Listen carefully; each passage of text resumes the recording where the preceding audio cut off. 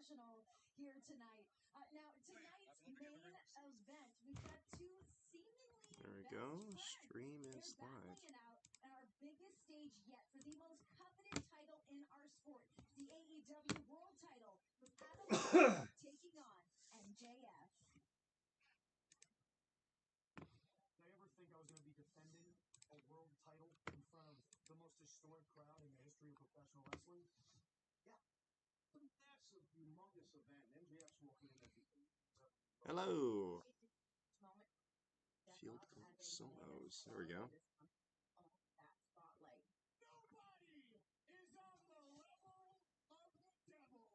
See, the one thing I will say about AEW that I do like is that they don't, when they do the vignettes, they don't do too many. I will say, as much as I love Triple H's WWE, he drives me a little nuts with how many vignettes he does. Yeah. And like the amount, like I remember when we were at Raw, and he's like, earlier on tonight, I'm like, I'm here. Like I watched the show. Anyone at home is seeing that. They watched it. It was like it happened 20 minutes ago. Like we don't need a recap. I'm so excited for All In. I am too because I really don't know like kind of the direction that AEW is going to go with their first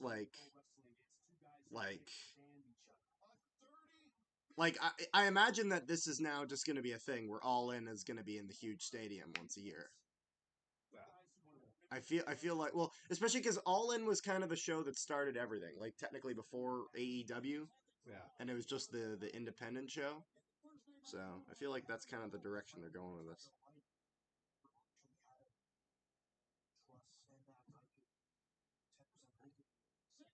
I love how he words that. I've never had a real friend that I can trust. That's because every other friend that he's made in AEW has ended up betraying.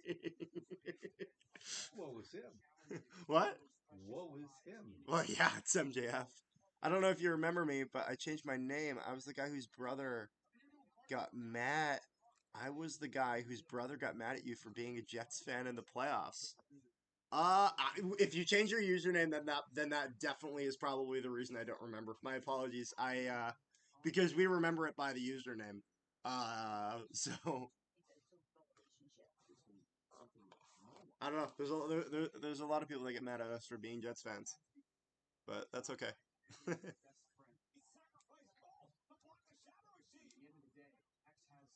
Oh my god, I love that because when they were going for the AEW World Tag Team titles, he just like sat in the corner afterwards, and you could just hear them yelling at each other. He's like, "But I lost!" They're just screaming it. Oh, it's just funny. They did the. Have you ever heard of that Hot Ones show? It's on YouTube. No. It's where it's where basically they interview them, but they eat wings that get spicier and spicier and spicier. Oh. And it's like, but it's like a whole thing. They've had Gordon Ramsay on, they've had Stone Cold Steve Austin, and they just recently did it with these two, but they had both of them on at the same time. Mm-hmm. And turns out MJF, not a wing guy. Nope.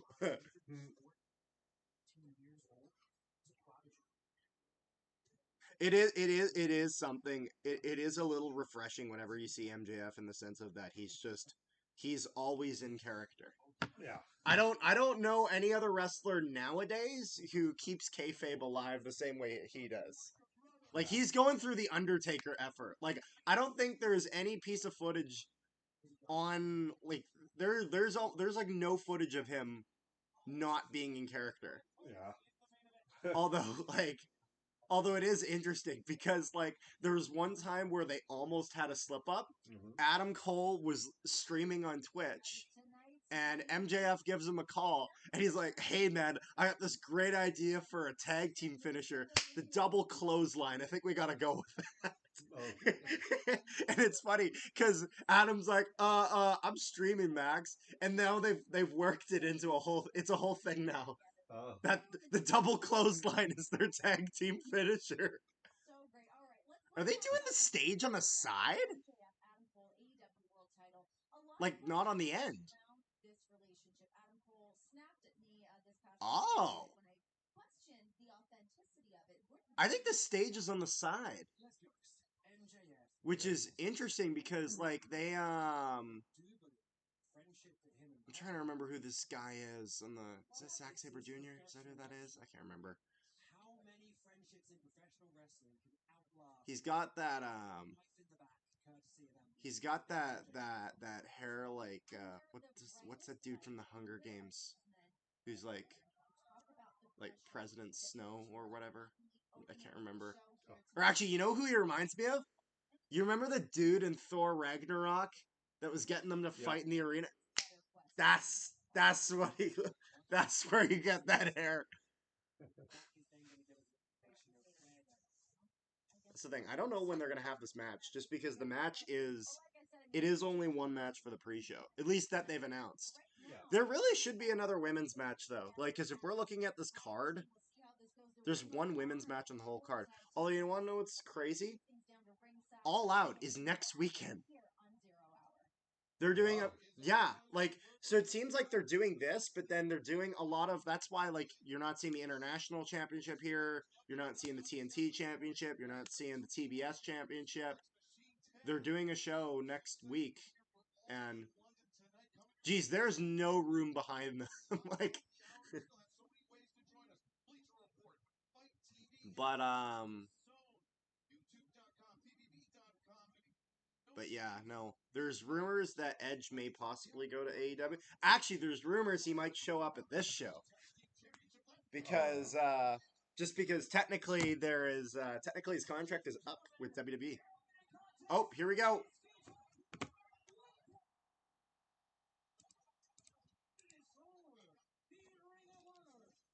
Oh, here we go. Yep, we're doing Aussie Open versus MJF and Adam Cole. Oh yeah, and their music is like mashed up.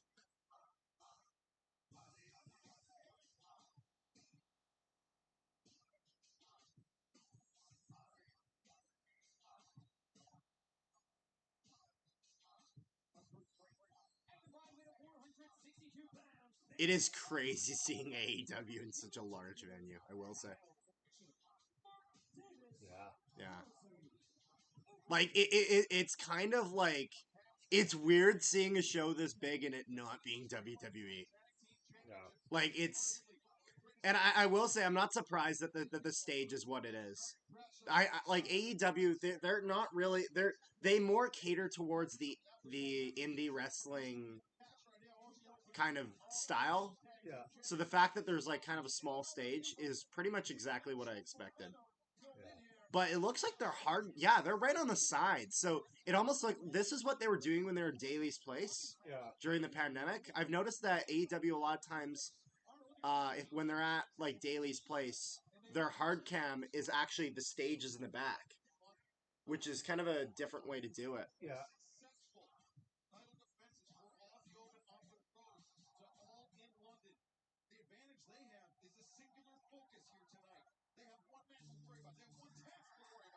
Yep.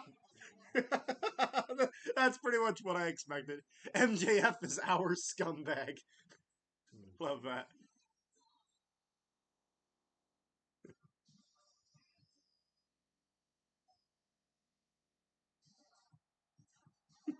And MJF, when they come out, he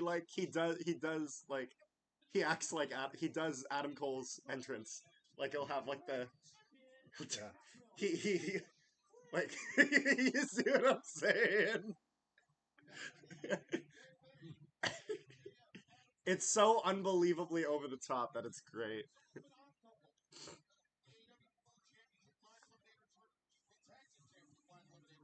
What is this camera shot? Jeez. We're getting experimental.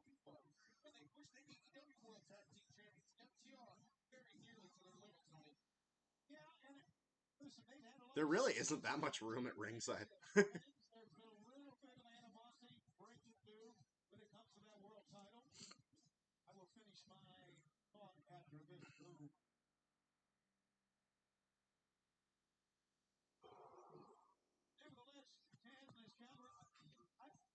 Gotta love the boom.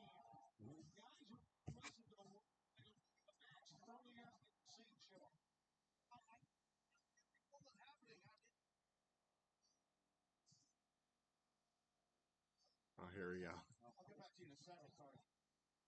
Oh!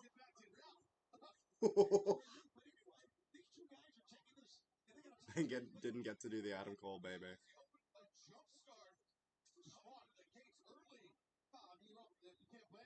Okay, so Aussie Open should not lose this match. But it would be really weird if they won, because then what the hell happens? Yeah. Because the main event is the two again. Like, if one of them turns on the other, them winning the title, like, do they vacate it afterwards, or?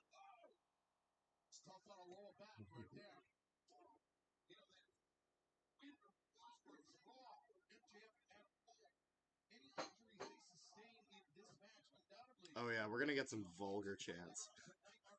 Yeah. It's an AEW crowd.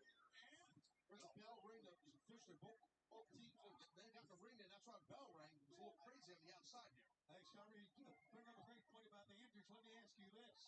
If Maxwell Jacob Freeman is being beaten up, okay, is Adam Cole going to tag in to let him be beaten up more for the title match coming up later tonight? That's the tough calculus that Adam Cole has to do. How much does winning tag team role alongside MJF need him? How much does the AEW World Championship need to Adam Cole? I mean, we've seen this often. We've seen MJF really turn over a new leaf. Times he could have taken advantage of Adam Cole. He opts not to. As up to the eyes for Davis and Fletcher. I'll tell you, listen, my opinion, I do think MJF, it almost got the MJF and Adam Cole. I think this is the first time I've really seen a show with AEW that was, like, outside. Just because, like, the closest thing they had was with Daly's Place, which is, like, sort of outside. Yeah. But, like, in just fresh sunlight the whole show. Yeah.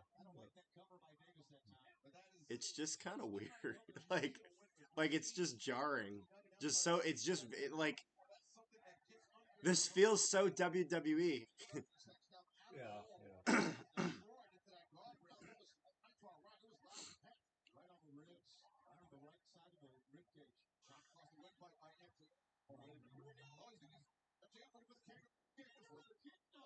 Oh yes, his kangaroo kick. I forgot that was a thing.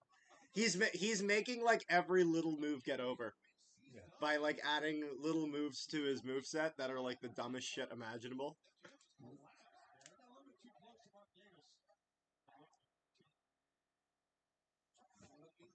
I don't even know what they're chanting.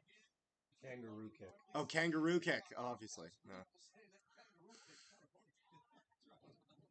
You know, we talked about the friendship between MJF and Adam Cole. What about the friendship, or let's say former friendship between Roderick Strong? Oh, Adam Cole. He's saying that MJF is going to betray Adam Cole. See, Roderick just more strange. I don't want to take sides, but I think so, as the young man showing temper tantrums, and it's not been good for him at all. MJF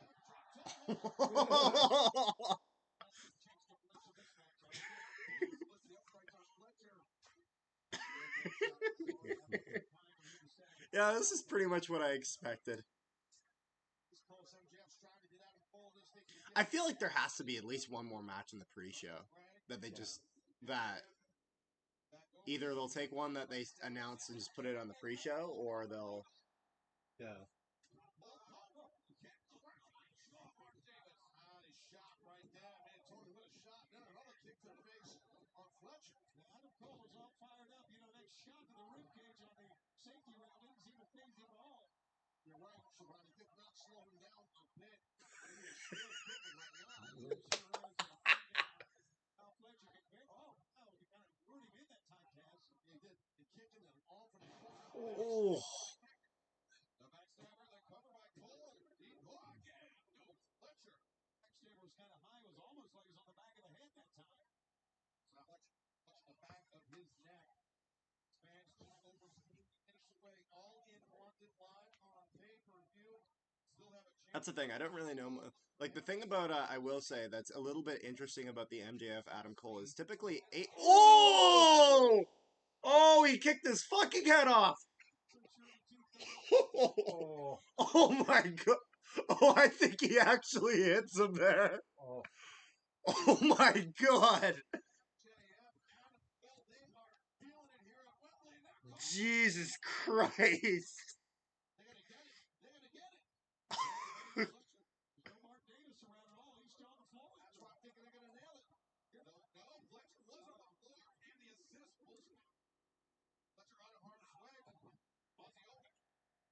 want to see a replay of that kick. Yeah. Like, his whole body arch, you're like, oh my god. There is someone with an inflatable kangaroo in the audience. Oh yes, in this, MJF is scared of diving. So he needs the whole crowd to hype him up to do the dive. Because he's scared.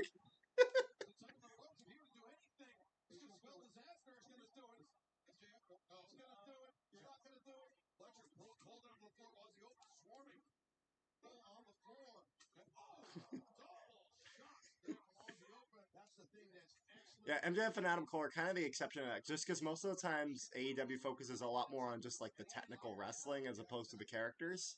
Kind of the opposite of WWE. Which is why, like, Aussie Open, great wrestlers. I don't know shit about their characters. I also don't watch Ring of Honor, but like their in-ring work is great. I just don't really know anything about the characters.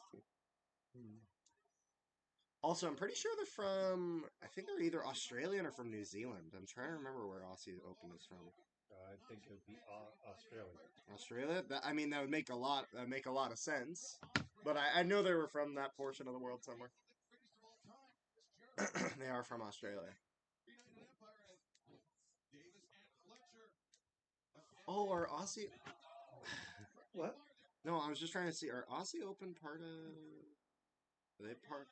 Are they part of United Empire?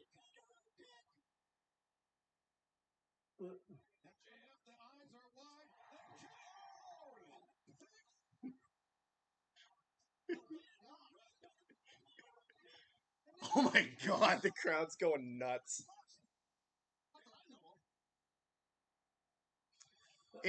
Honestly, this was the right match to start because this was a match that was going to get the crowd going because everybody absolutely loves MJF and Adam Cole paired together. Yeah. It's just so entertaining. Double clothesline!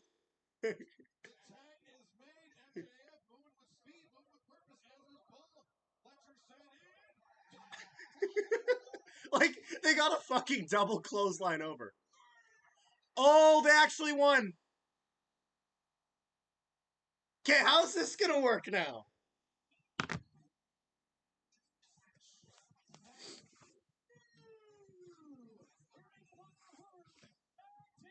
So MJF is now the world champion and tag team champion.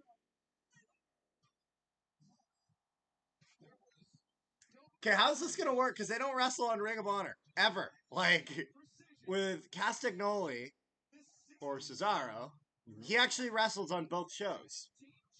Yeah. Because he has a Ring of Honor title. Samoa Joe, he's mostly on Collision, but he will wrestle on Ring of Honor. I don't see a chance in hell that this lasts. No. Because either they turn on each other after tonight and they vacant the titles.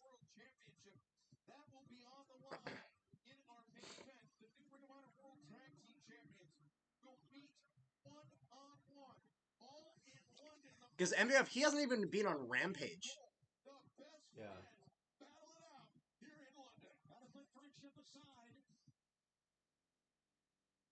No question, there's a QR code. If you can scan right now to join us.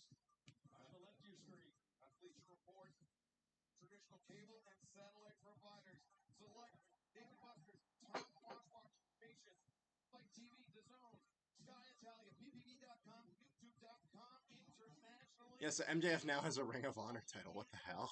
Live at the top of the hour, less than 40 minutes away, that man, Adam Cole, will face MJF, his best friend, for the AEW World Championship. And right now, let's head upstairs and back to our esteemed panel. And just like that, new Ring Oh, they got Big Show. Tag team champions for anybody that was out here doubting Adam Cole and MJF. I mean, yeah, I think I got to put my foot in my mouth on that one too. Always gotta love Paul White. Something was going to happen. Those guys worked amazingly well together. Pulled off a great win. Well, like a Muppet now after that. I can turn you into a Muppet. Hey, don't do that. This is a PG Okay, posting. just saying.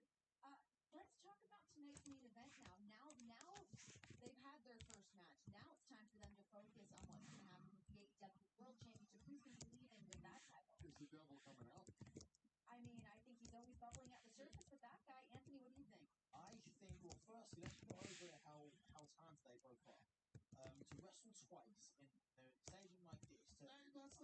That's a double payday. It is. I don't know. That's a double payday. You always step up for a double payday. Of course. But however, they've emotionally had to go up themselves again twice in 1 month. It's a big ask. It is. It's a big ask. That's what I'm saying. It's a big ask, but they got it done, and now more championship gold around their waist.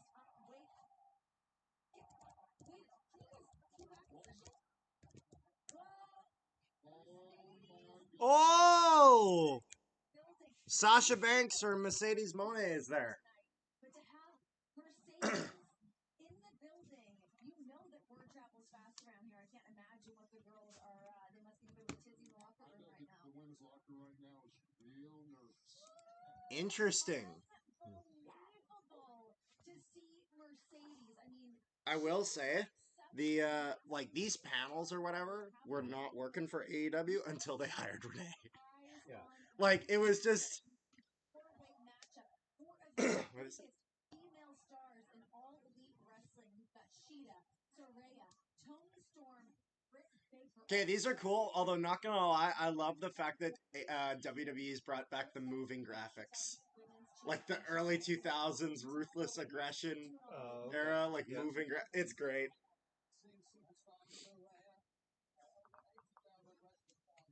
Jack Whitehall is with Saraya. For her, Yeah, no, this is like huge for AEW because they're like trying to like realistically, unless you watch WWE, you don't really know who AEW is.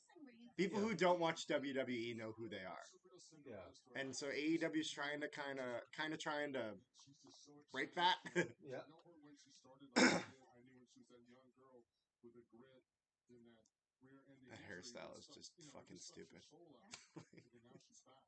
Now she's in this match in her hometown. I mean, I think she's very dangerous for all. Although I just love the fact that when I see Saraya again, that Saraya does that I first met. does Paul White have a bigger microphone? Around the edges, and I think when you get Or is it just like home, it looks? Look how small it looks in his head. yes, she is. Yeah. It's just huge.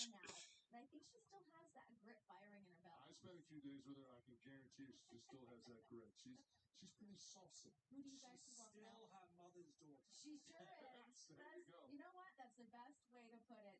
All right, guys, we've got more action happening here. We're going to take things on backstage. We've got Lexi. It's over 80,000 in Wemby. I know that's still it. I Here with Britt Baker. You were at the first like. I knew they would do well. I didn't realize they would do this well.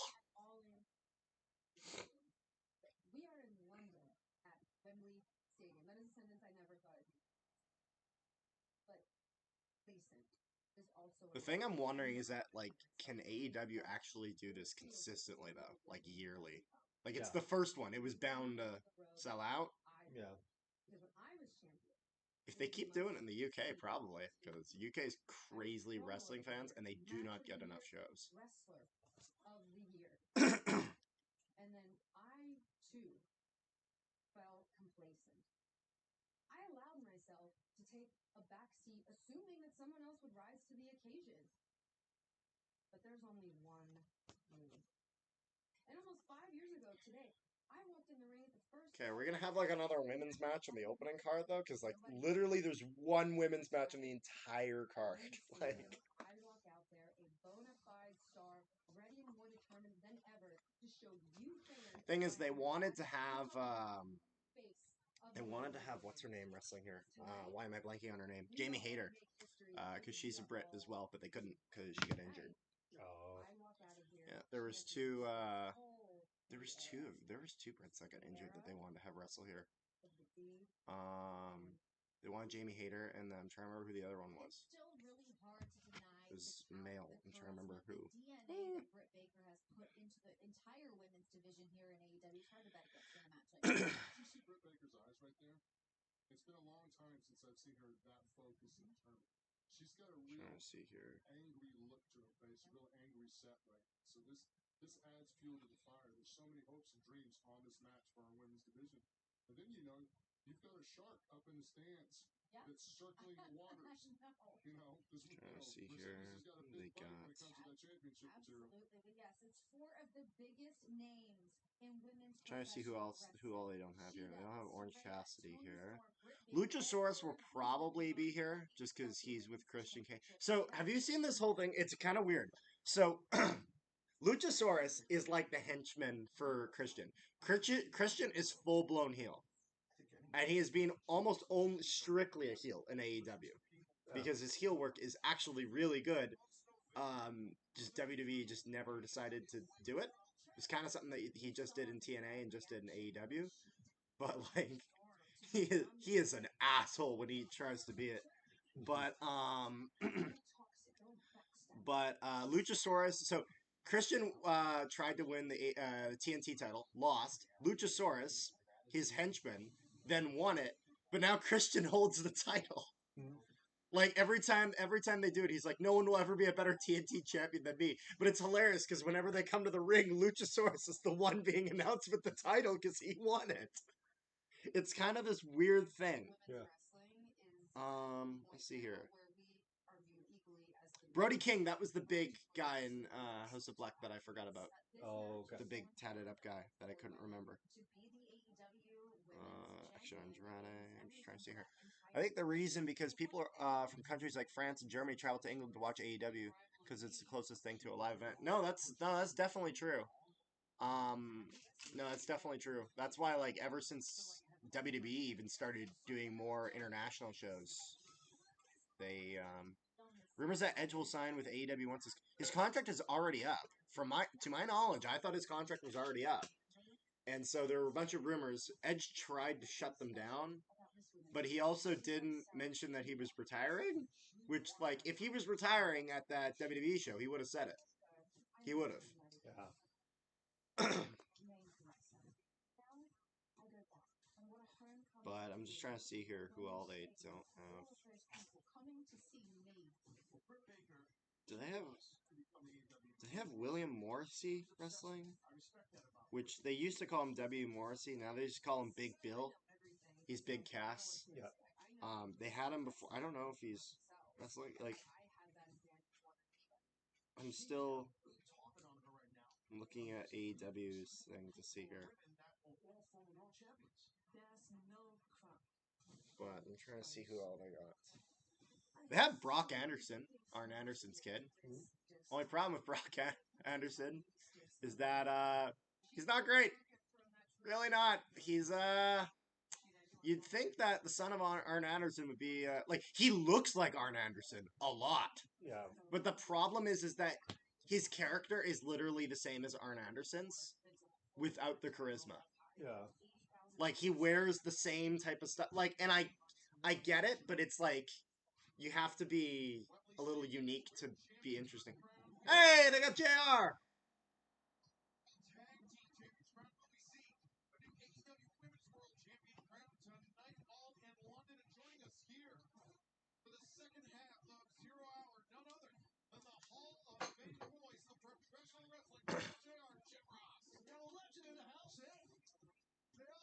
I was wondering if they'd have JR here. I feel like they'd have to. This is like the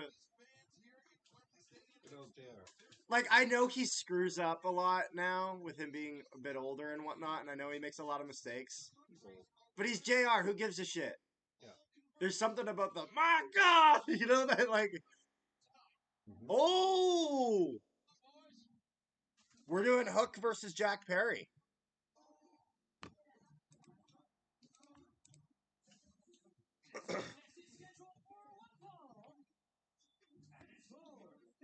It is interesting how Hook literally has no Titantron. It's just his name. Well, that's kind of like his character. Thoughts on Jungle Boy as a heel? Coming with oh yeah, I forgot he uses Mozart it's terrible. Like, not gonna lie, like his heel turn could have been really good if he had developed his promo abilities first. The problem is that I think AEW pulled the trigger too soon on Jungle Boy as a heel. Like, I think they should have went for the whole Johnny Gargano type. Like, have someone turn on him and have him be the babyface. Because he's a natural babyface. He just... I think they just did it too early.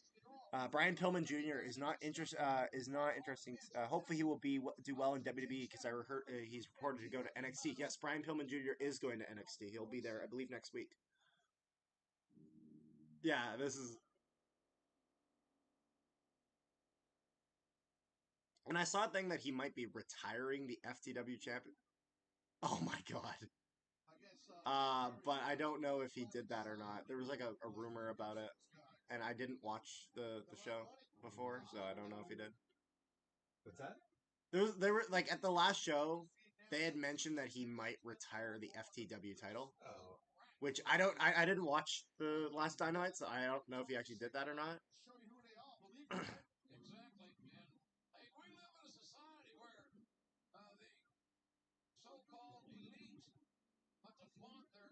Looks like he still has it though.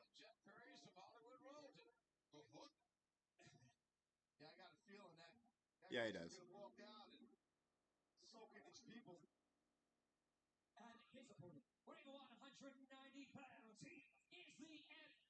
Like, not gonna lie, Mozart is technically great music, but it is a stupid theme. Climbing on top of the limo. I guess so.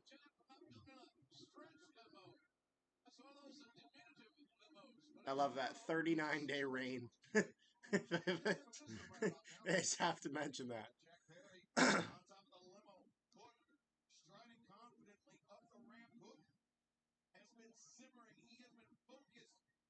Mozart does not work as a theme.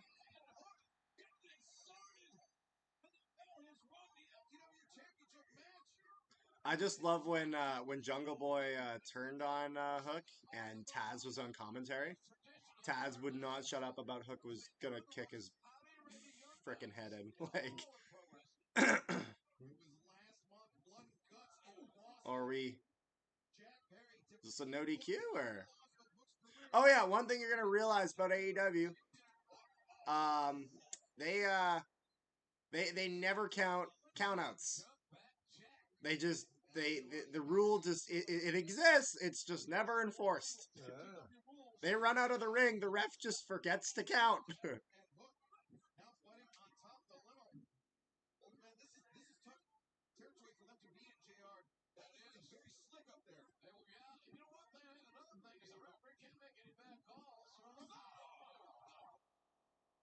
Ouch.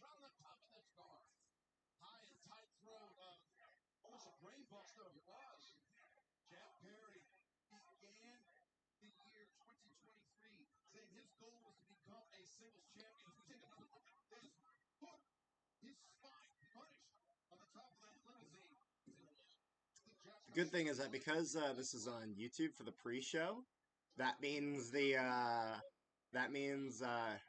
I want to later get to some good footage of that Adam Cole kick, it probably won't be too hard Yeah. because it's on YouTube.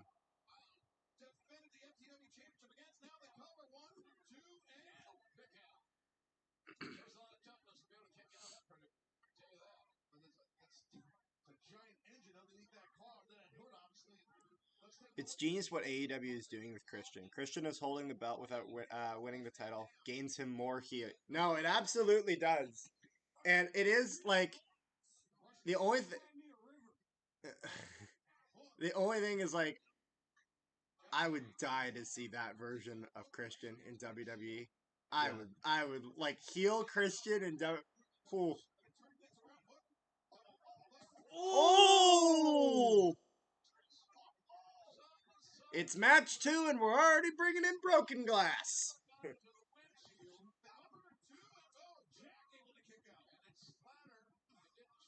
Oh, it cut his arm, yeah.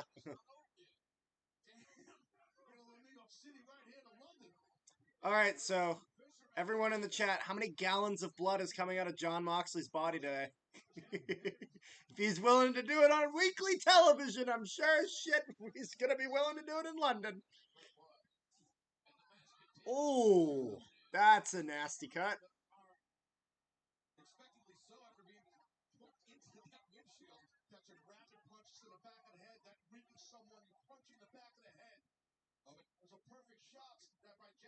Oh, yeah.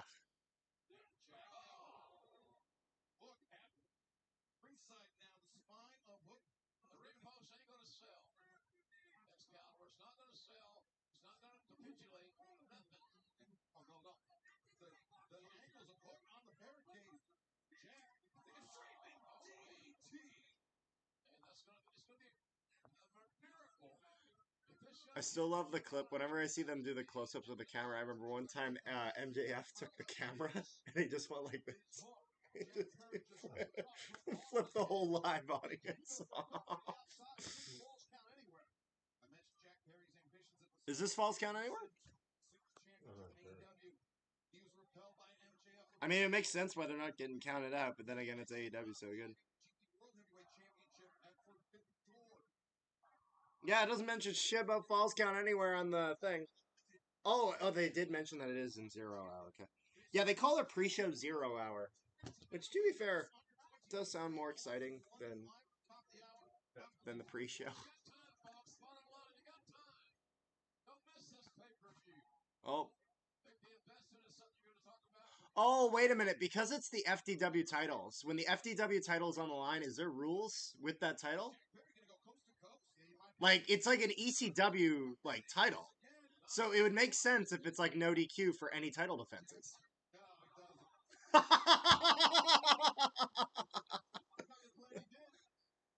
Love that.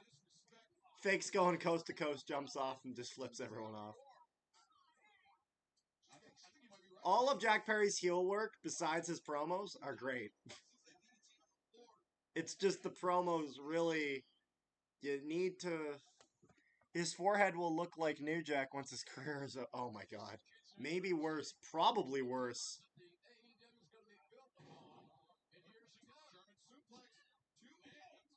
You talking about Jack Perry? No, Mox. Because I'd asked how much is Mox going to bleed.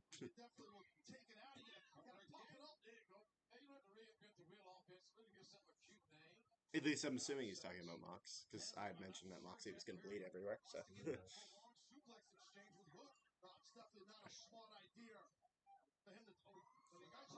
Yeah, his forehead is gonna look like. You ever see? Oh,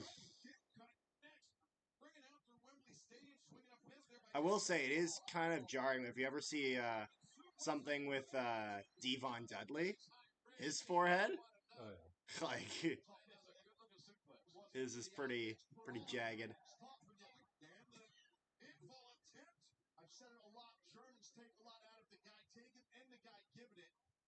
The landing on your head in that bridge. Hook's keeping his class. He's trying to pull Jack off that top rope.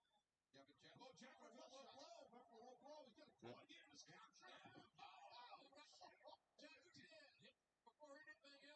No one does Germans better than Brock, though.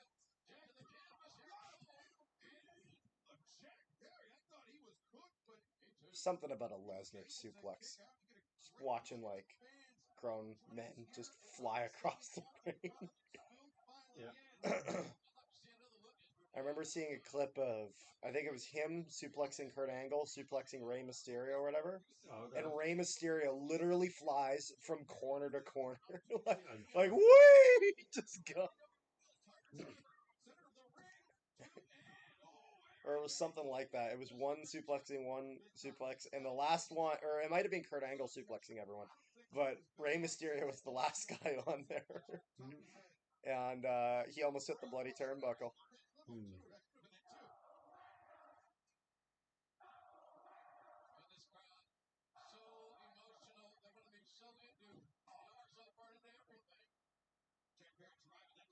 It really feels weird though that in their first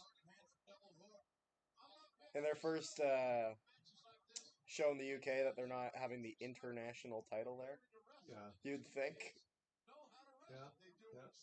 Well, the interesting thing about the international title is that you'll actually see the international title. They'll actually defend a decent amount on just indie promotions as well.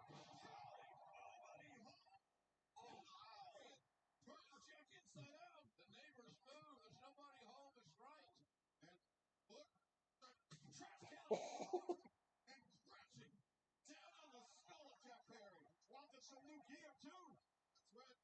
That scrambled the brains.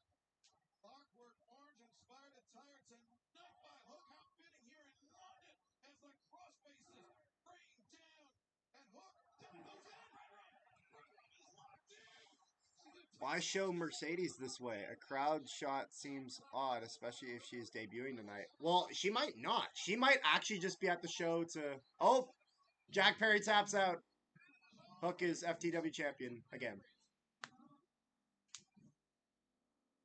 It might just be because she just showed up and she's not debuting or anything. If she just showed up at the show and you're AEW, why not pan the camera onto her? Yeah. She sees the crowd reaction, she might go, maybe I'll sign here. Because she's not under contract with anyone right now. Oh, really? No. Her contract with New Japan's expired. She was just taking a little bit of time off. Or maybe she is under contract. It's just not. Like with AEW? Yeah. Oh, yeah, no. But I mean, like, there's nothing that has... The point is that her deal with New Japan expired. Yeah. And so there's nothing restricting her from being in AEW. That's what I meant. Yeah. More by that.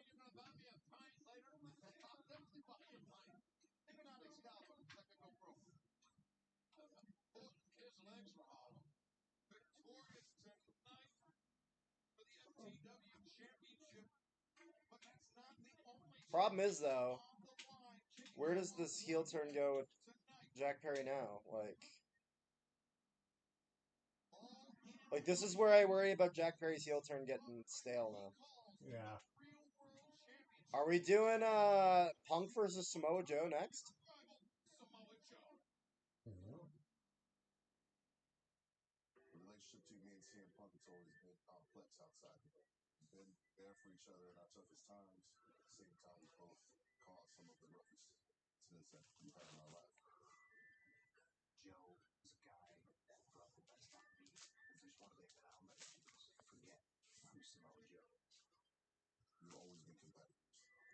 That's how it always will be. The job is to beat me, not to survive me.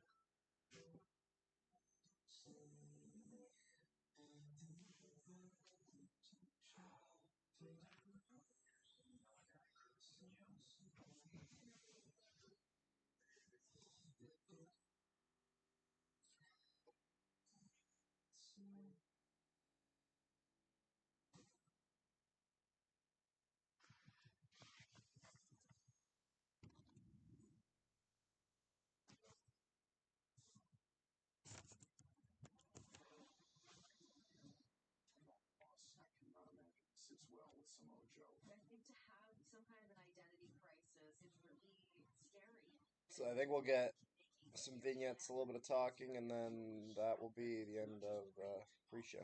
Destroyed him. It wasn't him conquering me in that. It was him escaping me.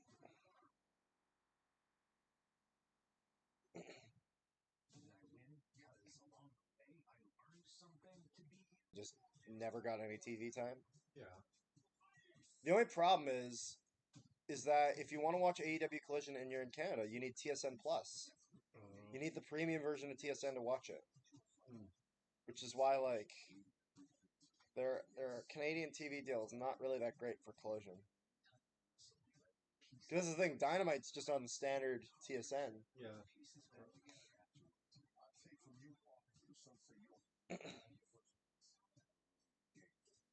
So we'll need to figure something out for Collision, something a little better.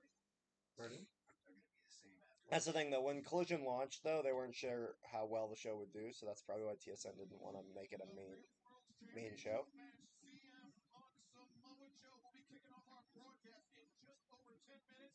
Joining us here at the desk, a man that knows both competitors very well, our own Nigel McGuinness. Lads, and you believe this? Can you feel the energy here in Wembley Stadium? Over 80,000 fans, the biggest event in British pro wrestling history. Oh, you know who that is? That's the dude. Do you remember the Ric Flair versus Jay Lethal? No. From TNA, with the two of them doing like Jay Lethal's doing the Ric Flair impression, Kind of. with them doing the woo, like doing. Well, there's another guy that talked in that promo, and it was actually Nigel McGuinness. Now thinking about it, I was just thinking, I know that voice. Where do I know that voice? Also, did Nigel McGuinness ever do something with NXT? Was he on that commentary? I'm just trying to remember her. Let me see here. Nigel McGuinness. Was he part of NXT UK? Or was he one of the like? Obviously, a ton of his Yeah, he was, or I don't think he was in NXT. I don't even know if he was in NXT UK. I think he was like in like just the original Black and Gold. Yeah, he was in the original Black and Gold on the commentary. But then when NXT UK launched, he went over there, which is why NXT got their new got a new commentary team.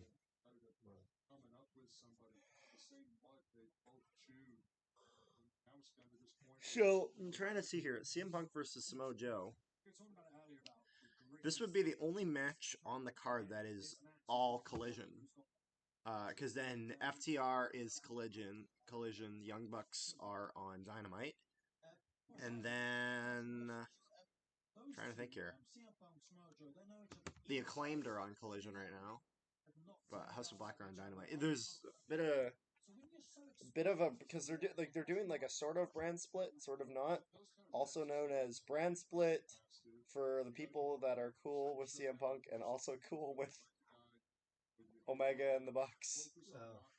Because that's the whole reason for Collision, is just to keep Punk separate from them. Just because it just wasn't working.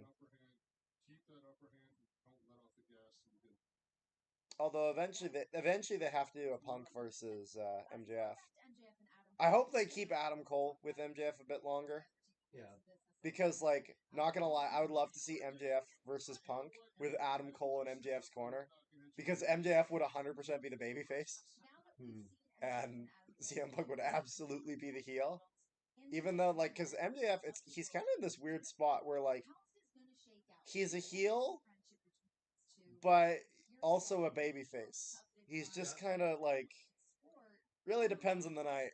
Yeah. He's just, but he's just entertaining. That's the thing. It like, whether he's flipping the crowd off or he's getting the crowd going crazy, no one really cares. Yeah.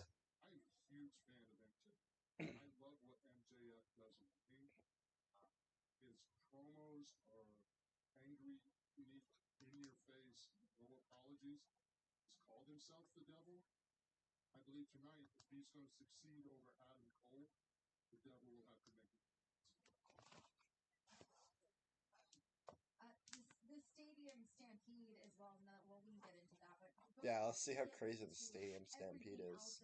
Because I've never seen him do it with a live crowd. Top to bottom to see what we are getting tonight is unbelievable history being made. Our main event is the AEW World Champion MJF battling his best friend Adam Cole. Their second round of action here tonight with the AEW World Championship on the line.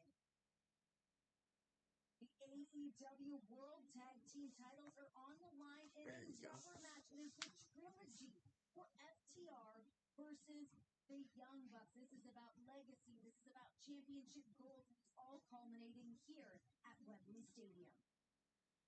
And the real world champion CM Punk takes on Samoa Joe in a rivalry that wouldn't really make sense for Punk to lose this. Just because, like, if you eventually when you do Punk versus MJF too, or is Will Ospreay or is Don Callis with him?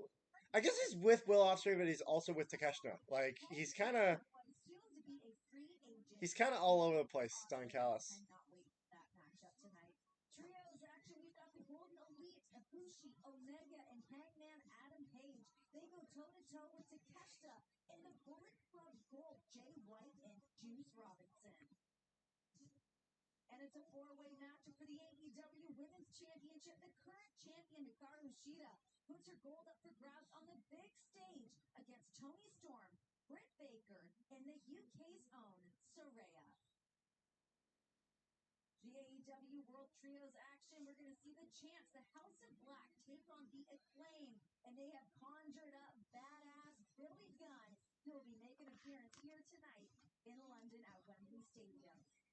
And it's a coffin match. We've got Darby Allin and Sting taking on Swerve Strickland and Christian Cage. I cannot wait for Yeah, it was supposed to be someone else other than Swerve, but I can't remember who it was, but someone got injured, so that's why. Could not have a better backdrop than the historic Wembley Stadium. Oh, Orange Cassidy is here. He's with Best Friends, Eddie Kingston, and then yeah, fuck it, just throw Penta in there. Why not? All right, let's talk the Stadium Stampede a little bit more. As we That's the only match where it really just feels like it was just a bunch of people just thrown together. Like, no rhyme or reason. This is going to be chaotic, to say the least. I mean, that's an understatement. What do you guys expect for these guys to really dig deep to bring out the best or worst versions of each other tonight? This is going to be absolutely the worst versions. This is going to be a bloody, chaotic mess. This is one of those situations where if you have a weak stomach, go make some popcorn, go sit down and Let's watch. see here. Go make a little Don't forget to. tea, Thank you, Zach. $3 Don't a forget to leave a like. I don't drink tea anymore. You don't drink Zach tea? will join the stream and remind people to leave a like. No, Yeah. so it's presumptuous to think that you drink tea. I drink enough for the both of us. Cup of tea or scone. Well, we know the Stampede match is going to be violent, it's going to be brutal, it's going to be ugly. There's no love lost there. I want to talk about Badass Billy Gunn. Okay, please do. I mean, you're a man, you know him very well. I've known He's Billy China. Gunn for a long time. House of Black has made a critical error. Taking the happy daddy ass, was happy just to do scissoring and smile and support Mask Actor Anthony Holmes. Now you have fired up Badass Billy Gunn. They have opened a can that I don't think House of Black has enough clothes. Just going to let you know. You got a 6'6", 275-pound, one of the best athletes in professional wrestling, who's a veteran, who's also pissed off. Sorry, but there's not a lot of wins. You'd be better off trying to fight. It's funny that WWE had Money in the Bank in London, knowing AEW had an event in Wembley. Actually, WWE's event was not in London. It was actually in Birmingham. But yeah, they did do an event in the UK. It was one of those things where they WWE, for some of their pay-per-views, so for some of their big ones, they demand that the city will actually pay them money to host the show there, because WWE's argument is we are such a big draw that we draw people and boost your economy, so you're going to give us a cut. So that London said no, because London's like, we get enough tourist revenue, not happening. Birmingham said yes, though, which is why AEW is in Wembley in London, because AEW does not have that privilege, not yet. They're nowhere near that size. And this is not even WWE could start doing till recently, like past 3 or 4 years maybe at most. It's a very new thing for even WWE. Which is actually one of the reasons why WWE is doing WrestleMania 40 in Philly. That's because Philly is not your first choice if you're thinking where to host WrestleMania. But that's the thing. They know that they'll sell out no matter where they go. Yeah. So because it's WrestleMania. So going to a city that's a bit, I don't want to say smaller, because like Philly is not really small, but like when you compare it to your New Yorks and your Los Angeles, like, Yeah. and like your Texas, like you get like going to like Houston or Dallas or whatever, it's not as big of a touristy draw as any of those. So it does make sense why they want to go into some of those smaller areas and just blow it up. And you look at the Lionheart and all the characters and all the Ocho, there's a lot of similarity in these two. So I'm so excited. Same hunger and passion. There's a lot there. It's 1801, right? Yeah. No, I just want to make sure I know, just because. I thought we had a choice to like omit certain things, like You Don had to get that Callis. signed off on your contract before you got up there. I was. There's a lot going on. I mean, with Chris Jericho kind of ditching the Jericho Appreciation Society, joining the Don Callis family to where they're. Yeah, he ditched the Jericho Appreciation Society because they stopped appreciating him. What do you know? There was like a whole promo about that. I don't appreciate you anymore, Jericho. And then Jericho with like the most shocked face. Don Callis is a pile of poo, and you don't get diamonds out of a pile of poo. Even if it wears diamond shoes. Okay. Guys, real quick, Okay, before Paul. we get into AEW All In, we are about to go live on pay-per-view. What match are you most And we got about excited to see 1 tonight? minute Live left. off this card. It's incredible. Real quick. Women's Championship and Men's Championship. MJF, Adam Cole, and the Fatal 4-Way. The 4-Way with the women.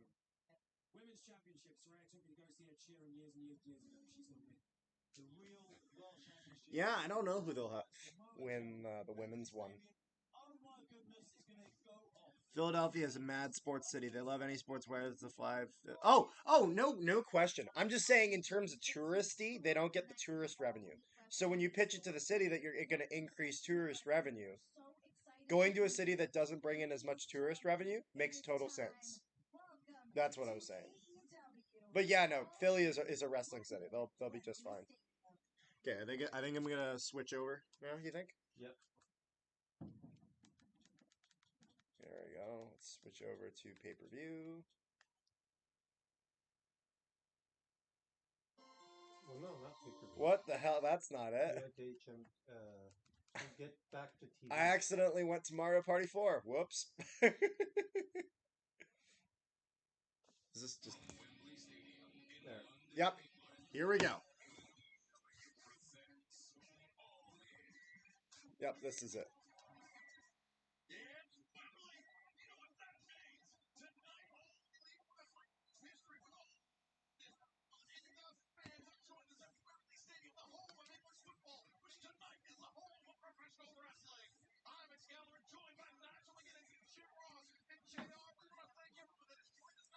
And I will say, All In is surprisingly affordable. Like, the prices are nothing like WrestleMania.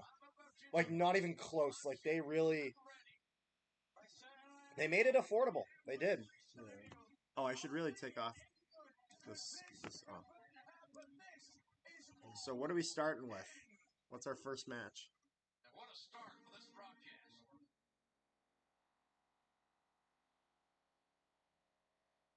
Is this Samoa Joe?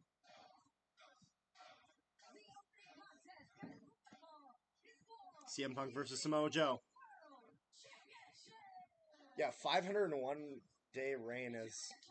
I do like this though. Doesn't even hold the title. It just sticks to his shoulder.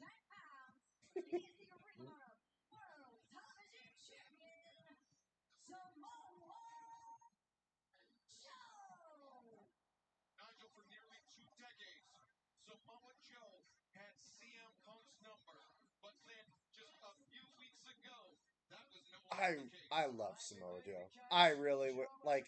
It's kind of a bummer that WWE didn't do more with him. He's great. Ooh, fire.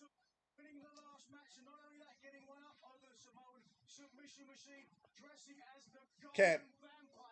So how hard is CM Punk getting booed?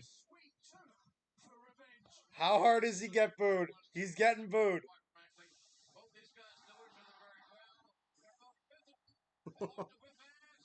Very mixed.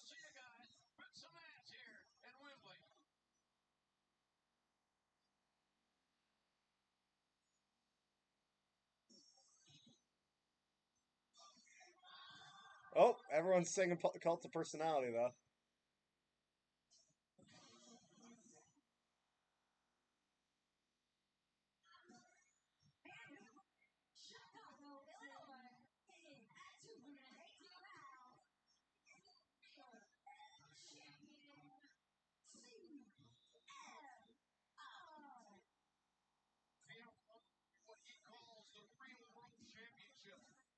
This should be good.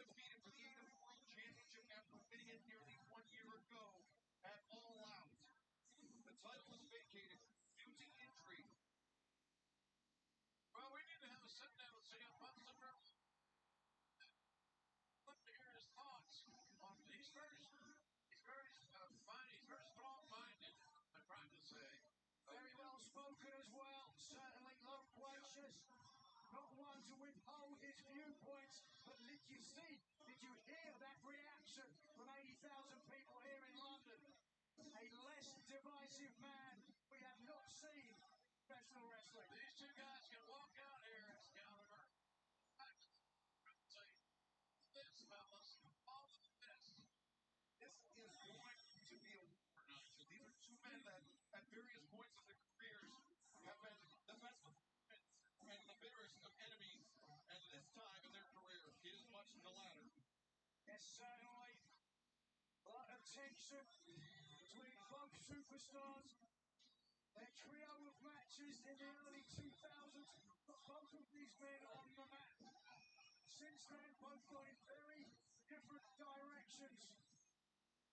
They remember those matches And I'd like to say I remember your matches fondly in early on. It's got a great theme. Such a great series. Living color. But he's an announcer, the broadcaster, for God's sake. Come on. Oh, interesting. All the refs are wearing, it just says All In. It doesn't say the AEW logo because that was what they wore at the original All In show in 2018. I'm not sure if you're a happy man. Well, you know what you're going to get when you step in the ring with Joe, don't you, fellas? Physicality. He's going to beat you down and then beat you. Here we go. CM Punk, ring jacket, harkening back to his days in Ring of Honor.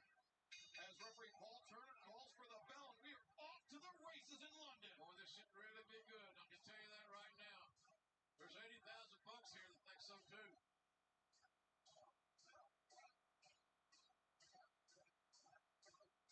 Does seem as though majority Great of crowd. people here are favouring Samoa Joe. Right away, that might get in the head of CM Punk. Or it might motivate him. He's a different cat, man. It's hard to put a finger on exactly what's in his head sometimes. It's interesting seeing this because one thing you'll realize when the Jericho match happens, Aubrey Edwards is going to be reffing it because that's a thing that Jericho does. All of his matches are all ref by Aubrey Edwards. Yeah. All of them. I don't actually think he's had a match that she didn't ref. Score on the big hit.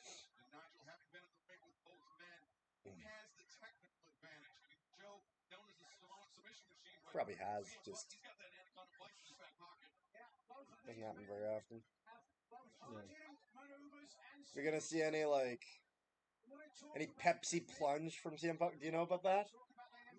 No. His Ring of Honor finisher was a pedigree from the top rope called the Pepsi plunge. Oh, really? Well, yeah, because CM Punk loves Pepsi. That's why he has it tattooed on his shoulder. He's a Pepsi guy. But kind of one of those things where he didn't keep using it because turns out doing a pedigree from the top rope not great for your knees long term. Which is why he stopped doing it. Because if he kept doing it, he would like destroy his knees. Smile on his face when he's in the ring with a monster like Samoa Joe. Perhaps Punk is thinking that he has won the psychological game already. Good luck on that theory. Oh, Joe, there's the power coming. Like a Punk, tight side headlock, not let it go. He holds on to CM Punk. Shows great concentration. Samoa Joe backing out of this transaction. Just trying to. Hold on a second. Oh.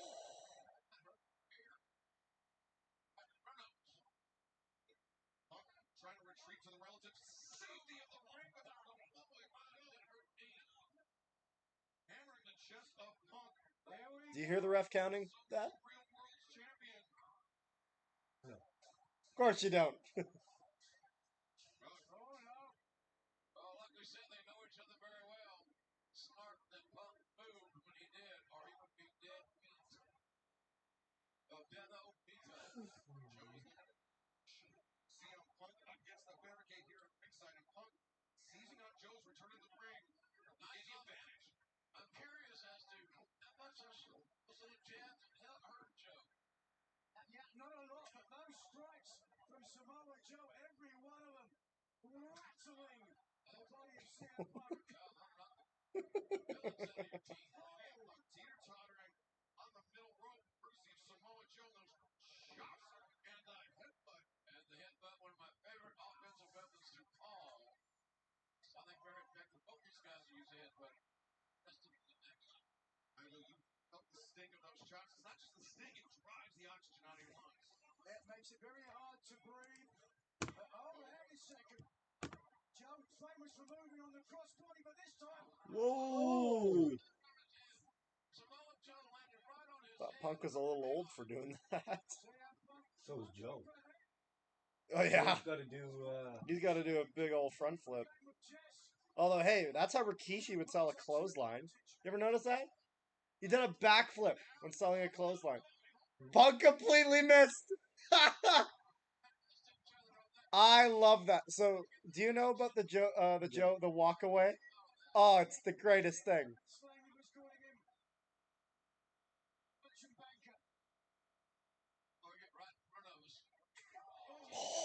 Well,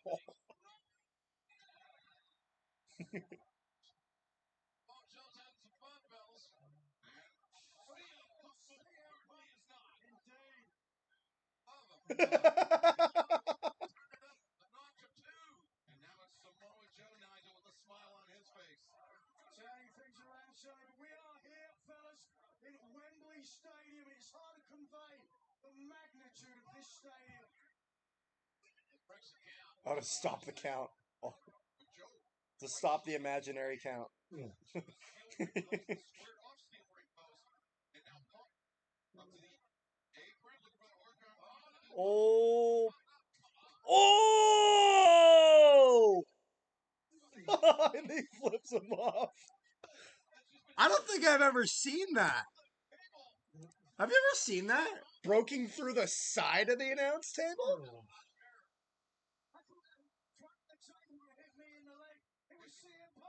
It was CM Punk's body. As Samoa Joe and he Punk hit hard. Right? Oh no, Punk is busted open. Oh, guess who just bladed? The table at our feet, and now Joe targeting the laceration. Yeah, that was totally blading. We knew it would be physical, but never dreamed it would be this physical. These are two studs. Ain't gonna take a step Yep, back. we got blood. We said that Samoa Joe might taste revenge. Now it's Punk tasting his own blood. And the taste of iron in the mouth. Ooh. The last thing that Joe wants, Excalibur, is to win by countout or something. Either guy, most of both guys. Samoa Joe in this match with a point to prove. And a title to win the real title. Samoa Joe is offended. He believes that he is the champion of TV as a Ring of Honor World TV champion. The most dominant Ring of Honor World Television champion of all time is CM Punk goes back up to his feet. Elbowing, battering. Joe now. Joe is dominating. His physical, his size, his power, those advantages, leading Joe perhaps tonight to the promised land before over 80,000 fans. Poise and the pace. Here's a cover. Farley gets hooked. Punk able to kick out and one. And Nigel with the blood running down the face of CM Punk with the punishment that Joe has inflicted, and then the adrenaline of competing in front of more than 80,000 fans. This has got to be a terrible situation for Punk. It's a tough situation for Punk, certainly. He's going to have to now, perhaps, switch any strategy. You can see there's not a lot of mustard behind those shots to your earlier point, JR. He's not going to compete with Samoa Joe when it comes to strikes. Yeah, and strikes of that nature just aren't going to go down. In fact, Samoa Joe, who's showing he's got plenty left in the tank, that head kick. And that reaping enziguri of Samoa Joe, one of the hallmarks is you can see the blood leaving CM Punk's head, spattering the mat here at center pitch of Wembley Stadium. One of the most iconic stadiums in the world. This is Britain's stadium. A lot of the Olympics here. That's right, every FA Cup final has transcended sport, though. Live Aid in 1985, every Rolling Stones concert. Hold on a second. Joe has let his guard down somewhat. Coming from. Joe comes in. Joe's about to get ready to fight Excalibur. This is the thing about him. Samoa Joe sits out the senton, 300 plus pounds, crashing down. I do really like that move. Just the running senton. Him and Kevin Owens both do it. Just works for the bigger guys that are also a little bit more agile. Yeah. Just because Samoa Joe and Kevin Owens, for their size, they're actually pretty agile. Joe's pace is excellent at this point. Also works well with Keith Lee if AEW ever decides to book him. I just remember when they first had Keith Lee show up against Brock in the Rumble.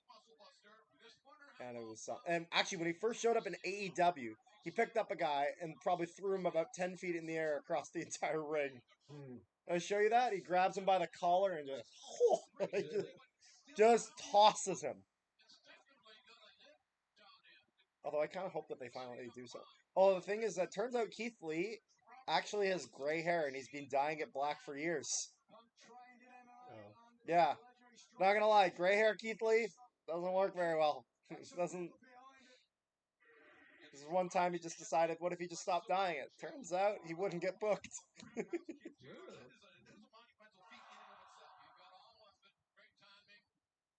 Yeah, we're gonna count the double count out when it's guys on the ground, but when they're outside the ring, nah.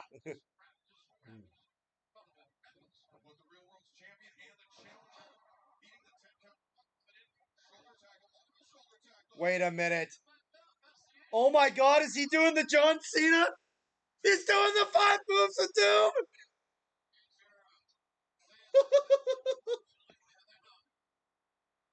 Oh my God.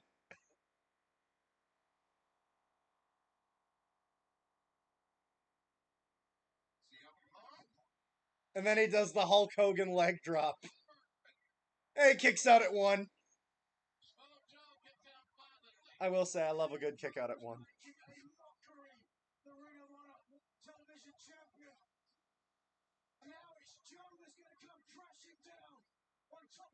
I love that. Does the Hogan leg drop just for Samoa Joe to Hulk up.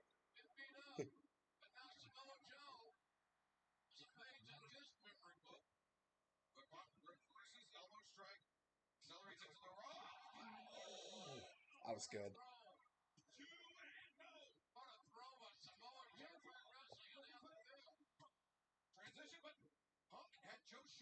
It's a good match. Yeah. Oh! He catches him.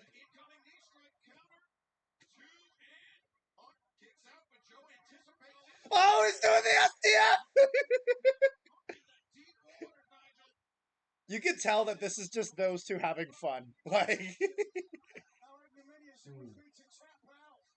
so we got the 5 knuckle shuffle almost. All the setup. We got the 4 out of the 5 moves of doom. And then we got the STF, and then we got Hogan's leg drop. Although you could argue that was disrespectful to Hogan's leg drop because he kicked out at 1. It was like the most protected move for like 10. What? Totally. It was so protected. No one kicked out of Hogan's leg drop. Like, but you can tell they're just having fun.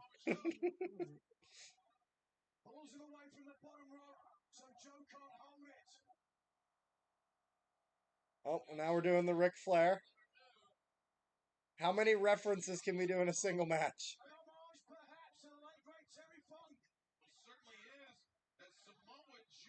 Oh, he's doing Terry Funk's move. Oh.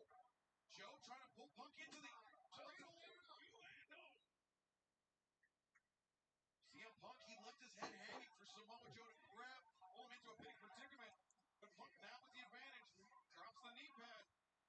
Second time he's looked for it.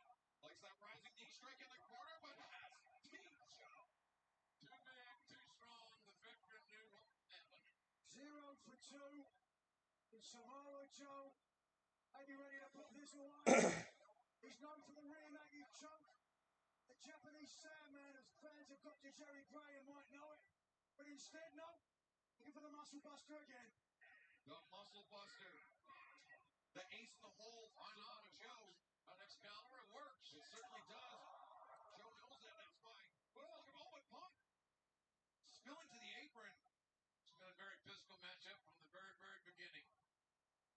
It certainly has. And now, Joe with CM Punk. Was he thinking? Avalanche Brainbuster. They should have both been looking for one big move. Oh! Sheer desperation there by CM Punk. Fighting at the head. Oh, is he going for the Pepsi plunge? CM Punk. Now looking for the Pepsi plunge.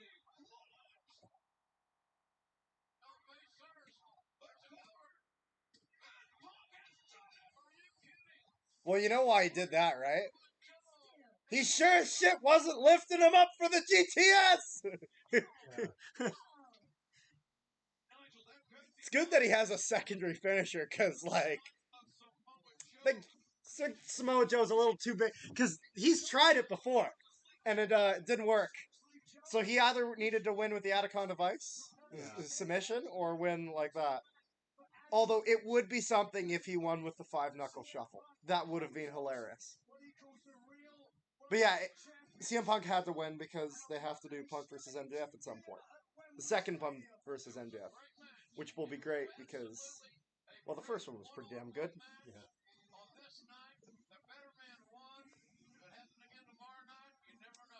Because they're both like excellent promo work. Yeah. Like, have I shown you the Punk versus MJF promo, the first one? Oh. Because MJF said he was gonna finish CM Punk quicker than his UFC career. Oh. Then he said, when you came back, you started being friends with the Booker. What happened to the rebel, the outlaw? I was expecting you to come out preaching hustle, loyalty, and respect. It was a great promo. It was great. This is a good match. This is a really good start to the main show. I like this. This is a good match.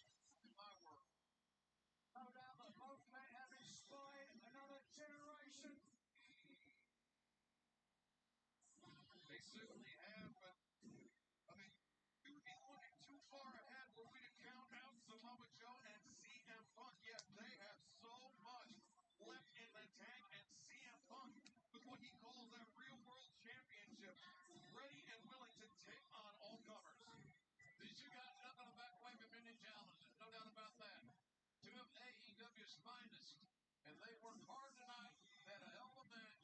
They're proud of both of them.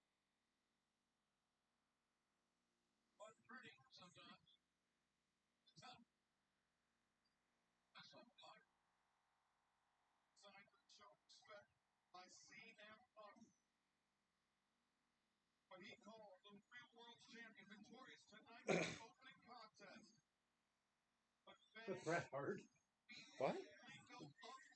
Flag with Bret Hart on it. Yeah, that sounds about right. CM Punk victorious 5 years after the original All in Chicago. The Golden Elite. Oh, it was in Chicago. I didn't know that. Part of the main event now. They compete here tonight, a trios match. So we're getting Omega, Ibushi, and Hangman Adam Page versus Bullet Club Gold. Since I was 10 years old, Uncle Don was always there, ready to coach and guide me. Uncle Don is the guy that stabbed you in the head with a screwdriver. Kenny Omega, you all love him, but I know the real Kenny Omega. The real Kenny Omega is a coward and a punk. Kenny and his friends have deceived all of you into believing that the elite is the peak of Bullet Club. They're here to set the record straight. Wembley, you got an ass whooping coming from Bullet Club Gold. Kenny's not friendless, because in London, Kenny will have two of his greatest tag team partners of all time, Hanger and Ibushi. We're going to show you guys, it's more than about fighting. This is about heart, passion, This will be good. soul, friendship. The misery that you made me feel, Don, it's coming back too full on you. Me and my family are gonna cut Kenny. Yeah, see, they only on the promo. It only had him with Osprey, but he's very much with Takeshita as well. Yeah. And all in Bullet Club Gold. Shown they are a cut above the elite. We are the heart. We are the soul. We are the elite.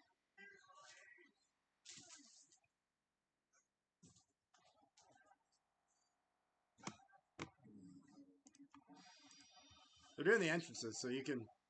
If you want, what are you doing? You just grabbing a drink, or?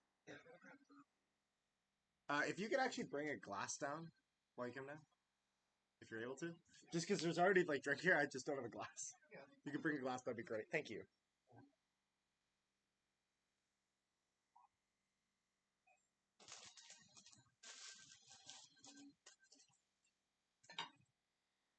Hello, how's it going? It is going good. I mean, I'm watching some AEW All in Wembley Stadium. This is quite something.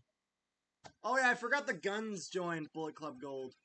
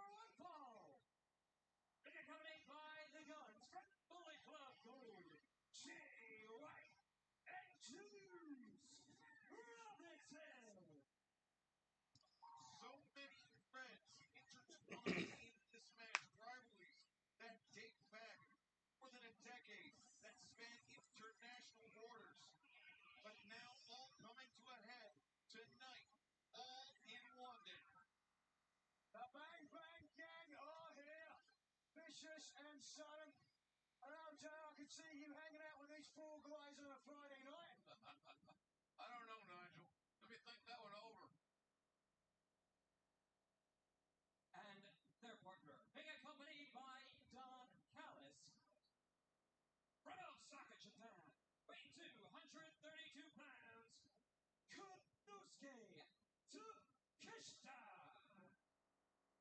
Konosuke Takeshita, the man handpicked by Don Callis to replace Kenny Omega, not just in Don Callis' life, but in all elite wrestling. We heard in that video, JR, Don Callis said his goal is to cut Kenny Omega out of not only Callis' life, but out of AEW like a cancer. Yeah, I hope that doesn't happen, but you can never underestimate the skills, if you want to call them that, of Don Callis. I'll say this, they're on pay-per-view. He's a miserable prick. That's what he is. And Nigel definitely Nice. Yes, sir. skills of the Japanese Nova. Here we go. Don Callis, one of the biggest heels in AEW. Winnipegger, though. Hey? And we got Hangman Adam Page. Always a crowd favorite. Okay, not gonna lie, this is cool. I was really hoping he would come out on a horse. Oh, that's cool. They made the tunnel look like the stable. Which is why you should have had him come out on a horse.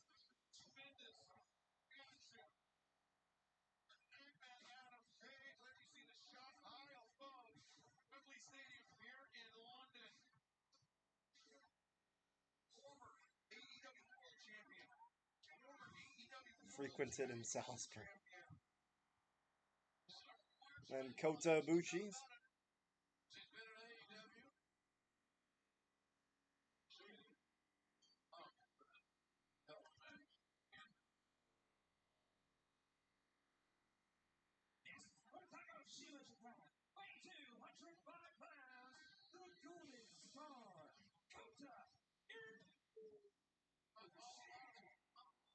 Kota Ibushi's just great. He's just great.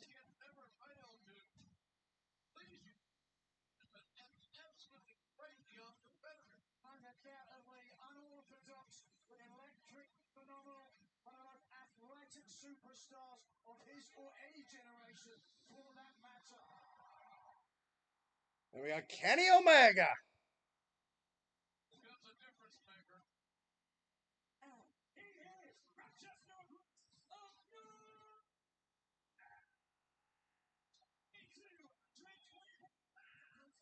What?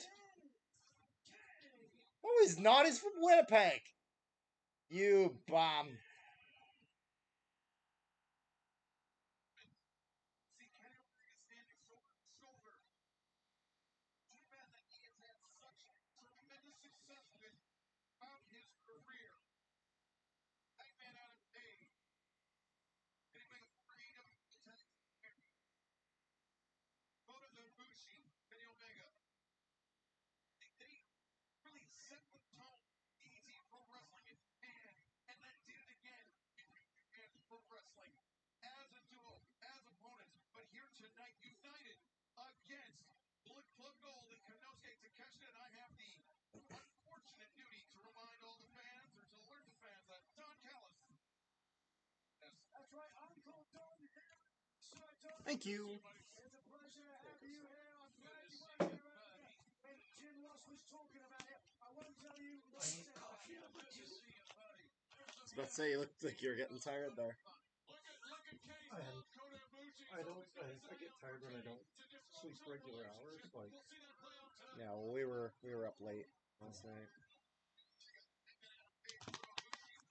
Looking extremely focused tonight, but the X factor in this match will be Colton and Austin Gunn, plus the man that literally stabbed. I forgot that Bullet Club Gold has the guns in it, technically. The Gun Club? Billy Gunn's kids? yeah. They're technically in Bullet Club Gold. Yeah, right, Don. I'm sick of talking about Kenny. So they're technically not in this match, but it's 6-man tag, so they'll probably get involved. They're at ringside. What you want us to do, Don, is very important for us to please. See, this was one of those matches where it's like, let's see how many people we can get on the card. That's another reason why we're having a 10-man tag match with the Stadium Stampede. Yeah. with Blackpool Combat Club versus a bunch of guys just thrown together for the most part. Now, thanks to the house, Don. Hey, no problem, JR. Little something in your envelope. Listen, Takeshita is a guy that Kenny Omega, in my view, has been ducking. The ducking ends tonight, Jim Ross. I don't agree with that. Nonetheless, we'll see, right? Donnie, I think I'm in a position. Yeah, I forgot they put Don Callis on commentary. Well, Kenny Omega, the Golden Elite, Onobushi, Hangman Page, the Young Bucks, face the Blackpool Combat Club, Pat, and Konosuke Takeshita. When things started, when the tide turned against the BCC, he pulled Takeshita out of that match. The only business that I'm concerned about is the Don Callis family business, not anybody else's. So we do what's best for us. Juice Robinson, he brought over Hangman, pulls through, Hangman up to his feet, takes down Juice. A shot. These are two very physical young men. Talks about the intertwining throughout this match. Maybe take a Juice Robinson out of the history of the IWGP United States Heavyweight Championship.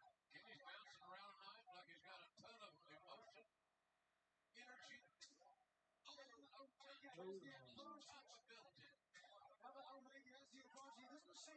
and the other team is distracting the referee. The guy's just getting chopped to shit. Takeshita was a guy that was coached by Kenny and DDP for Pro Wrestling. They've known each other for years. Coached by Kota Ibushi as well. Kenny Omega, Hangman Page, Mike, the second ever AEW World Tag Team Champions there, JR. A little flashback to how well they worked together. They communicate on the same page. It always helps.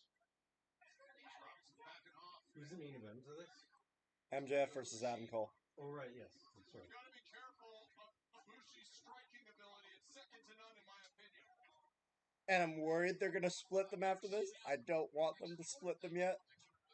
There's still so much more they can do. Trend continues tonight. Jay White and Kota Ibushi locking horns, picking up right where their rivalry left off just a few years back in New Japan Pro Wrestling. A clean one across the ring, and there's that first roundhouse kick. Jay White anticipates. Actually, Jay White is the one who's from New Zealand. Oh, okay. Because I was Aussie Open, I can remember. Which I was. By the switchblade, and Kota Ibushi asking for more. A little more.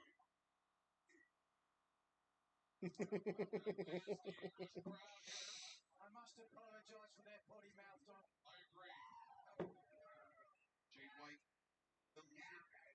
Yeah, he's trying to play strong style with a Japanese wrestler. This is Kota Ibushi. He's got to be careful. He sticks his jaw out like that. He could get knocked out cold.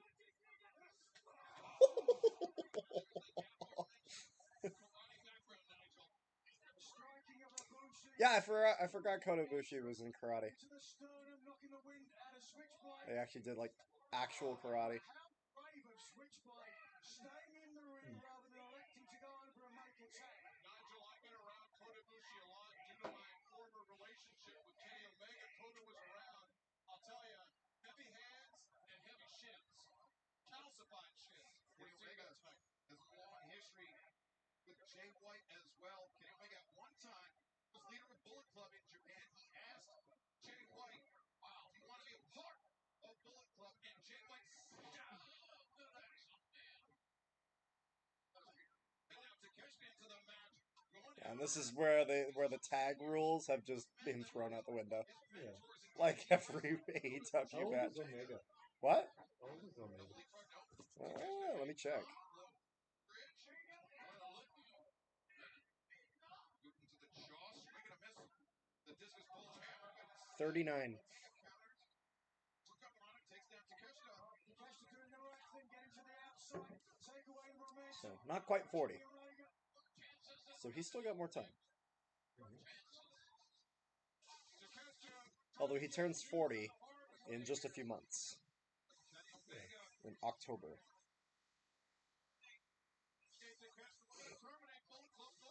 Here tonight from Wembley Stadium, Omega and wipes out Takeshita and Jay White. I will say, as much as they try to get a lot of wrestlers on the card, they did It did look like AEW trimmed the fat in the sense of, for the most part, the people they have on the card are like their best. Yeah. For the most part, it didn't look like they have much of.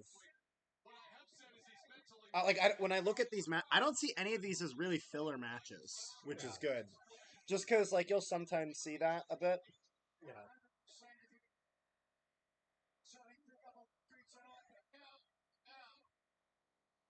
Omega. Although I do hope if AEW ever decides to make All In if they make All In their WrestleMania, if they do, and I think they won't do like All In 1, 2, 3. I think they'll just do it like All In 2023. You know what I mean? Like the year, Yeah. because they have All In 2018, which is kind of the start of it. But I feel like if they ever really decide to put that many matches on the card, they should consider the 2-night format. Yeah. Because I will say, WrestleMania was not. It was starting to drag when they made it like a 6-hour show. It was too much. Yeah. Just too much for one day. So I was so happy that they made it 2 nights. Yeah. Because there's just. In order for me to get Will Ospreay, whatever WrestleMania should never be one night ever again. it's Jericho's head on a platter in front of 80,000 plus. He's going to get it tonight. But right now, look at that. Soda Ibushi. Yeah. Inosuke Takeshita. Yeah, I forgot that technically Aussie Open is part of a group called the United Empire, which is a New Japan faction, which has I can't remember who the fourth member is, but it's Will Ospreay is like the leader, another guy, and then Aussie Open. Motion's running high. Getting battered. Trying to see Now you can hear him pleading. who else is in it. What's it? Don't use that count. You can't disqualify someone. This has turned into a Donnybrook. Oh, wait. Omega. Perhaps luring in. Okay, when I search it up on Wikipedia, they give me like 16 members, so Oh. I wouldn't be surprised if it was kind of like Bullet Club in the sense of the members have changed over time. Yeah. Because that's the thing, Bullet Club now, like, Bullet Club started with like Finn Balor and AJ Styles, and it is nothing like that now. There's a lot. No question Yeah. about that to be world class as we take a look back here. Just watch the pace of Takeshita. With Anderson and Gallows as well. Spoke about the explosion in the legs of Kenny Omega. Takeshita likewise. Which is why actually now when AJ Styles has this, that's why they're called the OC, the original club. Yeah. So to speak. Right now is Omega on the receiving end of a lot of punishment. Got to settle in, settle down a little bit. But those are turning point situations. See what I'm saying here in a moment, but who can widen the margin? I think the turn in this match with Omega still coming off the top rope, and that's not something we're used to seeing on Kenny Omega. Be the presence of Don Callis affecting Omega mentally. We know that Kenny Omega, since Don Callis, since you betrayed Omega, since you stabbed him in the head and figuratively in the back, Omega winless in singles cup. Why are you editorializing? The only thing there you said that's correct is that he's winless in singles competition.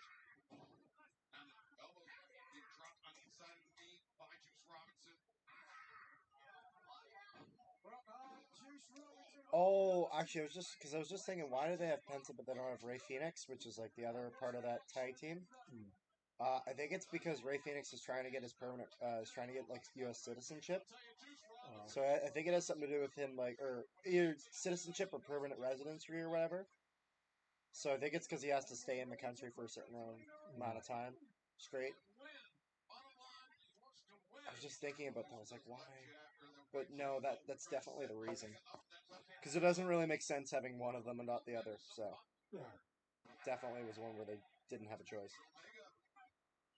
No slouch in the punch department either, but Juice Robinson digging those fingers deep into the eyes of Omega. He's not recovered from that immediate. Here we go. Oh, knockout. Omega down.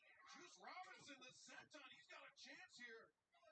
Juice, the cover, the far leg is hooked in. Omega.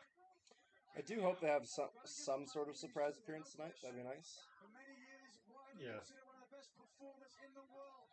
And AEW's 4 founding fathers, former singles champ, trios champion. He's excelled in every division, but God, does he still have it? He has it physically. It's mentally where he has a problem. And I'm increasingly They're doing the Kenny Omega chant. he used me as a crutch, Nigel. Omega turns things around on Juice Robinson, JR. That's right. Like this match. Omega's got to tag out, heal up, quickly. But Juice diving on the leg of Omega to prevent the tag. Absolutely.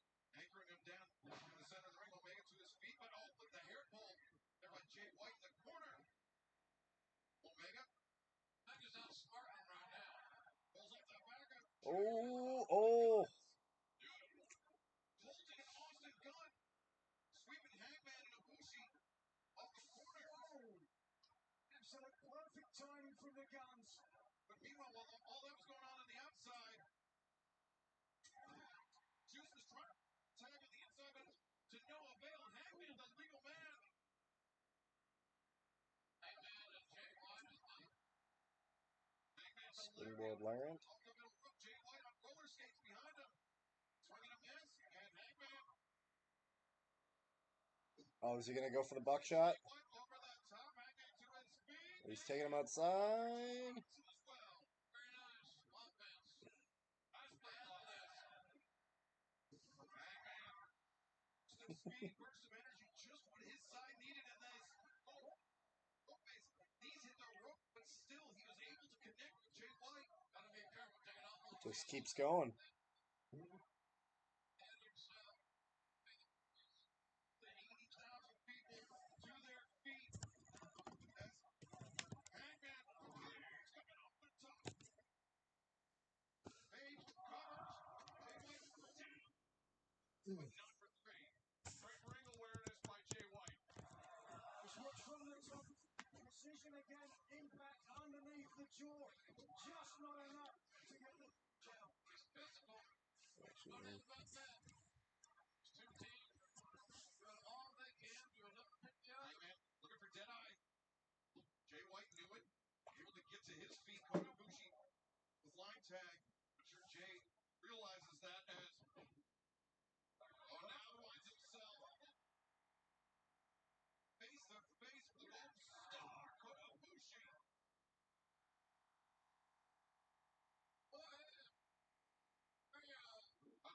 Standing moonsault. Two and to cut off. What a shot. That leaves your head wide open to get that predicament. Yeah, Ibushi had his hands locked, left himself wide open for that straight right hand. Kenny Omega sending Takeshita to the outside. Oh boy, the Golden Lovers are gonna fly. As Omega. Golden lovers. Oh. Ibushi. He slips off the middle rope, but he still found his footing on the bottom turnbuckle. There's Jay White, Omega. On the opposite side of the ring. The Golden Lovers. It's 3-on-1 here at this point, Jim Ross. I've seen that now. Jay White turns to the ring. Kota Ibushi, the lead man.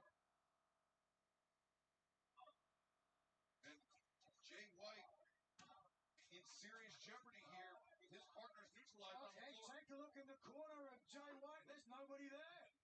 Switchblade is all alone. That doesn't bode well, bro. Switchblade. Vegas is quickening. Leads in. A 2-minute in the ring. Suplex, and now the half and half by Kota Ibushi. 2 and 2.9. Great bridge by Ibushi. You got to give it to him. Almost had the nose touching the canvas, Excalibur. Certainly did. Ibushi, great arc on the German suplex. Now looking to put an end. Jay White, perhaps thinking Kamagoye. That driving knee strike, but no. Blade Runner attempt. On knee, catching Jay White underneath the jaw. Kamagoye again, counter. Great explosion. Executed by White. It's really good. Still have more coffee? Really, really good. Pardon? He said, "Do you still have more coffee?" Yep. Pop that hits and spike the Bushi Tenryunaga. High angle. Takes a while to kick in. Prodigious right. I see. I see. Tag in comes Takeshita. Here we go. Finally, we are getting the one-on-one matchup. Everyone wanted to say. Is the future of professional wrestling? Is it Kenny Omega? Or, as Don Callis would have you believe, has Omega's best days behind him? Is it the Japanese supernova Konosuke Takeshita? We're about to find out. Oh! Takeshita. Ooh. Almost right to the knees. He countered by Omega. Snapdragon perhaps. Juice Robinson. That's up for Robinson. Jay White as well. Takeshita doesn't know what's in store for him. Perhaps now he does. Blue Thunder coming. Ooh. I didn't realize that he used the same move as Sami Zayn. Yeah. Konosuke Takeshita. I will say, I love that move. Bomb from El Generico. Almost putting I think it's better than the Haluva kick for Sami Zayn. Yeah. That was Don Callis shouting, kill, kill, as that power drive knee intercepted by Omega. Oh. Omega, the knee to the back of the head. Ouch. And Frankenstein.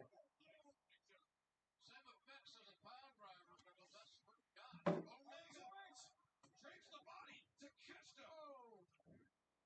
Great intestinal fortitude by Takeshita. And even better neck strength, Nigel. Yeah, that's why wrestlers train their neck strength, head bridges all day long. As long as so are we. Awesome indeed, but Dom, Kenny Omega is able to get past Takeshita. You become his final fantasy. Oh, juice is loose, no. As Omega up on the shoulders. Tag. Hangman Page, the legal man. Takeshita still on the top. Omega. Well, you're right shooter by Hangman. Look at this offense. Oh, what's going on here? And now Hangman out of Page. No. But Takeshita. Whoa! Buster by Hangman. 1, 2. No. Hey, that's a tough kid. Just kicked out. Let me tell you that right now. Okay, Dom. Don Callis is swallowing his tongue. Get some water down there. Potentially a doctor as well. Tongue, or perhaps a mouthful of bile, as he saw this match slipping his hands. Oh, is he going for buckshot? Watch out for this one. Hangman, you get buckshot Larry at the guns, up to the apron, but Hangman knock him down, Colton knock him down, Austin. Referee Rick Knox didn't see the interference by the guns, but he does see the opening. Assault by Hangman Page. Yeah, what an athlete. Yeah, he is. And now, buckshot, Lariat, no. Jay White. Oh. Half and half by great anticipation. What a knee strike. Oh, my goodness. It's pretty much what every six-man tag AEW match turns into. Bringing their best. Big count. And if this is what brings The tag only matters for who gets the pin. Omega. I'm okay with it though. It's fun. Up to his feet, both men clasp their wrist. Golden trigger perhaps. No, Takeshita. What a counter by Takeshita. Why is everything golden? Because Kota Ibushi, the Golden Star, and now he has dropped Takeshita down, looking for Kamigoye. Nigel. Oh. The jumping knee. He used the momentum of Ibushi's pull-in for his own. Was fantastic. Ibushi is in dire straits. The jumping knee passed down to Takeshita by Jun Akiyama, who inherited from Jumbo Saruta, a legendary lineage. And the difference maker in this match. Shot. A blindside block shot, Nigel. A flipping lariat. Or to the back of her neck. Takeshita.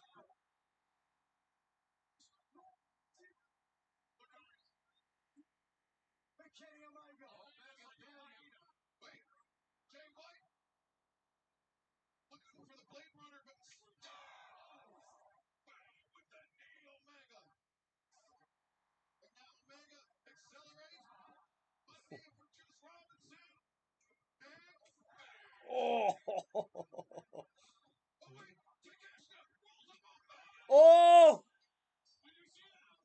Wins on a roll up.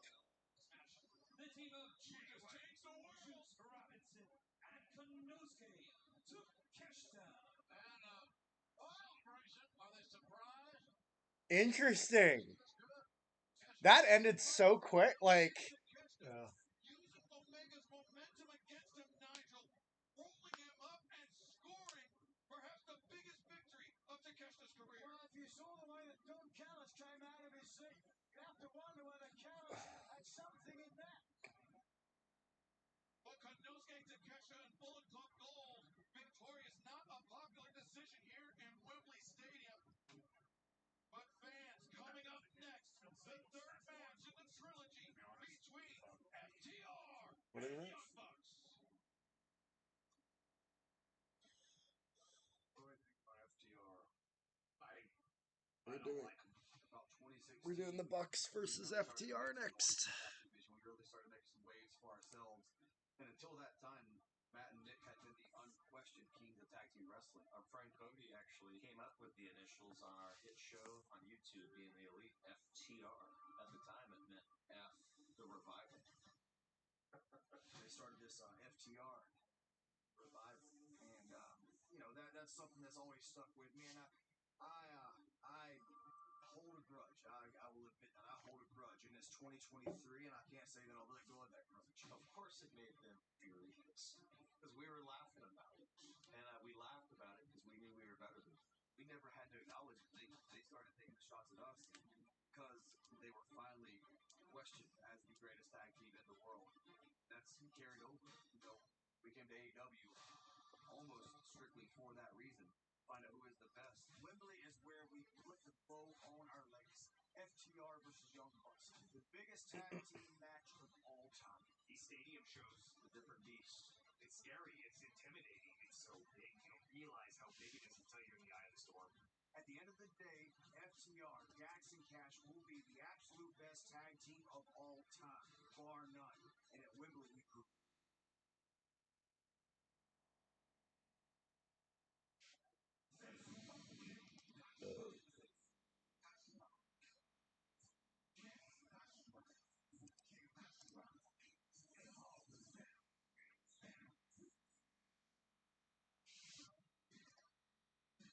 So Bucks versus FTR.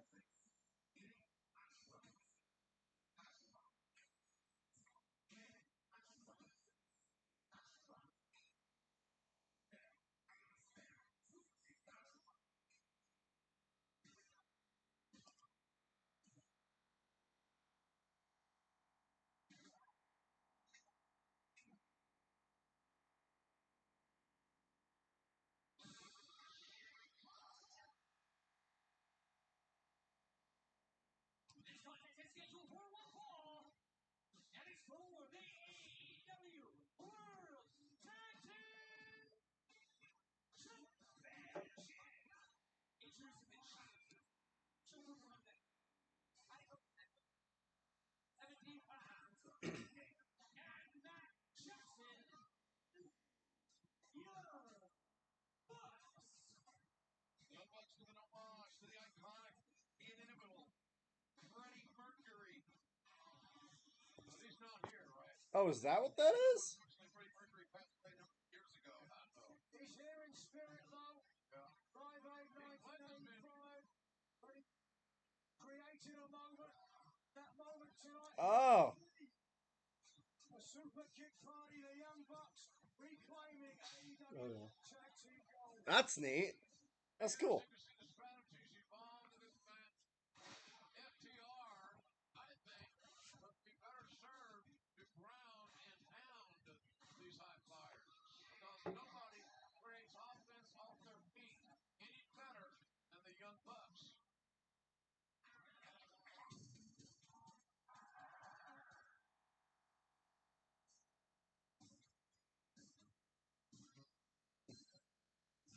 One of the best tag teams with one of the shittiest musics.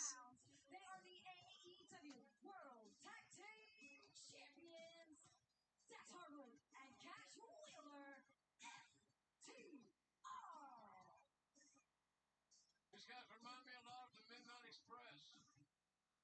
On Main Street, they can wrestle, they're very good. They're very good strategy. Very old school, sublime tenure. Would you eat the pork chops for supper tonight? Sure. Yeah. Okay. Why are the trash cans outside the ring? Those trash cans are definitely being used. We've seen when FTR gets out of their comfort zone, when they do things that aren't necessarily their bread and butter. We'll talk about the history between these two teams. In their first meeting, the Young Bucks and FTR grew increasingly desperate as the match progressed. The Young Bucks were able to anticipate everything. Cash Wheeler went to the top rope of 450, Let's see here. 450 Pardon? slash, something No, that I was just looking at up to that something. point I'd never seen Cash Wheeler attempt, and that is where the match turned in the Young Bucks' favor, allowing them to score the victory. The second time these two teams met, it was the Young Bucks that grew desperate, using low blows behind the referee's back, grabbing handfuls of trunks. And FTR, though, was able to use that aggression against the Bucks and make them pay. Now the rubber match, the third in the trilogy, and we are underway in London. And it's for the championship. It's the quote-unquote blow-off. For the title, everything's at stake. Take a look from the arms. The AEW Tag Team Champions, the black bags. Excuse me, the black bands on the arms. Back to their fallen comrades. Jake Briscoe, Bobby Lee, Bray Wyatt. FTR got new gear. What's that? Oh, no time. That's wrong. And I don't know if I do that. I want to wear tights that I'm funny. Well, there's been another footing in that respect here. The Young Bucks new attire as well, but now that's hard. Based on AJ's advantage, that headlock takeover. I wonder how the Bucks process this shame wrestling. They've got to be patient to the Young Bucks. That is the other strategy, I think, of TR. One round post, let them fly, and then wait to melt the sun. Oh, that's nice. FTR. I don't know if the Young Bucks do. I didn't see it. They have armbands. One for Brody Lee, and one for Bray Wyatt, for the two members of the Wyatt family. Yeah. Nice athleticism already, fellas. If Ross is attempted, if Jackson the advantage, slam. We talked about the trilogy. This being the third match between Young Bucks and FTR and Nigel. Last year, tag team wrestling was defined by the trilogy between FTR and Mark and Jay Briscoe. But you've got to remember those matches. They were instant classics, certainly. Jay Briscoe looking down. Best tag team wrestling in the world. How lucky we are. He gets called every moment of it as Jack sends Cash down with the leg drop. Power, lateral press.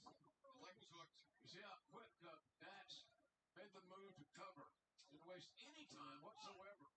That's a mark of a veteran and a guy that wants to win. Oh. Jackson to the side. Run up. On Dax. Cash. One on Matt Jackson. And now. See how much these two teams think of it. The coach is raining down. And now it's a hockey fight. Picking out center of the ring. Occupied on the pitch. That's all. Big lariats. Well, I tell you what, we've had how many minutes this match has been ongoing, but we haven't settled a damn thing. Nobody's built an advantage to any degree. I like that. And now, continuing. And this may be down the FTR's alley. He's this. It's rough up the Young Bucks, taking out their comfort zone, but the Young Bucks, those super kicks, so dangerous. They can be difference makers as well. FTR. I see no reason for you fellas to be fighting over here.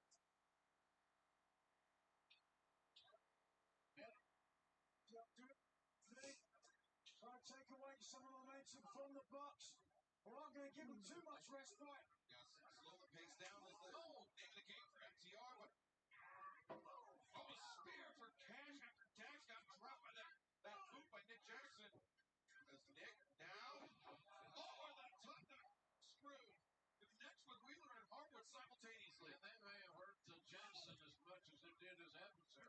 stuff. Take a look here if we can. You see the way that Matt Jackson is holding his opponents in place until the last minute so they can't move out. It's tag team wrestling. Jackson back at his feet. Cash Wheeler. Split.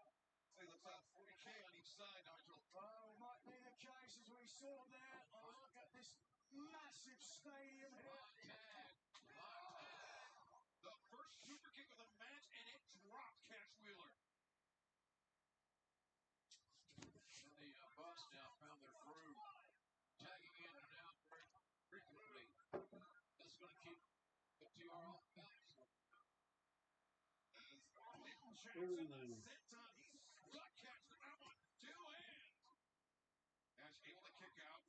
We know if this match goes long, certainly favour FTR. Who can forget that match of the year contender that they had with Blake Club? Nigel, if this match does go for the full time limit, the champions do retain, so that is in FTR's interest. Yeah, as I said, we've seen they certainly have the stamina to go the full hour. Retain the titles in 58 minutes. Oh, FTR pros, beat your ass, but they'll never run out of gas. So will the Young Bucks. They are looking to become three-time AEW World Tag Team Champions. As Matt Jackson drops the elbow. drop reminiscent of Brett the Hitman. Sons here. 92. Years ago, those iconic matches, professional wrestling history, Brett the Hitman Hart against British Bulldog. A night that I told my friend I was going to be a professional wrestler, and so to come back here means a lot to me, and it means a lot to everybody else on the card tonight. Cash Wheeler desperately reaching for the tag from Dax Harwood. Wheeler goes over the top. Oh, tag was made. For the sunset flip, and on the way down. Cash didn't realize it. Nick Jackson makes the tag. That is the tag team synergy of the Bucks, JR. Yeah, they're on the same page. I love that team. Just they pick up with size and skill. Skill is top to bottom. Offense, defense, countering. They're resilient as hell. Cash puts on the brakes. Sends Nick Jackson to the outside. Elbow to the jaw of Matt Jackson. Back down. FTR like size. Expecting you the experience for 19 years. Excuse me. Experience and 19 years of in-ring competition. Yeah, the numbers tell a good story there. No doubt about that. But I just think when it comes down to punching and brawling, FTR would have a little advantage. Oh. Jackson always got those damn signal kicks to be good. That's true. The Bucks, I'm keeping score, and Matt Jackson, I'm going to say it. Roll up there by Cash and very close call. Fakes high. DT. That's a nice fake. Nice head and shoulder fake by Mr. Jackson, I can tell you that. Lateral press and Tags of the legend. 82. 32 teams. So happy. this is tag team wrestling at its finest. 80,000 plus here witnessing it live. Countless others around. Oh. 15% there for the Young Bucks. The second Gary goes wrong, becoming commentary on his brother as Nick Jackson. Sometimes this springboard can bite you in the butt. Did that time. Yeah, just ask Cash Wheeler about the springboard 150. To your point, this the pivotal moment tonight, though. If Wheeler can't make this tag, he does. Yes, the legal man, the fresh man for FTR. Probably the better striker of anybody in this match. Dax, the axe, surgical with those jabs. As stacked up like cordwood, JR. I heard that. As Dax reverses. Nothing pretty, straightforward. Keep from making a mistake here, and that keep from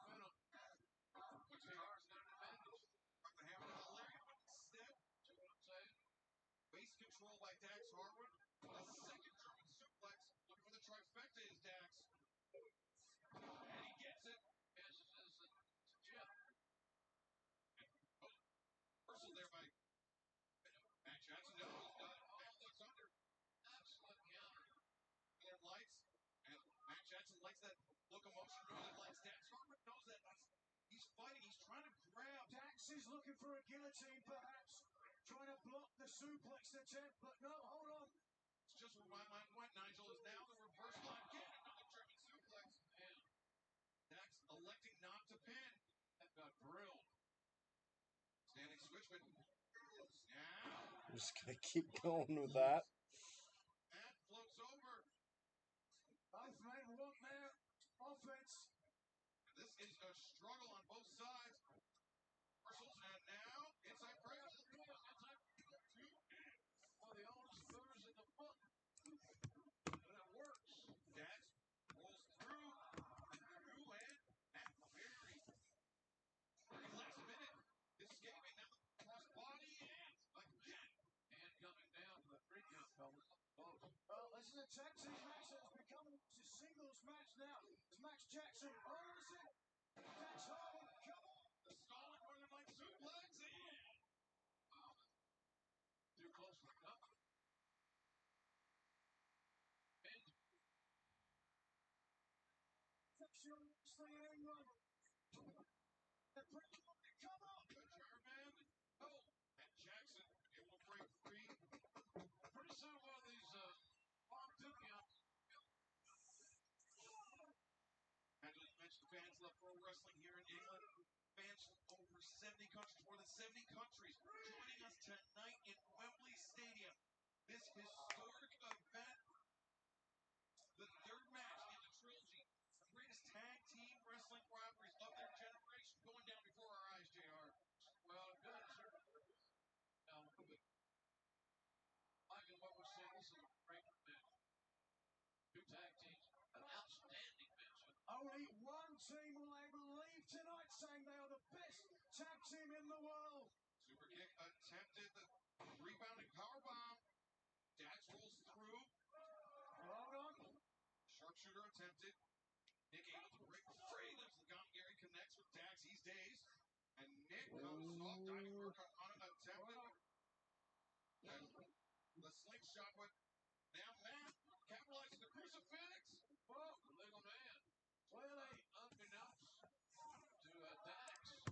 Now, if it can tell, look how close Matt Jackson is to the bottom rope.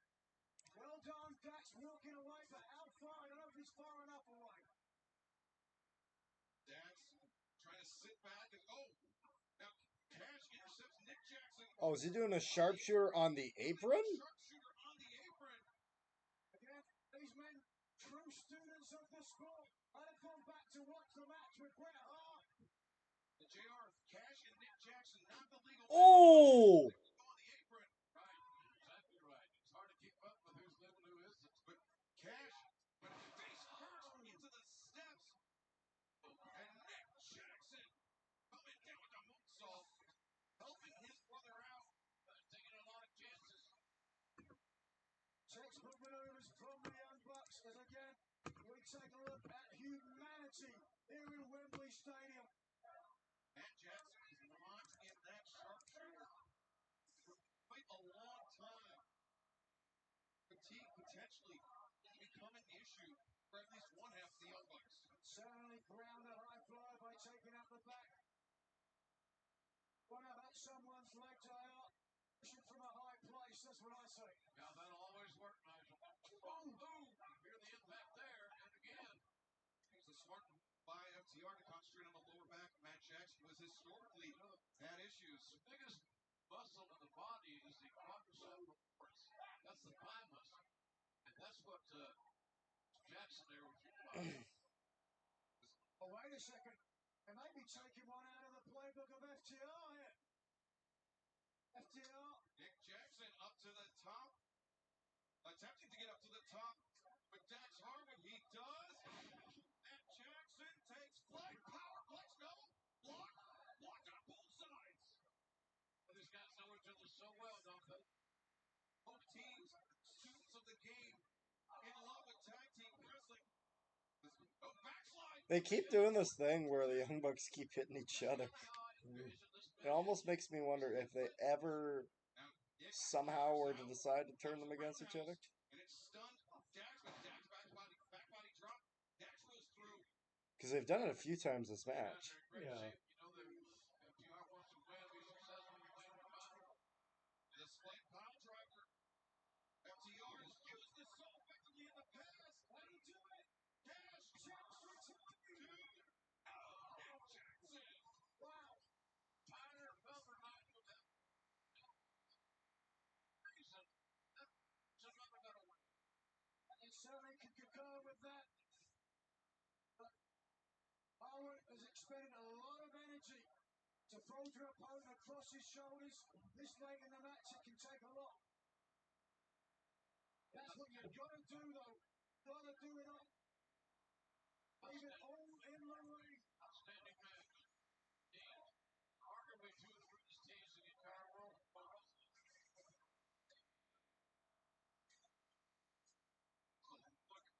With the mass of humanity, as you said, Nigel. They're setting up for the Shadow Machine. Here it comes. Oh, and Jackson able to save his brother. Now Sunset flip that tag. Dax sits down. Oh, almost. I thought that might be it. I was going to say, you look like an oracle, perhaps. Quick pinfall victory.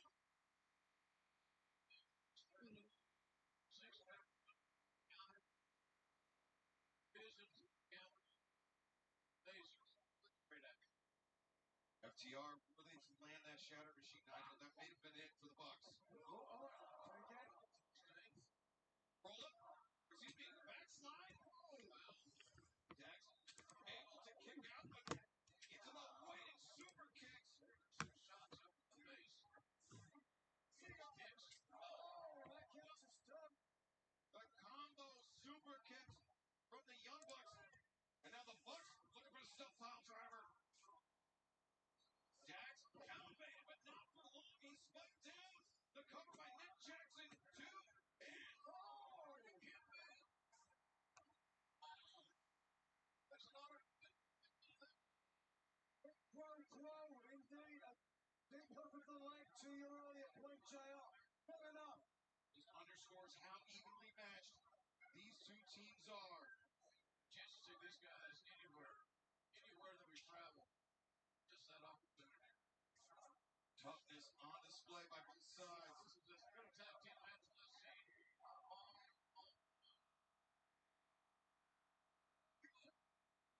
No, Nick Jackson. This is boot. Drop down. So they're inside the ring. Dax on the receiving end of a super kick. Nick Jackson flying over the top. Roll up inside the ring. Man has Dax almost a 3. So close. So close. Oh, that is pain. Dax Harwood barely moving in the center of the ring. His tag team partner on the outside. The Young Bucks are now poised to take this one. Dax down inside the ring. His hands were down around the waist of Matt Jackson. Could not block the super kick. And it does not appear that he's going to be able to block.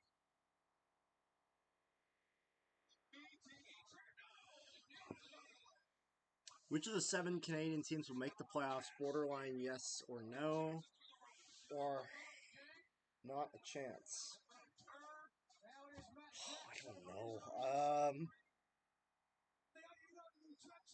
Canucks, no. Flames, probably not. Although the Flames, they really, it really depends on how much they end up losing after this. And our FTR retaining here. That's got to be the finish, huh? Nope. Nope, not the finish. Oilers, yeah, I'd say the Oilers probably will. Jets, I'm going to say borderline because it really depends on the whole Shifley-Hallebuck situation.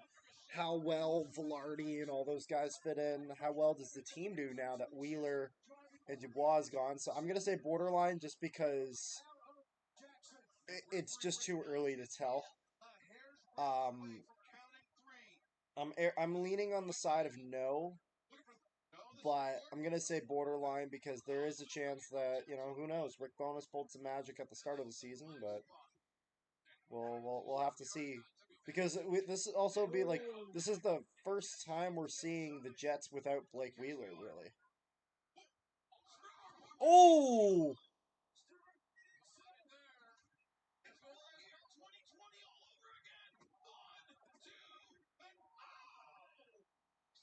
yeah, no, he wasn't winning a super kick. The Bucks are not going to win on one of 10,000 super kicks they do per match. Let's see here. Toronto. Yeah, Toronto will make the playoffs. Ottawa might. Possibly. Really depends. The East is really difficult, but I'll say borderline for Ottawa. Montreal, I'm gonna say no. No, I don't. Not yet.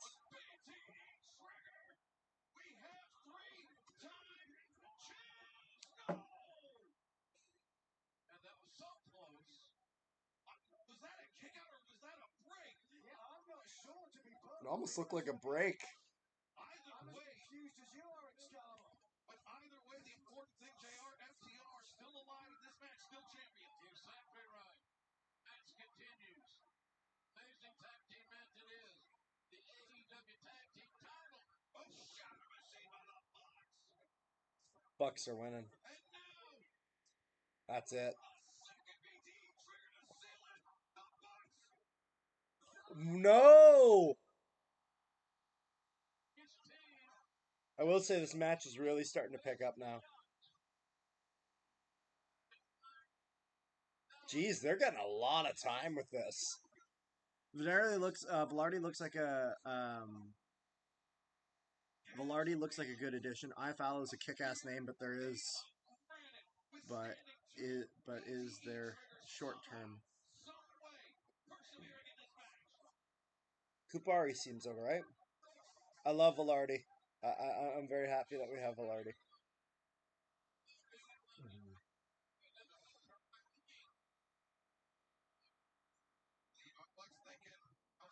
Oh, that is Shatter Sheen on the Bucks. Yep, that's it. FTR retains.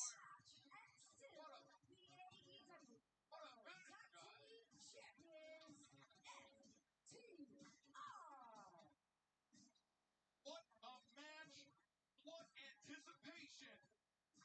80,000 fans on their feet in a show of respect. Another instant classic in the hands of the AEW Tag Team Champions, FTR. Great outing for the champs. Great outing. Can there be any doubt now, JR? Who is the best tag team in the world? Well, based on that match, I think not.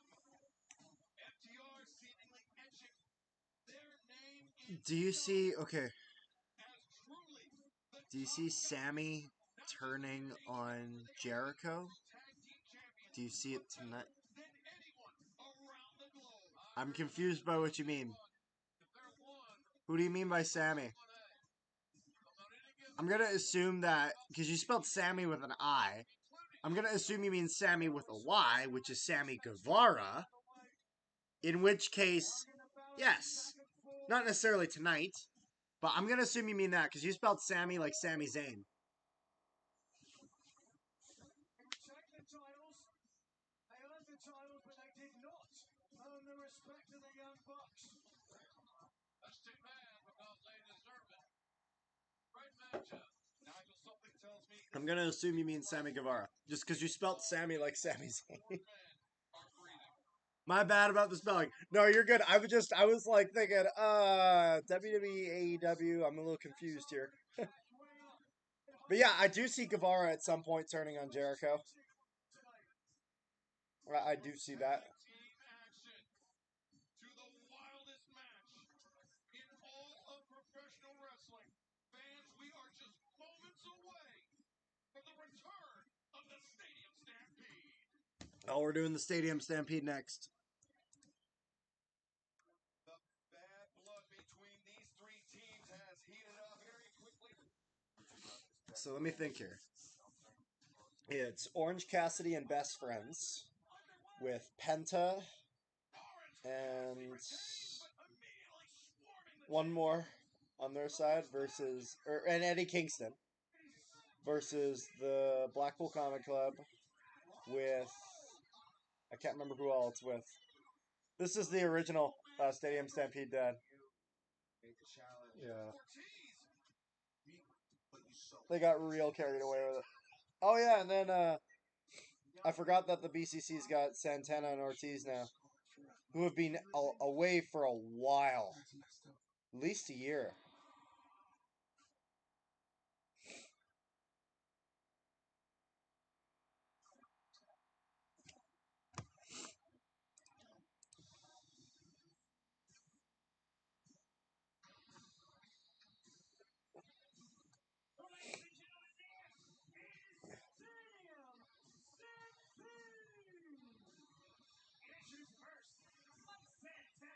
I find the first Stadium Stampede is always the best. It's hard to top the first.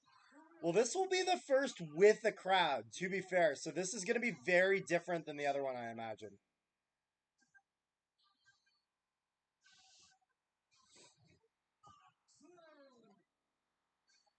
Jim Ross has tagged out. Tony Schiavone has tagged in. But there will be no tags in the Stadium Stampede match. A spectacle like none other. And these five men, the Blackpool Combat Club, John Moxley, Claudio Castagnoli, Wheeler Yuta, Mike Santana, and Ortiz are prepared. They are spoiling for a fight. And just when you thought, guys, that this Everyone's getting out of their seats. Stadium Stampede, it's our third one that we've had, and Nigel, you never know what to expect. You certainly don't. As darkness is beginning to descend here on London, chaos will descend on Wembley Stadium. I would be very light in your seats. Is AEW Fight Forever good? I was thinking of getting it. If you want my honest opinion, AEW Fight Forever is okay. It is not as good as WWE's 2K23, in my opinion. I've played both games. I only own AEW Fight Forever. The issue with AEW Fight Forever is that it feels a little incomplete. For example, the entrances, they stop at the top of the ramp. So you don't get a full... The character creation is nothing like what it is on the WWE games. And then overall, some of the controls are a little janky because it's designed to be kind of like SmackDown versus Raw. What it has going for it is that when you like hit a guy in the game, when you hit a guy with a suplex, it feels like you're crushing him. Like it feels very hard hitting, which it's very good in that regard. We're getting Orange Cassidy's entrance. It's very hard hitting, and the exploding barbed wire death match is a lot of fun. I'm sure the Stadium Stampede will be a lot of fun. I just think that as much as there's like general and the weapons work better in AEW, but the general movement of your character controls are a lot better on WWE. There's also, if you're looking for character customization, WWE's is endless. Like, there's just a lot more you can do in that regard. I think when AEW makes a second game, it'll be a lot better. Because I think we have to cut AEW a little bit of slack. This is our first game. They were building it from the ground up. It's not like 2K where they can take the last game and then tweak whatever they want for the next one. This is their first game, so it's okay. I don't think it's worth the $60. I don't think so. I think it's a fun game to play here and there. If you're on the fence, I think like you can get WWE 2K23 and then you can create all the AEW characters in the like with how good the character customization is. Eddie Kingston is running down. All right, the Stadium Stampede is starting now, and fuck it to the ring.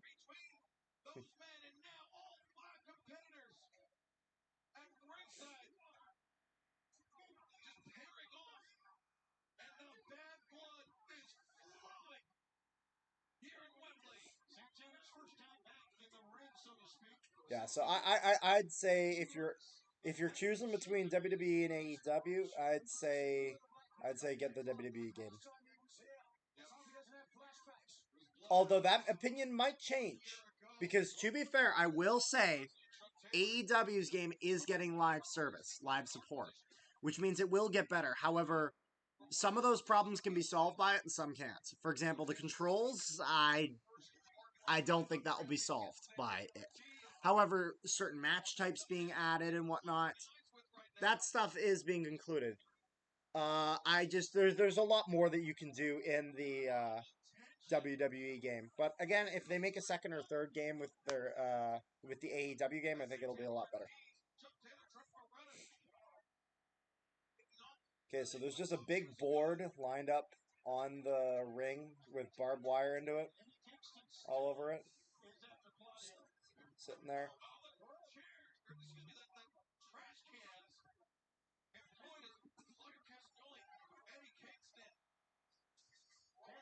And Castagnoli all the way out there. Travel. Side of the pitch. And you're chanting no fear in Spanish. You got to have it be in this match, I can tell you that. I really think the catalyst of all this is John Moxley. And I say that because he is the most violent man I've ever. Sam, to personalize the pitch. Oh, and Castagnoli. The trash can into the waiting abdomen of Trent Beretta, and then one spiked on his head for good measure. You know, Tony, the catalyst for this match may be John Moxley, but the bad blood between Eddie Kingston and Claudio Castagnoli goes back. That's Castagnoli. Which one, sorry? Right Yep. there. Yeah, it's Castagnoli. He left the independent scene. He didn't show anyone any courtesy, any respect. He's an example of a guy they've done a lot better with than AEW, and they did with it. They never really used him to his fullest potential in WWE. Oh, is Moxley bleeding? Is he bleeding? I think he is. What was that? Not even 5 minutes? I think he's bleeding. I think he is. Didn't get a good look, but. It looks like a Brady Iron Man. Oh, the Brady Iron, one of those keys that you use in your water. Oh, boy. Santana Ortiz could be looking for the street sweeper. Looking to end this one early. On a bad strategy. Oh. Penta El Cerviero employing a chair handily. Oh, wow. And Penta, he's got no shortage of history with Santana Ortiz and no shortage of motivation in this match. His brother, Ray Phoenix, injured this past Wednesday at Dynamite, taken out of this match. And Penta lands on his feet. Mike Santana, Ortiz. Ortiz eats the slick leg. Mike Santana swinging up, yes. And Penta, he's feeling it here. Now it's Martin. Take a look backstage. Now we got a split screen as Wheeler Yuta fighting off against his former mentor Chuck Taylor. As Claudio Castagnoli, Eddie Kingston still battling it out. As Penta El Cerviero taking center stage, occupying the ring, Nigel. Living up to expectation. Chaos all over the stadium. It's Eddie Kingston who stampeded towards the ring. And now. Oh. Backstabber. So many personal vendettas here. John Moxley, absolutely. The man that hospitalized Penta's brother this past. Do you watch any wrestling promotions aside from WWE or AEW? So not really. I'll put it this way. I do like a little bit keep up with some of it sometimes. What is that? Oh, skewers. Uh-oh. Yeah. Oh, yeah, no, he's bleeding. Like I thought. Yeah, no, he's bleeding. I mean, not really. I do sometimes want to actually, like, watch, like, some Wrestle Kingdom stuff. I've seen some, some older matches. Oh! Oh! Oh! It's sticking to his fucking. Oh! What the fuck? What the fuck? Ah! Oh my god. Oh my god! He hit the skewers into his head and it was sticking out! Oh, that's messed up! Holy fuck, that is so messed up! Holy shit, that's fucked up! Oh my god! Oh! That is brutal! Oh, that's brutal! The question is, has he reached them yet? You're doing alright, Dad. I just don't know where that idea came from. It came. Oh, it's funny. It came out of Moxley's head and then went right back into his head. Yeah. Oh, That's messed up. dude looked like he had feathers. He did look like he had feathers. Oh my god. This is what I mean by Mox is nuts. He's nuts. They're in the upper decks? Get out of that area. They don't want to get anywhere near this. Running for their lives. So they're in the upper decks of Wembley Stadium right now. Look at the face of Eddie Kingston. One of the most dangerous competitors. Oh, The doc's been called in here now. That's split pile driver on the chair. And they are checking on Penta. Mike Sampson, our doctor. They're checking on Penta? Maybe check on Mox. this one is breaking down. Oh my god. Yeah, no, so not really. I don't really. I watch Forbidden Door and I see the New Japan stuff there. It's great. Oh, here we go.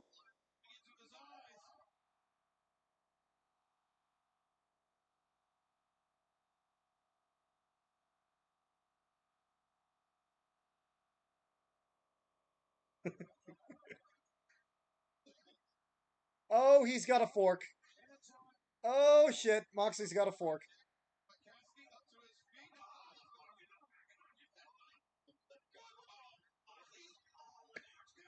Oh!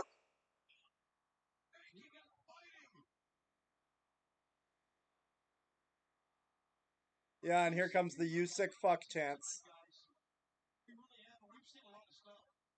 Violence, savagery by John Moxley. The barbed wire board.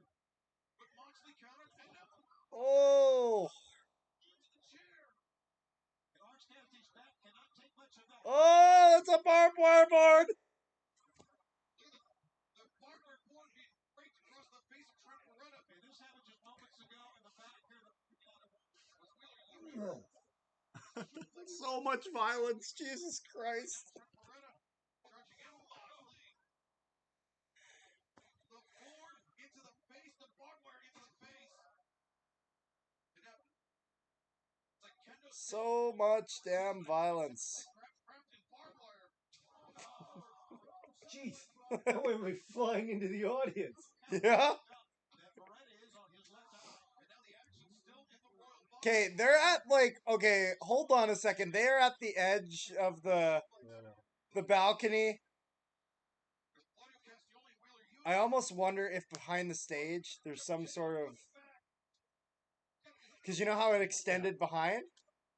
Is there some sort of crash mat or something there? Is somebody getting thrown off the Wembley stage balcony? What the hell even is that? Is that someone's umbrella? The rain is blood that is pouring all over Wembley Stadium.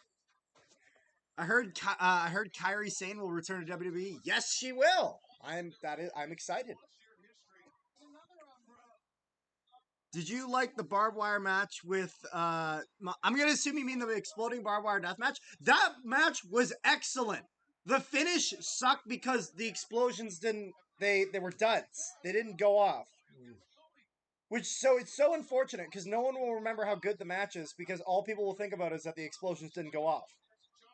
The actual match itself is great. Eddie Kingston now. Kingston taking out the security staff of the Royal Box. And inside the ring, Orange Cassidy and Ortiz. It appears that bar top is branded or some sort of substance that just does not give.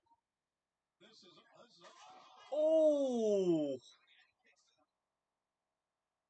Eddie Kingston's down. He may have had a bottle broken over his head. Yeah, that's a good call. He is. He's holding his head. Left side. So much violence, we can't even catch all of it.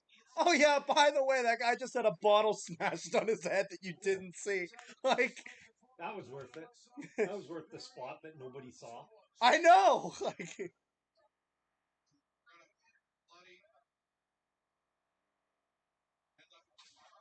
oh, well, that's the thing. They can't coordinate anything.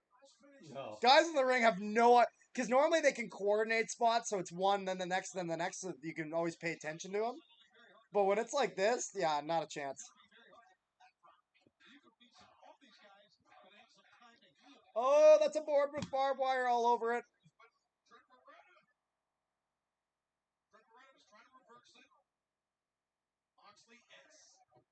Ouch! That's gonna hurt. Ugh! They're not done with him yet. Now Ortiz ascending to the top. 80,000 people stunned by this level of violence. The cover, two, and so close. John Moxley has made it his mission to just go after Orange Cassidy here. But he has stayed on him. There you see it. Nigel, we've heard the Blackpool Combat Club. They call people like Chuck Taylor, Jesus Christ. because they have fun inside the ring. They have fun with professional wrestling. And I believe you should take professional wrestling seriously. Oh, what are we doing now? Certainly, this is going to be serious. Oh! Surgically repaired neck of Trent Beretta. He can't take much more, Excalibur. Right hand. Ah! Jeez! Once again with the fork.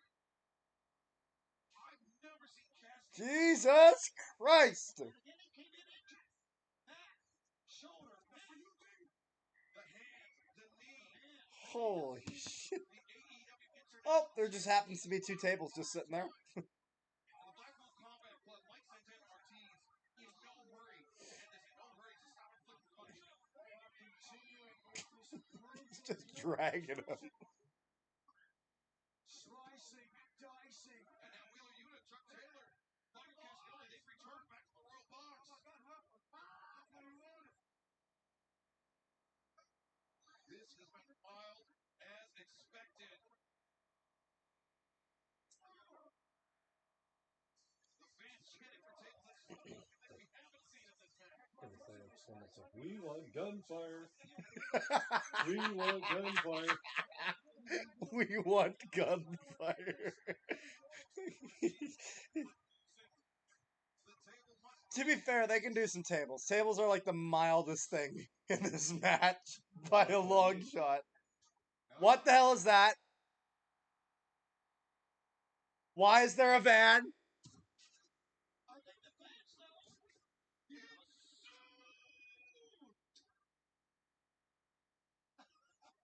Who is this? Oh, God, what a night. Here she has come out. The last time we saw Sue, They beat the hell out of her man.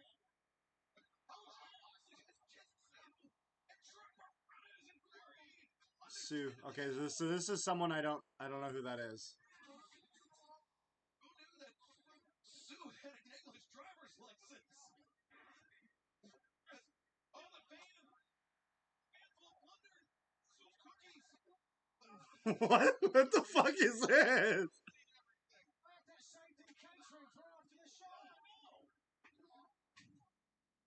Is Sue like somebody's mom? I don't know. What is this?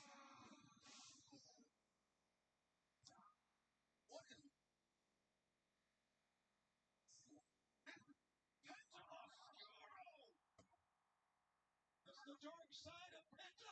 Wait, what? After he was driven down. The pile driver on the chair. Is this like an alter ego? Why is he climbing up the wrong side of the ladder? Because that's how it's set up. Who's the idiot who sat the... What? Okay. WWE has the double-sided ladders. You know what I mean? Mm-hmm. Yeah, because you got the wrong fucking ladder! That's why these matches are so That's a botch. Oh, wait a second. Are they still using the broken ladder? Yeah. They somehow made it work. Well, that's because the other guy held it together. Oh, yeah, basically. What are you doing?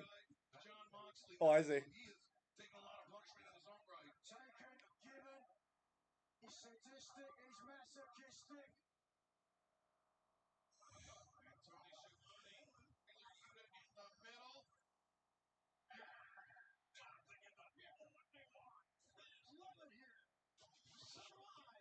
And buddy, I'm going to tell you, since Sue's arrival, they're surgeons from best friends. Again, we're beating the shit out of people with cookie sheets. Because Sue brought the cookies. Sue brought the cookies. I have no idea what that's a reference to, and I honestly find it funnier that I don't know. I think it's Moxley's mom. Moxley's mom, probably. Moxley's mom. Reminder, Renee Paquette is just watching her husband, like, bleed out this whole match.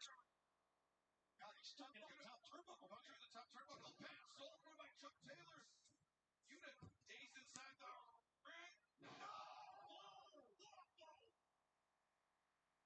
Chuck Taylor, the near leg hook down. Claudio picks it up. Blackpool Combat Club would not be happy if Wally Yuta was to cause a loss in this one. As Moxley just throwing his body at Chuck Taylor. And we're seeing Claudio in the ring for the first time in this match. Orange punch. Oh, we're getting this. We're getting the swing. And now, Oh, is he gonna throw him into the barbed wire? giant swing by Claudio Castagnoli.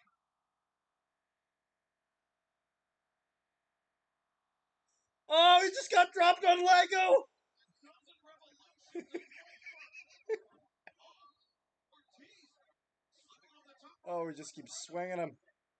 Picking his foot in. 19 and 20. That's unbelievable. Oh my god. Oh! And then he finally stopped swinging him. Okay, so during the Cesaro swing, we had two guys get thrown through tables, and then a guy gets suplexed onto Lego. Lego is a weapon in AEW. To be fair, it would hurt. It hurts. It is painful. I just love that, like, somebody was like, yeah, we need a box of Lego under the ring. That's what we need.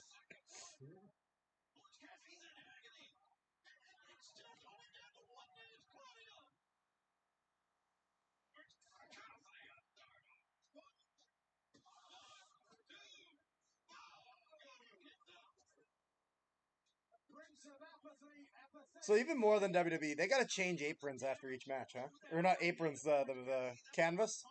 Yeah. Because, like, It's a friggin' crime scene.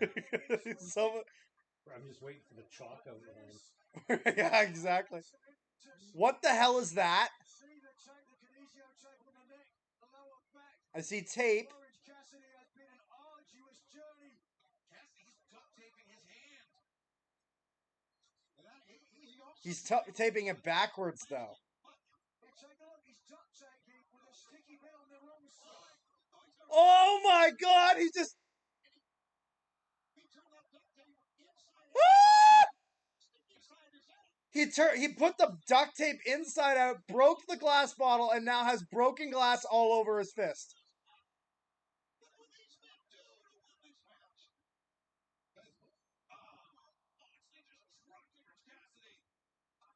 Oh, and now he sprinkles the rest all over the ring.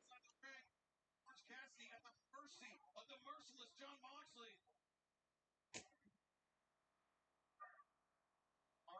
Shards of glass. Oh my god, his head just went into the broken glass! John Moxley's head! Ah! What the fuck?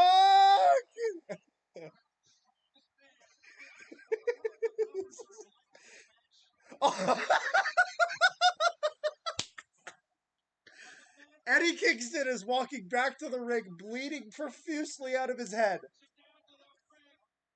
with a barbed wire. Steel chair. This is crazy. Oh my god.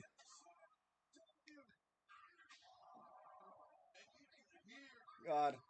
Imagine if Mick Foley. Oh boy, imagine if Mick Foley was still wrestling today.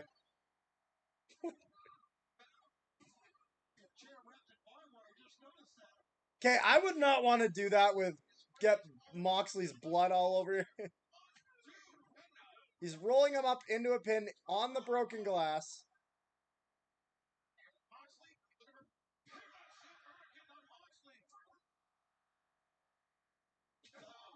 Oh, that's a barbed wire board.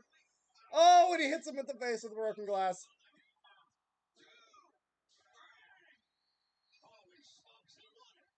All right, now who's left?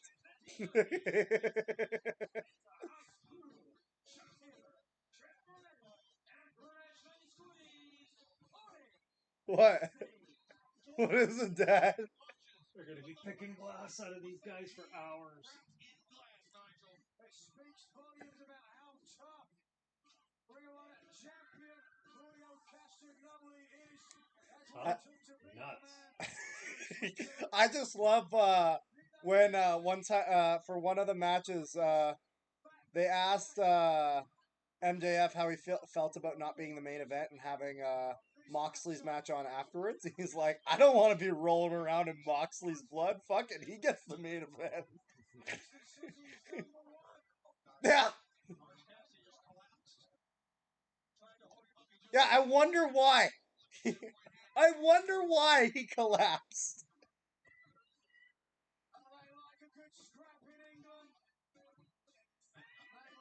Oh, this reminded me of Adam Page and Moxley had what was called a Texas Death Match. And the craziest thing, like the part that like made me wince because I had never seen this, was he put a brick down, he put his hand on it, then he put another brick, and they stomped on it. And I was like, ah! His hand is fucked up! Oh my god, you can literally see the glass all over him. Yep. He shimmers. That's the thing. I don't understand using, like, I feel like broken glass is worse than thumbtacks. Because with thumbtacks, you know when you got them all. You know what I mean? Like, Yeah. with glass, it's like you gotta get, like, little tweezers and you have no idea where that shit is.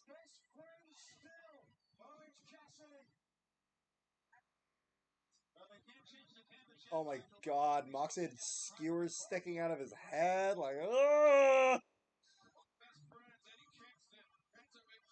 That was freaking violent. You ever seen anything like that violent? Anything that crazy? It's almost back to that's like ECW. Yeah. Although like the thing that I will say that I don't remember even seeing an EC. Do you remember seeing like forks and screwdrivers, skewers, a little bit? Jesus Christ! In WWE, Moxley wouldn't be able to do the hardcore stuff. He would be stuck with the gas man gimmick. Yes. The gas man? Yeah, because do you not see, before he left, when he did his heel turn, Vince McMahon had him do a stupid promo where he wore a gas mask because he felt like everyone around him was going to infect him and he had to be safe. Oh. Yeah, no, well, because Mox will never go back to WWE because he's nuts, and he wants someone who will let him be nuts.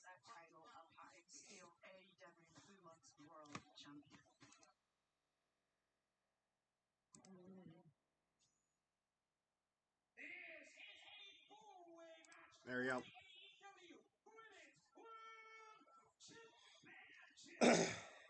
Quite the suit there for Justin Roberts.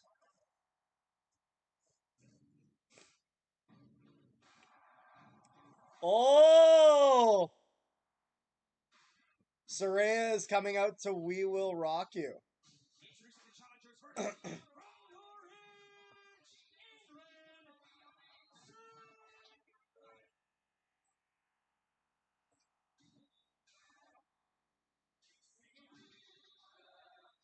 Is that her? Is that her family? Yeah. Oh, that's cool.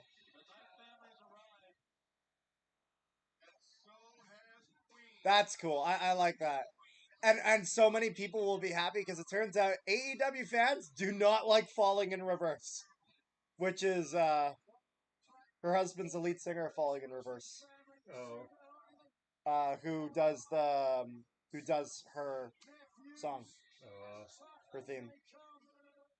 But a lot of people online do not like Falling in Reverse. Well, just because Fozzy is playing they're playing Jericho's theme live Yeah. tonight. Yeah, They're playing it live? yeah, Like he's playing it. yeah. Like his whole band is there, Yeah. and they're gonna play Judas for his entrance, Oh. and he will sing it like.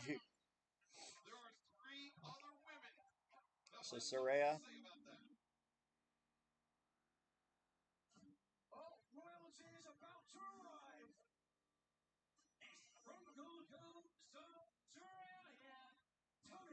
So it looks like everyone's got a new song for today.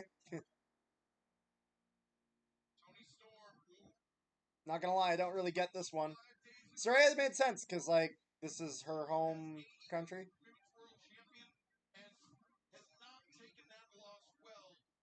You say that, but look at the poise as the illustrious, stunning, and emphatic Tony Storm makes her way to ringside.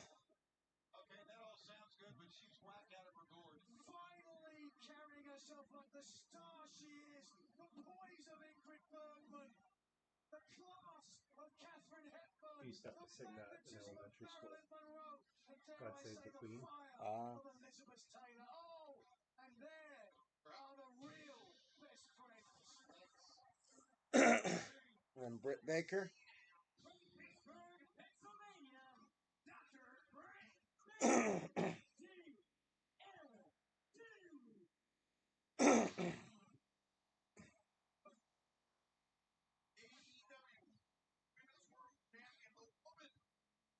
That ended the reign of Hikaru Shida as AEW champion now to become the illustrious club of two-time champion Britt Baker, DMD.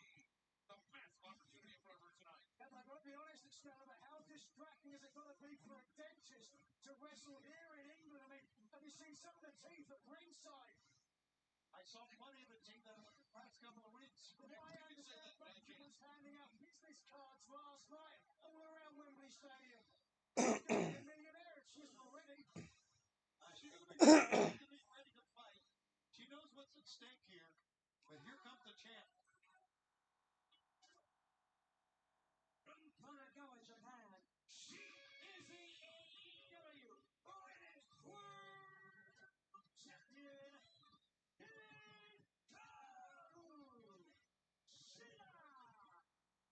The woman whose first reign as AEW Women's World Champion. The reign that set the watermark.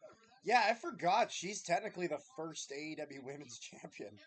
Oh. Back when the women's title looked like shit, but they redesigned it and it looks way better now. Now, vindication of Hikaru Shida has 80,000 plus to watch her attempt to defend the AEW Women's World Championship tonight. Now, I may be wrong because I've never been in a ring, but I would think it would be tougher to win a championship in an empty arena. With no fans behind you, with no fans to motivate you. It certainly can make great. Sometimes there are people that feed off of that reaction. You think of the real world champion CM Punk. There is a competitor that really lives and breathes the reaction from other people. But I think for Shida, I don't think she cares one way or the other. She's dangerous, she's lethal, she is deadly. She can hit the katana, spinning knee strike. She can retain the title tonight. They were looking around as to who to pair off against, and here we go. And the Outcasts, Tony Storm and Saraya. Pairing off with the AEW originals, Hikaru Shida, Oscar Baker, TMD, both women that have been part of All Elite Wrestling since day one. As now Shida, while swinging a miss, Saraya and Tony Storm working in tandem. As the Outcast the superstars that helped put AEW on the map. Baker. Yeah, but then where do you go from there? Just enjoy your time at the top. The neck breaker, the cover. Two. In this match, a very rapid clip from the outset. Very dangerous, very difficult to have a strategy. Fatal four-way like this because of elimination, first pinfall or submission. Will declare the winner. Yeah, as we've talked about so often, Tony, the champion doesn't even have to be a factor in the finish to lose the title. Yes, absolutely. Like, for instance, Sheeta's out right now. She's out on the floor somewhere. She could lose her title. Not even be on the apron. Baker set hard in the corner. Little work from the Outcasts. This now becomes a handicap match for the Outcasts. Here comes a hip attack. Hip attack in the corner. My goodness. I think both outcasts. Here we go. Now you see, I knew.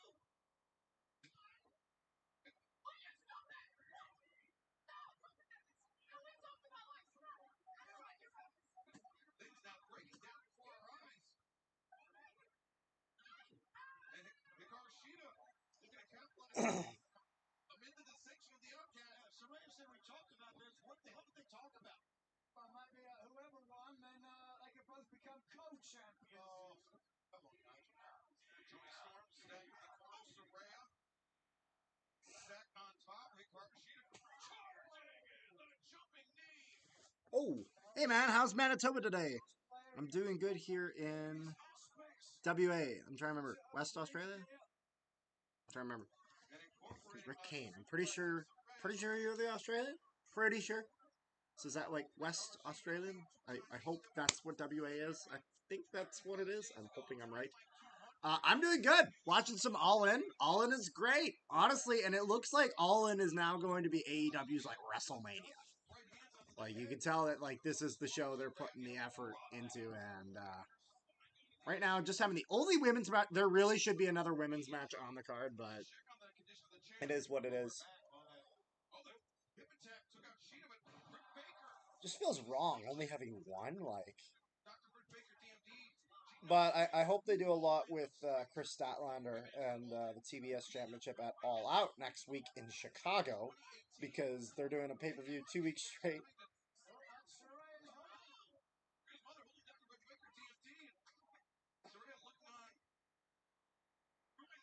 Oh yeah, Saraya's wrestling family is there to help her out. Oh! Oh! Oh, Tony Storm just hit her mom!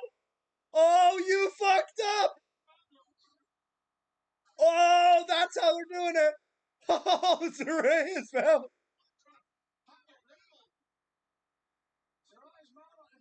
Oh!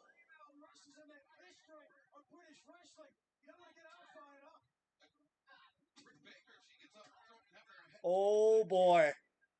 So that's how they're doing it.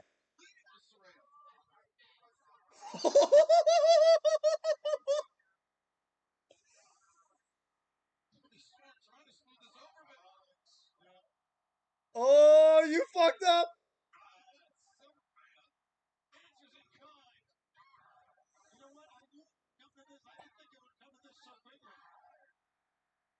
So Saraya's got to be winning tonight. Disastrous. Sheeta and Baker could have won it for a way this match to turn. Tony Storm turning things around. There's a boo. I'll say the obvious here. Blood is thicker than water, right? Certainly. It's coursing through the veins of Saraya right now. Tony Storm now with a decision to make is stripped off that turnbuckle pad, exposing the steel. I didn't think this allegiance would fight so quick. Oh, Ruby Soho's going out. Sprinting. There you go. Let's restore some sanity.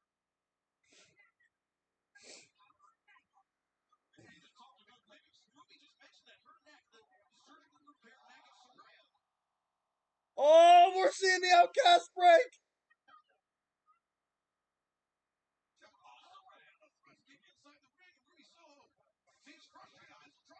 So the Outcasts are imploding.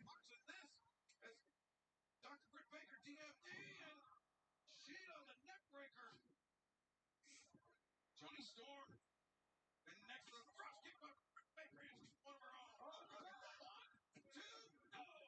Storm surreptitiously falling top of Saraya. It's mad that Storm was trying to win her. And Britt Baker, Britt Baker and Sheeta need to take advantage of this, the problems members of the Outcast are having.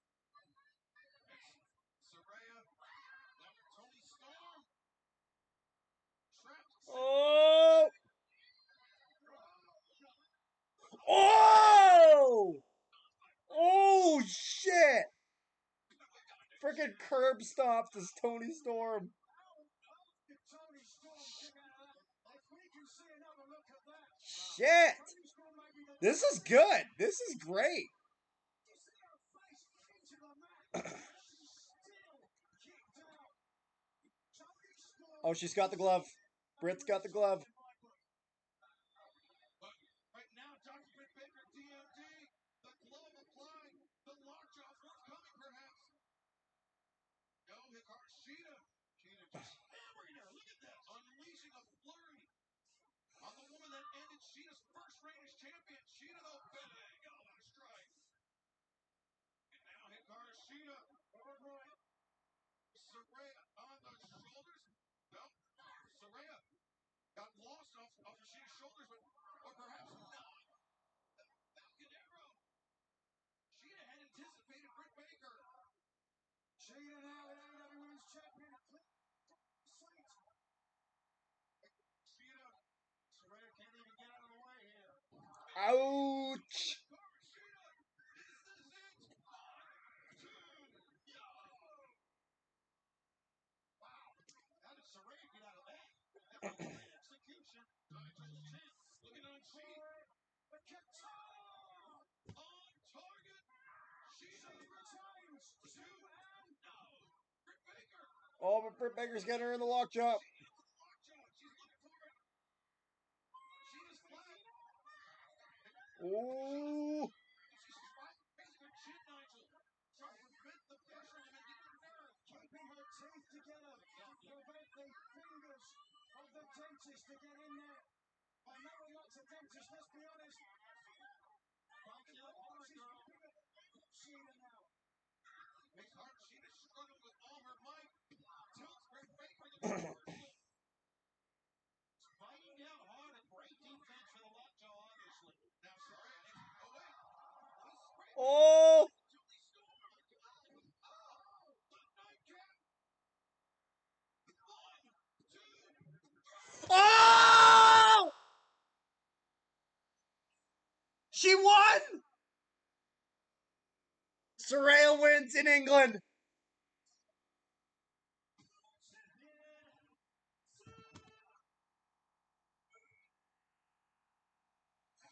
And she wins pinning Tony Storm. Calling for a family to come in with it. Saraya. Oh, and they're getting Saraya's family. In front of her family. Winning the AEW Women's World Championship. And we may need to check that Chiron, Nigel, because Saraya may no longer be a part of the Outcast after putting the green spray paint in the eyes. Yeah, that's not, there are no outcasts no more. Right now, Saraya's hometown, a young girl from Norwich who grew up in a wrestling ring. Title. Study it. Those tears may dry up, but the memory will last forever. And this has got to be bittersweet for Hikaru Shida. That was great. They were embroiled in a battle Saraya won. for the pinfall for the Yep. lockjaw. And because her and Tony Storm are part of the Outcast, so everyone was kind of wondering what they'd do. So Tony Storm brought Britt Baker to the outside and had Saraya's mom in the front row hold her. And Britt moved out of the way, and so Tony Storm punched Saraya's mom right in the head. And that, yeah, you don't hit someone's mom. So that just made everything just blow up. Saraya is the AEW Women's World Champion. And remember, earlier tonight, all in 0 hour, we saw that Mercedes Moné was in attendance. Right. Would that portend something, anything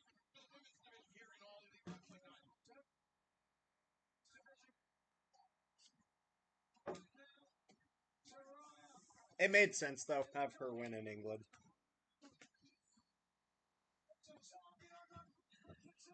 She will go back to Norwich as the AEW Women's Champion.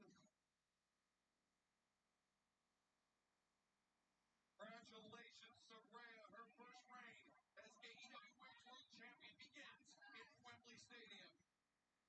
We've spoken about so many firsts here tonight. AEW's first transatlantic journey, our first Stadium Stampede match. And I can guarantee you, Wembley Stadium has never seen anything like a coffin match. Coffin match now? Believe me when I said we was going to take over. That's why we had to prove a point, putting the fear of God in Nick Wayne. Fox, I lived with you in your demons. I tried to help you. Looks like you have some new friends. I got some friends too. Is he throwing out a challenge for All in London? We have a coffin match. Nick Wayne! I got to win! This was a test for you. You're on fire! What are you gonna do? Who do you got? The true greats are always 2 steps ahead. Ain't that right, Stinger? In front of 80,000 people. MJF in the middle zone!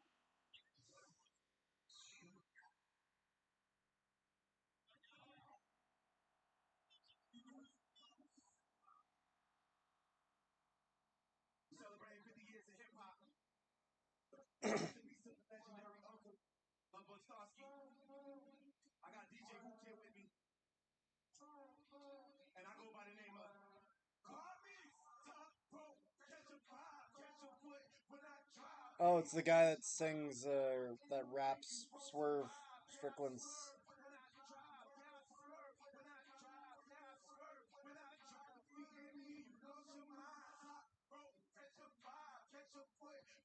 What the hell is the point in the other guy? just hanging in there.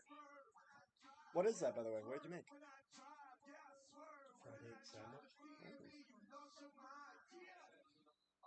Flash You can ask Zach if you can have like the dry ribs that are in the fridge. The what? The little ribs, the dry ribs, like Ribs. mm-hmm. They're small. They're breaded.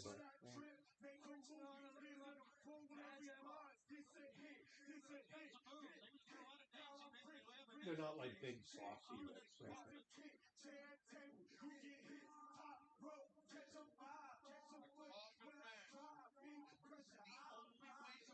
There's also chicken nuggets in there too.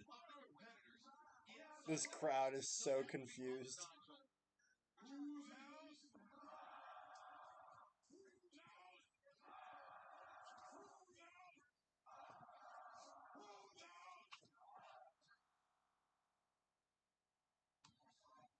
Swerve's house might be Christian Cage's stadium. Following is a coffin match. The first team to shut up on the water in the coffin will be the winner. Introducing at this time, There he is, wearing the TNT title when Luchasaurus. 280 pounds. The Airsats TNT champion alongside the rightful TNT champion Luchasaurus, but Christian Cage wearing that title belt as if he earned it. He certainly did earn it. There's no question about it. A pivotal factor in Luchasaurus. Previous champion for it. But let's talk about Christian Cage. A late addition to this match. Father of the Year. Instead of watching his daughter as originally planned, he bought her a flight to England out of his own pocket.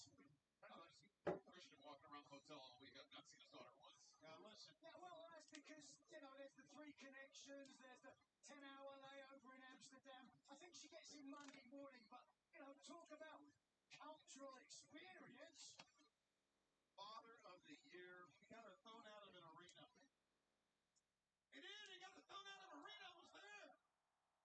You can take a lesson from Christian Cage.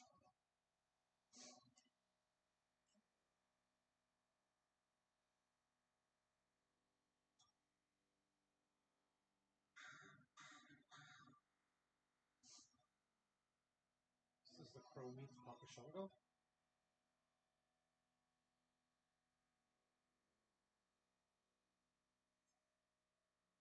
Guess so.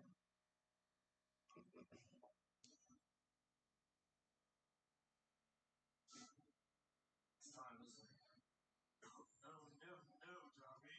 You're sadly mistaken. We're talking about the UK. 80,000 people. Wembley Stadium is beyond just time. It's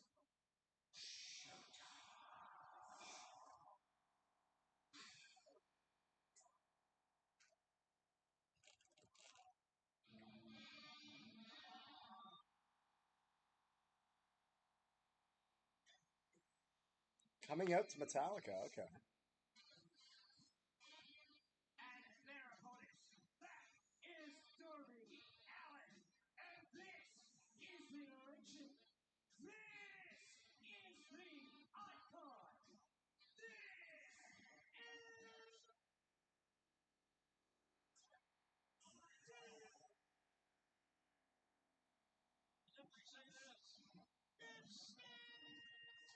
There we go. Get Tony Schiavone doing it. Justin Roberts did it better, Tony, unfortunately. How did he get his job? Sting and Darby Allin from ominously prowling the streets of Whitechapel. Starting to get dark out there, so it's getting a little. Light show's getting a little fancier. Tonight,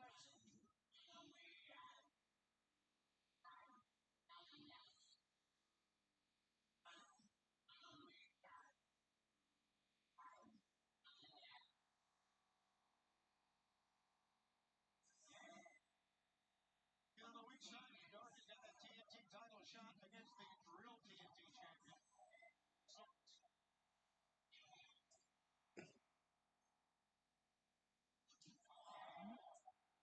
TNT champion. Why is Christian Cage wearing the title? hey, but that's I don't know, maybe give him some sort of magical spell over him. I don't know. What a moment. The icon, Sting, center of the ring, Wembley Stadium. Sting, a first ballot Hall of Fame star, no question about it. Iconic and superstars in pro wrestling history. Sorry, to Christian Cage. As now the coffin match begins. At the root of all of this is Swerve Strickland and Aaron Fox. The assault on Nick Wayne, the young protege of Darby Allin, as Make sure to leave a like, guys. Christian Cage, Sting knocking eyes.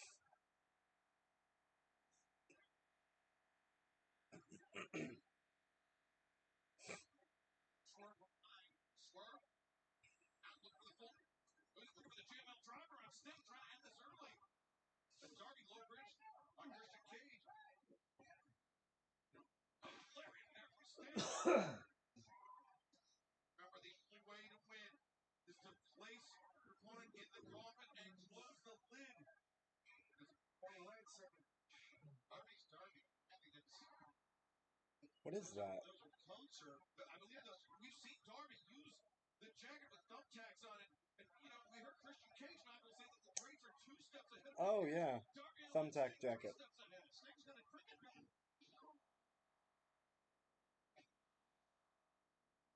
Maybe 4 now. The cricket back as well. And Sting's going to put one of these things on. The thumbtack jackets for Sting and Darby Allin. And now Prince Nana. Oh, Getting his eye gouged in the corner. Ooh. The coffin splash. Who the hell's that dude in the gold? Swerve getting punctured. With Christian Cage gouging the eyes. And now sitting on the neck of Darby Allin. Simple counter move and it worked, man. how good is Christian Cage? Cunning, decisive, virile. Sting up to his feet, but he's clutching that left leg. As Swerve comes in, the spear house is Christian. And Christian trying to clear those thumbtacks out of the ring. Remember, no pinfall, no submission. First man to go in the coffin, have the lid closed, loses it for his team. That's right. Take those jackets off now. Certainly not regulation ring attire. Oh, they're coming this way. Swerve Strickland and Sting going over the timekeeper's position while inside the ring, Christian Cage now looking to restrain Darby Allin. He's got tape. He's taking the He's taping up Darby Allin. Oh, no. Doesn't look good for Sting.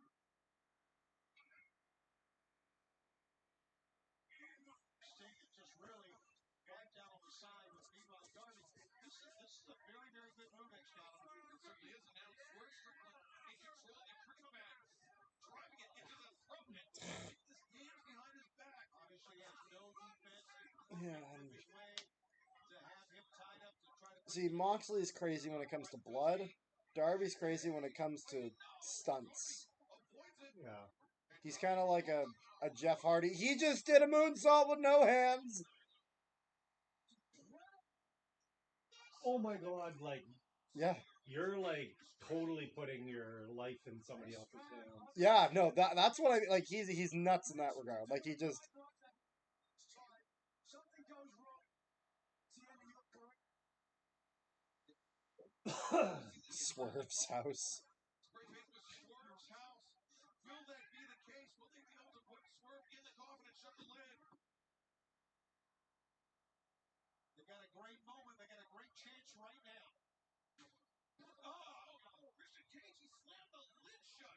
Again, brilliant veteran experience from Christian Cage. As Christian now the blindside shot on Sting. Oh, man, Sting is went hard into those stairs. He's doing the right thing. Taking Sting out on the outside. Focusing on this experienced Darby Allin. Tony, as you mentioned a moment this time, Darby Allin will challenge Luchasaurus for the TNT Championship at All Out coming to the United Center in Chicago, live on pay-per-view, but that's if he's able to survive this match. And that's why this was crazy for him to take this match and want this match. But as we know, Darby seems to just thrive on pain and damage. He's given Christian Cage the opportunity to take that title. Opportunity away from him. Oh, doing a concerto. Christian Cage, thinking concerto. Darby's helpless right now. I mean, he is just helpless. Oh, yeah, Darby did that too. Ow, that hit me in the leg. Darby, shotgun dropkick, takes Christian Cage out. Darby got elevated up, went face first on top turnbuckle. I think Darby's bones are made of steel or titanium or something. Whatever they are, they are being put to their limit. Oh, no, no. Uh-oh. Swerve. Oh. Stunner. Darby goes over the top with the stunner. Oh, wait a second. Here comes Sting. The icon. Ouch. And that table made of British steel.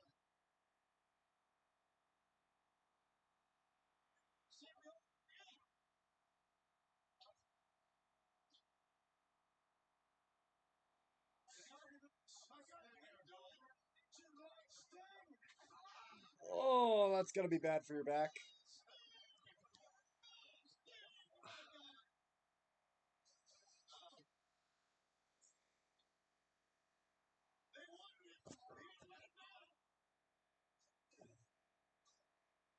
Sting, letting 80,000 plus here in Wembley know that he is the table.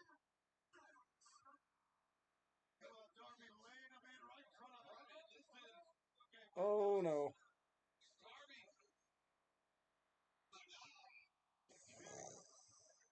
On Christian Cage. Christian is head reading our broadcast position here at ringside. A shotgun, man. Over the top. That was an orbital strike by Darby Allin. As Darby dragging Christian, a very dazed Christian Cage, over towards the coffin.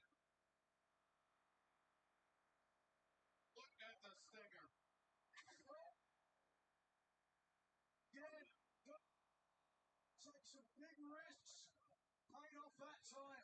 I think Sting wanted to hit him with the elbow, but got him with the hip instead. Whatever. There it is. It was close. The coffin lid is going. No. Christian Cage. Hold tight. It's about to fall though. Christian Cage, you can see his hands. The only thing preventing the coffin lid from closing. Now his boot outside. He's got a big Luchasaurus.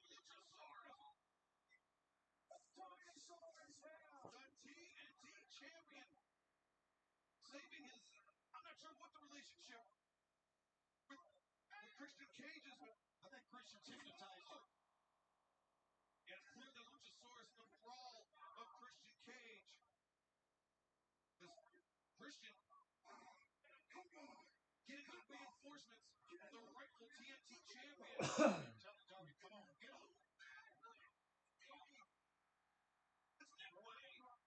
The skateboard. Who the hell is this guy? Nick Wayne. Nick Wayne made the biggest mistake of his young career. Oh no, Luchasaurus. He's got Nick Wayne up. He can't be thinking, choke slam on the skateboard. Don't give up that skateboard either, guys, as you can see. The skateboard as unforgiving as a British table. Now Luchasaurus taking Nick Wayne. This is gonna carry him out of there. What evil Luchasaurus has planned for that young man. Right now it's the evil hands of the Joker. Sting. Swerve in his head, his body bounced off the exterior of that coffin. And Christian. Good job. Incapacitate both so that you can get one in without the interference of the other. It's that confidence. Good roll. What do you take? I'd go for chloroform first if I was out there. Nigel, you're a sick man. Oh, I'm sure Prince Nana can get him out his hand with some chloroform. There's a swerve. Being helped from by Sting. Don't thanks, please. Please don't. You can see it. You can see it. There we go. Oh, that's gonna hurt. Coffin drop on the coffin. And that may have created a path to victory for Swerve and Christian. Darby Allin said he faked his face. Just watch this missile. Talk about no give. Whiplash. He's dead. After bouncing off the coffin. And now Sting's got to fight 2 men off by himself. You have to admire Sting. The true veterans of this industry. He's doing it, man. As Sting knows that the tide has turned, he's got to do everything he has, everything he can to try to put away 2 men. A multitude of stinger splashes, Excalibur. Now Christian Cage.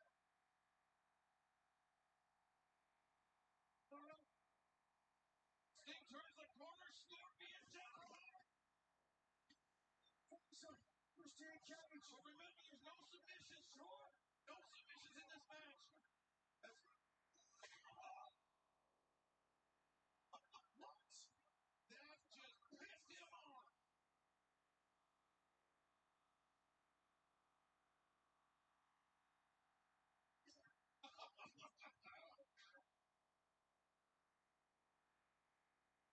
I'll give it to Sting to remain relevant and take the risk that he's doing. This stage of his career. Oh! Well, it gets you that when you're in the ring with Christian Cage. The bat into the midsection and then into the jaw. And now, Swerve Strickland, he's thinking that double stomp. You can shatter cinder blocks. Brown shattering the sternum of the icon. Sting hit his head very hard, back of his head, very hard on that as well. On the back of his head, as you can see. I'm gonna get the coffin in the ring. To end the career here in Wembley Stadium in front of 80,000 fans. They're going to be crying tonight. It'll sting us all. Christian Cage and Darby Allin. A Swerve.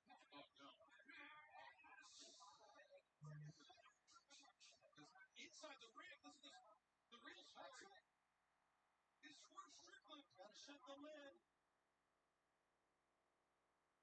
Is he gonna end the match? Is he gonna end the career of the icon Sting? Or to bury the bat with it? Close it! Close it! It's over! Oh, we see the end! The icon! Did you see what? Yes! No!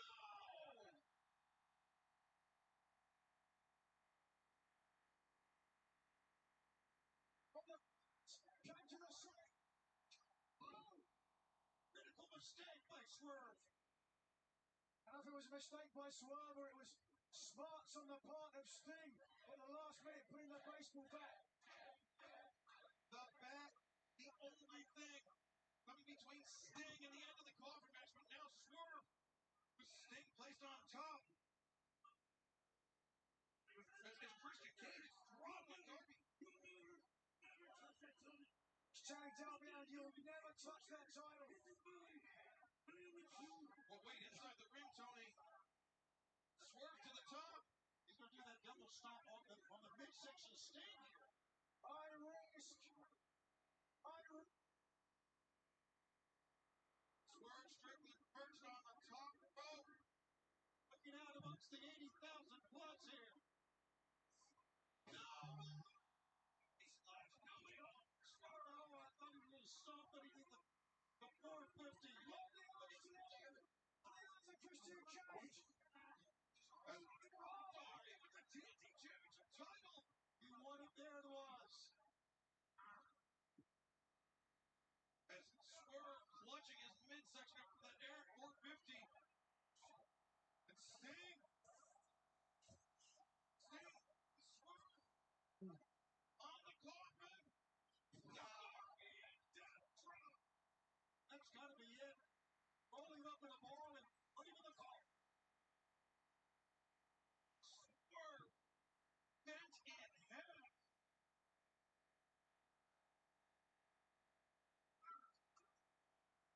No, he's beside himself. As Sting. As Swerve. Up in the lip. No. The hands off.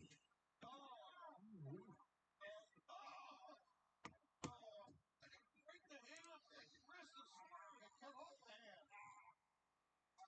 Swerve refusing to go quietly into the coffin. A Sting. We have a horror movie right there. No. Oop! That's gonna hurt. Oh my God!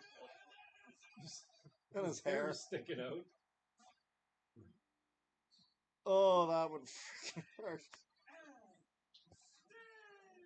This has been a good show so far. What a spectacle we just witnessed. And now Darby Allin, in 7 days' time, must somehow find the wherewithal, find the reserve to recover and challenge the monster Luchasaurus for the TNT Championship at All Out, Nigel. Well, that's the point. The valiant Christian Cage did his work tonight. Take one look at Darby Allin. So we got House of Black versus The Acclaimed. We have Ospreay versus Jericho. And the main event. So either House of Black versus The Acclaimed next, or Jericho versus Ospreay. I feel like we'll get House of Black versus Acclaimed next. The Sting can celebrate tonight, and he won't be riding that skateboard, I guarantee you. Coming up next, Oh, actually, they might be doing this just so that way they don't have two singles matches to end the night. the greatest of all time, Chris Jericho versus the Billy Goat, the assassin of Don Callis. I'm talking about Will Ospreay. You know what I offered him? 30, 40 years of friendship be damned. Your head on a platter at Wembley. For too long I've seen you on my TV screen.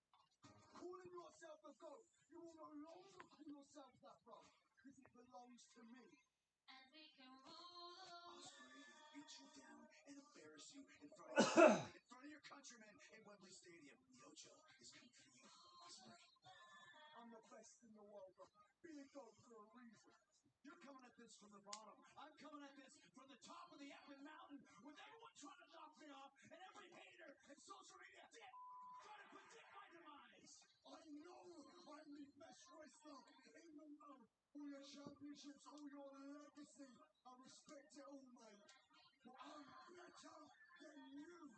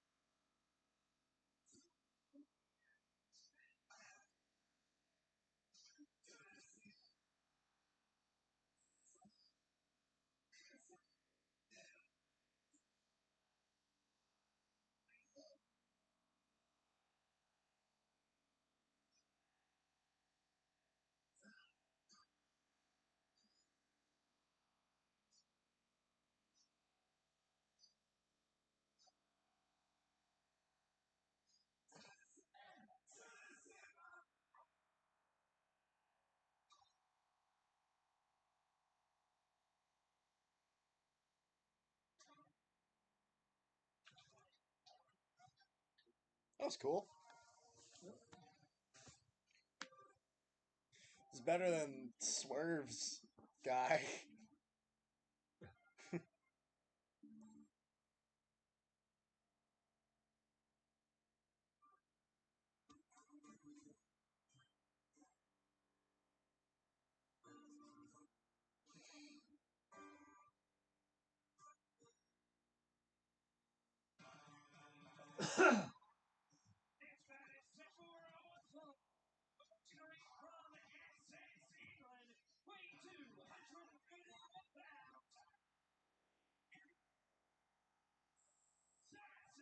So where's Don Callis?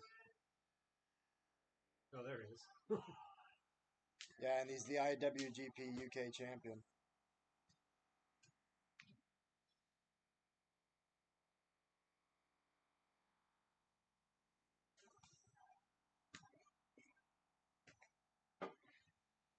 Yeah, this is definitely what their WrestleMania is going to be.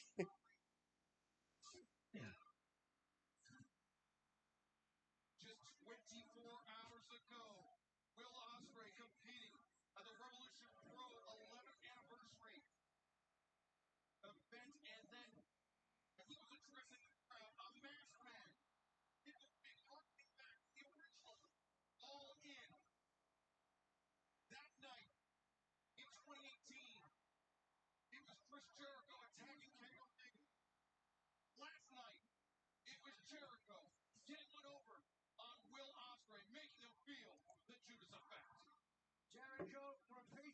history, the inaugural AEW champion.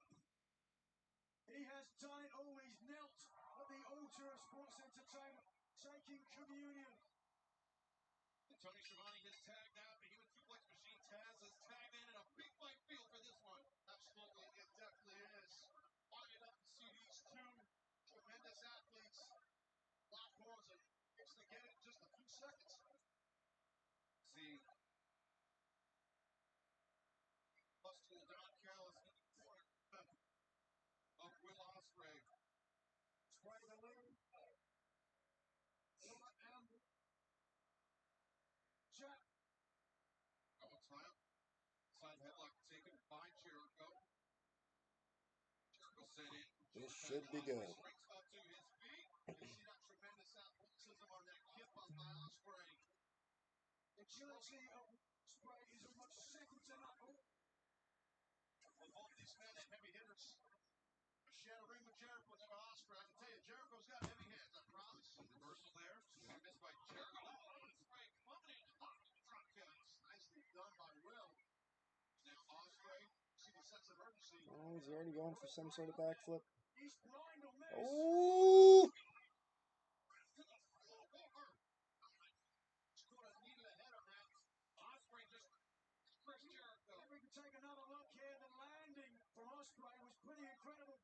Ospreay's moving on. He's not concerned about a replay. Wants to end this one quickly. Springboard to the shot. The elbow strikes the cover. Two-hand. Will Ospreay goes by the moniker the Aerial Assassin, but he is Don Callis' assassin here tonight. Oh, he's looking for the hidden blade, but instead Jericho anticipated able to counter out. Now the chop exchange. So Chris Jericho, short, he has proved time and time again he can still compete with the very best in the world. Both men same idea, boot to face, both same effect. They hit the up. As earlier this year, Will Ospreay picked up the biggest victory of his AEW career. He defeated Kenny Omega in the IWGP United States Heavyweight Championship title. Ospreay now the IWGP UK Heavyweight Championship. But Don Callis was in that night, and he's back in Ospreay's corner tonight. And Don is dangerous. He's a receiver's time, dangerous. Gotta be careful. Chris. Still now, sorry, not sharing arm shit together. Callis said the only thing Jericho and his family is be the man to end it. Will Ospreay be able to end himself the Ocho tonight? Taz, if you had to pick a winner, where's your money? I wish you would ask me that. I'm not an on defense guy, but I'm going to have to lean towards Ospreay. I think he's got the home field advantage, the 12th man, as we call it. Even though Jericho's got a little more experience, I just think this is Ospreay's time. I think he wins this match. Ospreay, the hammer, sends Jericho across the ring. Bandera elevates Ospreay. Oh, Ospreay came down hard. Maybe sweeps that knee. Jericho. Flush on the chin with the drop kick. I just realized that he did sweep the knee. I spotted that also. Jericho. Certainly a veteran like Jericho. Oh, the man. Flying baseball drop kick blind for Ospreay. What a shot. Chris knows you see that grin on the face. Chop. Loves the taste of his own blood, fires him up. Whoa! I bet you Chris is trying to open up Ospreay's chest. Turn in favor of the seatbelt.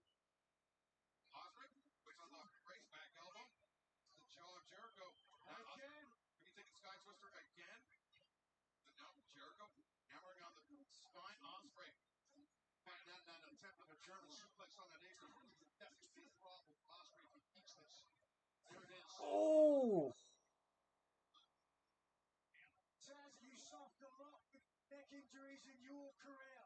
You must wince when you saw that. I did. I literally closed my eyes because I knew this German was a hidden mark. I could tell by the explosivity of Chris Jericho and how low they were. It was nasty. And Ospreay, you could see how he get that numbness out of his now. The numbness in that right hand. Says that's why Super Freaks are heavy podcast. Serving the launch, the trajectory that Chris Jericho sent Ospreay. You knew the work though it was going to be a nightmare for us. Yeah, I could tell, as a suplex guy, you could tell where the hips are going to end up on the explosion of the hips. So you can see how the all it's going to land. It seems going to be bad for Osprey. Now, Osprey struggling, late with the suplex. Working on that whole upper shoulder griddle back area. Jericho will be. Yep, and it's Aubrey Edwards. Covered by Chris. He's out of the old Lionheart playbook. Jericho. With Will Ospreay against the ropes. Ospreay on the biggest stage of his career. A victory over Chris Jericho tonight. A landmark, perhaps a career-defining victory for Will Ospreay. Especially here. Now that you speak to this, here, I'm basically in London, saying. But England, but not just that, Wembley Stadium, the most iconic venue in all of England. Sing songs about it, que sera, sera, whatever will be, will be. Corkscrew kick, Taz. Is he back in this one? That was phenomenal. That was excellent. What an athlete Ospreay is. Got to keep rolling it. And head drop. Ospreay again. The chop to that chest. Standing shooting star press. 1, 2, and whoa. That was close. Very close. Trying to get that momentum going. That adrenaline. Ospreay, one of the most durable competitors in professional wrestling today. But a German suplex, like we saw. Oh! That chest is open. You know, we saw a little blood on that back area of Chris. To the jaw of Jericho. Oh! Jericho fires back. Now, perhaps another page out of the Lionheart playbook. Way up there. Trying to get it quickly. Trying to stun Ospreay so he can hit the roof. Exactly right. Jericho. Now Jericho, the far leg hook, and Ospreay able to kick out. Taz Jericho has had so many battles with luchadors throughout his career. Ultimate Dragon specifically came to mind when I saw that top rope work. Absolutely, and as you guys know, the amount of time that Jericho has spent in Mexico wrestling, against some of the greatest luchadors in the world at a younger age. So yeah, he's got such a hybrid style, Jericho, for so many decades. Jericho's faced every style, every position you can. Wrestlers are such a dangerous competitor. He was the first man to tell Ospreay, slow it down, tone down your style. My old soul. Step ahead of the student of the game, Ospreay. Ospreay. Now hanging Jericho out to dry on the top rope, knee strike. Jericho precariously perched. That might not be the last knee strike. Ospreay probably maybe screamed over the shin or a knee to the head, possibly. Oh! It's not good.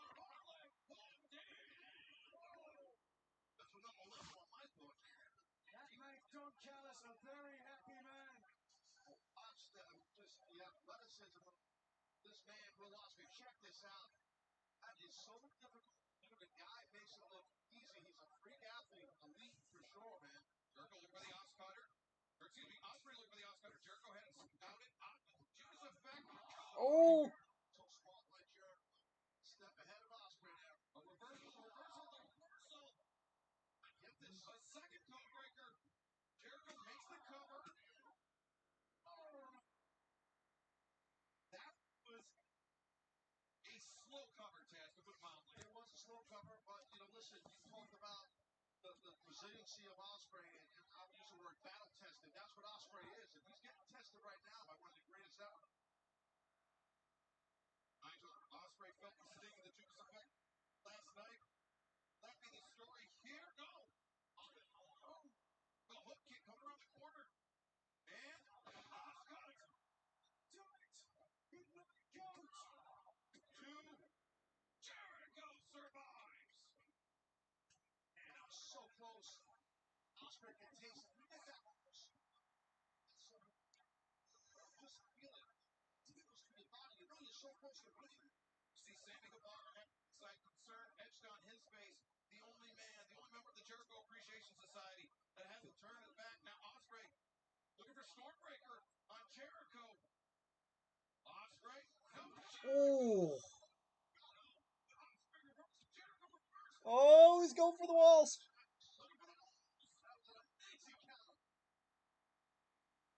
Can Jericho step over? He can.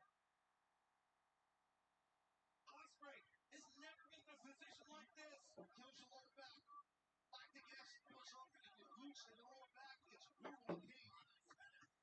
Box two, and it's brutal as all. And Jericho has Ospreay at the tip center of the ring. Ospreay trying to make the desperate call to the bottom rope. Now, It's getting closer. Closer. I'm cursed. the ball's in the bottom rope. The bat to the head of Ospreay. Aubrey Edwards didn't see it. Ospreay's out, guys. Ref never saw it. Exactly right. This is it.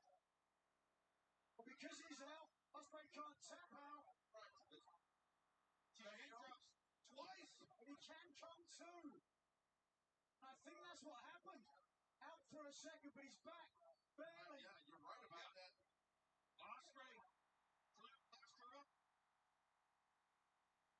Right hands into the face of the Ocho from his back.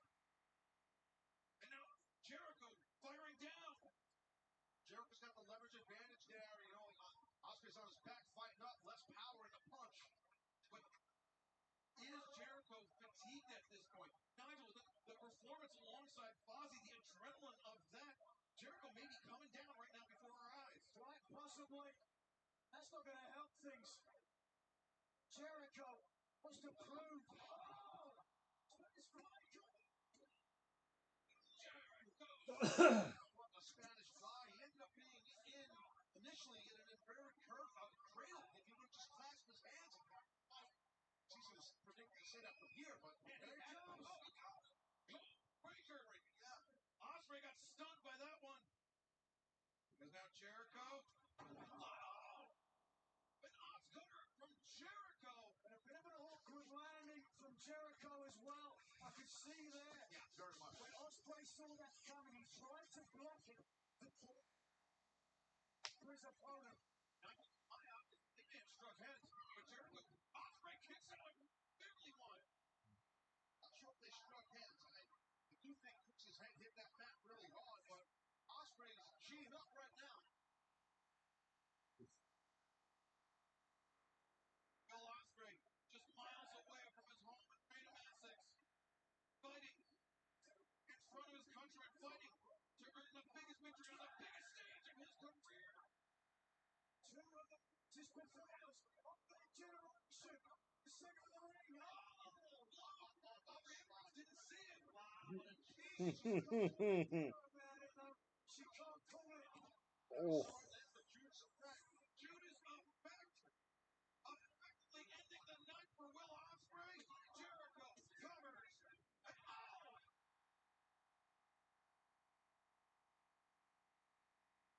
Will Ospreay digging deep, finding reserves, stunning. Just shows how important this match and trying to get a victory is against Jericho here in Wembley. Ospreay. Now a swap by Jericho. Low. Didn't work though. Judas didn't work either.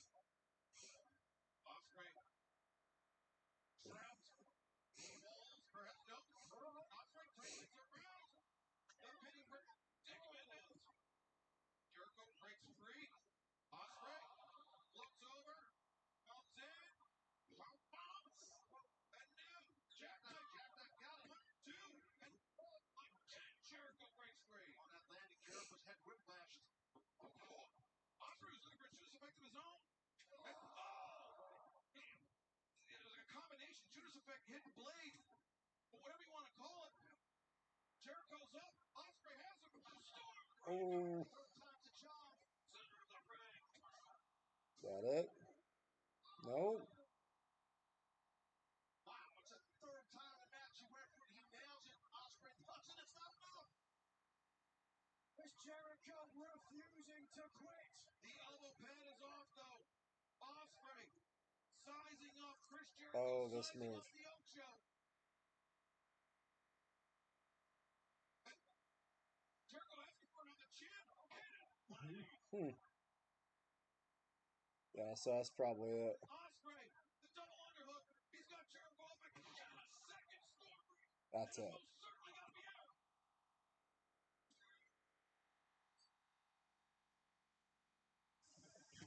Discreetly.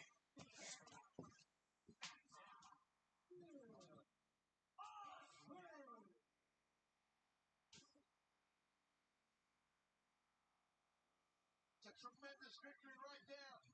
The Will Ospreay. Congratulations to him, man. What a match, guys. What a match we just witnessed. Sammy Guevara, you kind of can't believe it. Jericho just took an L right here in Wembley Stadium. What a performance by both men. What a physical battle by both athletes. A tremendous victory by Will Ospreay here tonight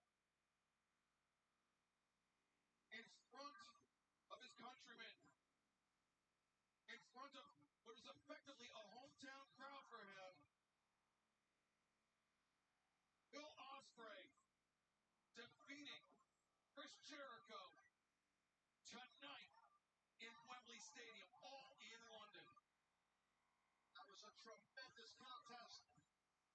Both of these guys, I'm telling you, tremendous. Ospreay,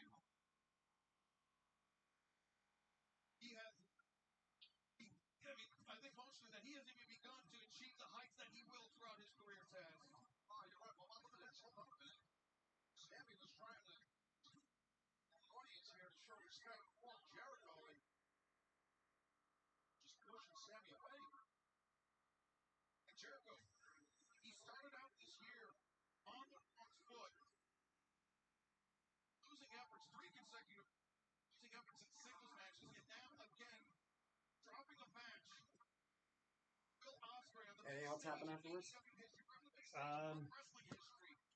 And Jericho,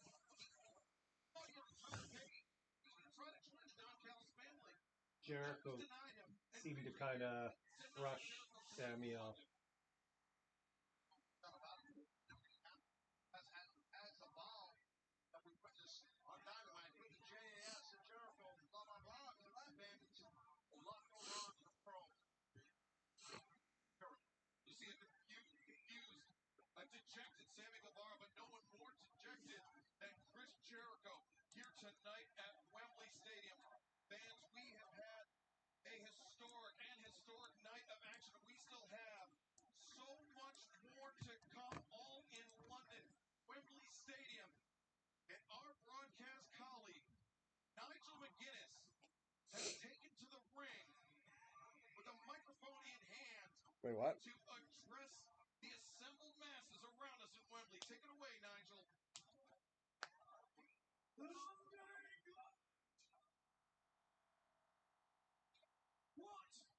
moment! What a night! Because tonight we're going to thank you 81,030. You know what the thing is? I don't think that's an inflated number. I think that is the actual number. Yeah. Because they actually did sell at least 80,000. That is absolutely New worldwide record for a pro wrestling event. Hey, you're welcome, Taz. See, they you know why they're saying that? Single person competing tonight. Because I think they're not counting WWE in the sense of I think they WWE is sports entertainment, Championship title match. which is why they're saying pro wrestling. Billy Gunn has been the victim of the end twice and thought we saw the end of his career. I just hope you know how much we love you.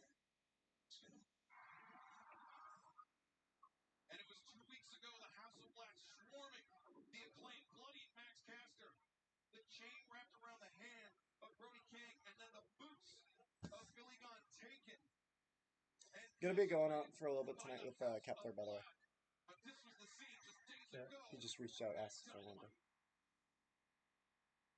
There's a guy I thought we'd never see again. There's a badass coming to London, and his name is Billy Gunn. This will be exciting. I think every match on the card has been great, honestly. Yeah. I've been this has been one of the most well-rounded pay-per-views I've seen in a while. Like, no sleepers so far. Even like the first match to start, that was really good. Yeah. It was a lot of fun. Like, what do you think? Just because I know you don't typically watch AEW, so I'm curious. Yeah, no, it's been good. It's been good. The what's it called? Stadium Stampede? Yeah, That was different, that was wasn't a it? little extreme, but But that's the thing. They're like the thing I like about AEW is they'll have that, but it was the one match. You know what I mean? It's not like ECW where every match is like that. yeah, Like it's enough violence to be fun, but not to be too well. Sometimes it's too much within its own match. But I don't. I like that. I like that. That's a Bray Wyatt tribute. yeah. I love that. They brought out the lantern. I love that. That's very respectful.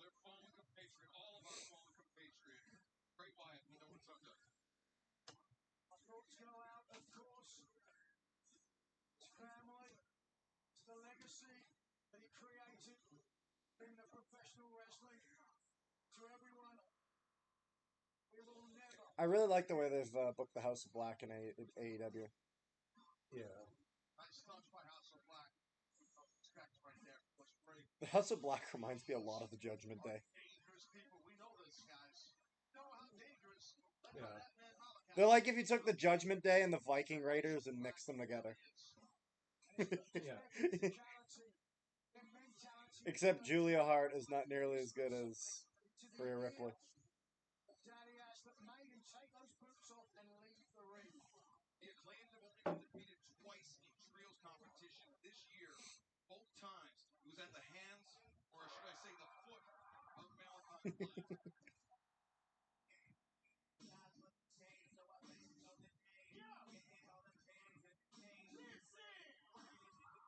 Gotta love the Acclaimed. Acclaimed on the mic. It's nothing that we can't do. These guys are bigger disgrace than Prince Andrew. You're such big wankers, you broke your metacarpals. And Bowens didn't believe me, but look, it's Harry, Hermione, and Ron Weasley. Everybody loves the Acclaimed. Oh, that first one was brutal. This is something I loved about I love about the Acclaimed. It's always different every time they come out, and it's always him taking a shot about someone.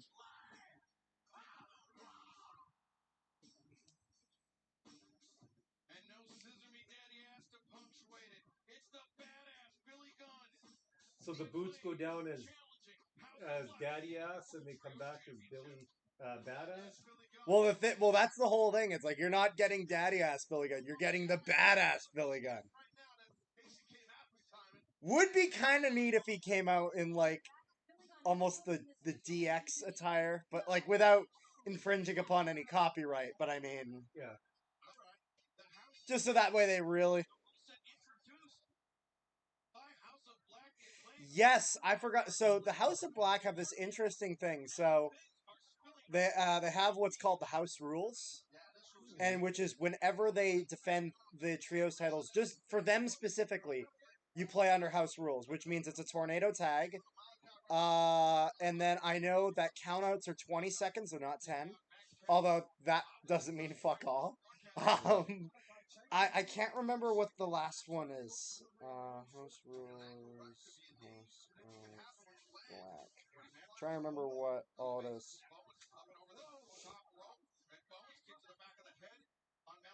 So let's see. 20-second countouts. No rope breaks.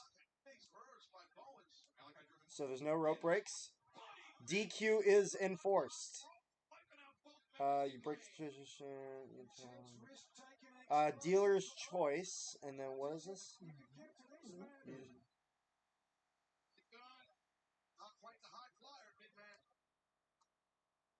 What's dealer's choice? Watch your back, Billy. The House of Black Rising. The big match. And dealer's choice means that the challengers get to add some sort of rule. Although they've never really explained this. But in theory, it's like some sort of honor thing. Yeah. But the whole thing about like the no rope breaks is that you're a man, you should be able to withstand pain, sort of thing. Yeah.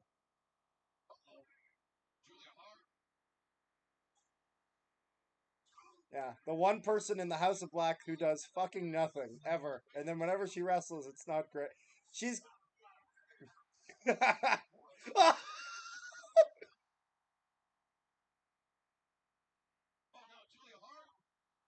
Wait, what? What the fuck? Oh my god.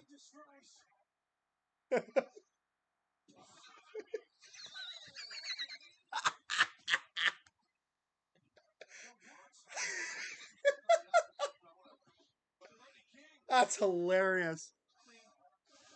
Max Caster roasting Buddy. Yes. Oh, I heard about that Dominic line. That was brutal.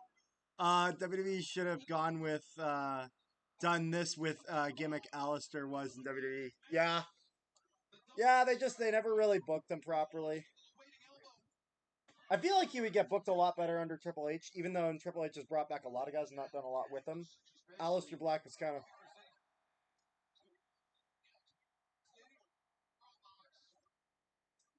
Just get to see an amazing show on a historic night. How about that record, fellas? 81,035 fans worldwide, paid attendance record. Only in Wembley, only in London, only in AEW. To be honest, I'm only a very small part, but you guys were here from the beginning. It's awesome to have you make that announcement. No, I just remember though when Max Caster, one of those times when he was doing his rap into the ring, and I can't remember who he was wrestling, but he said that the only person who had or he said that his mustache looked worse than Vince McMahon's. Oh.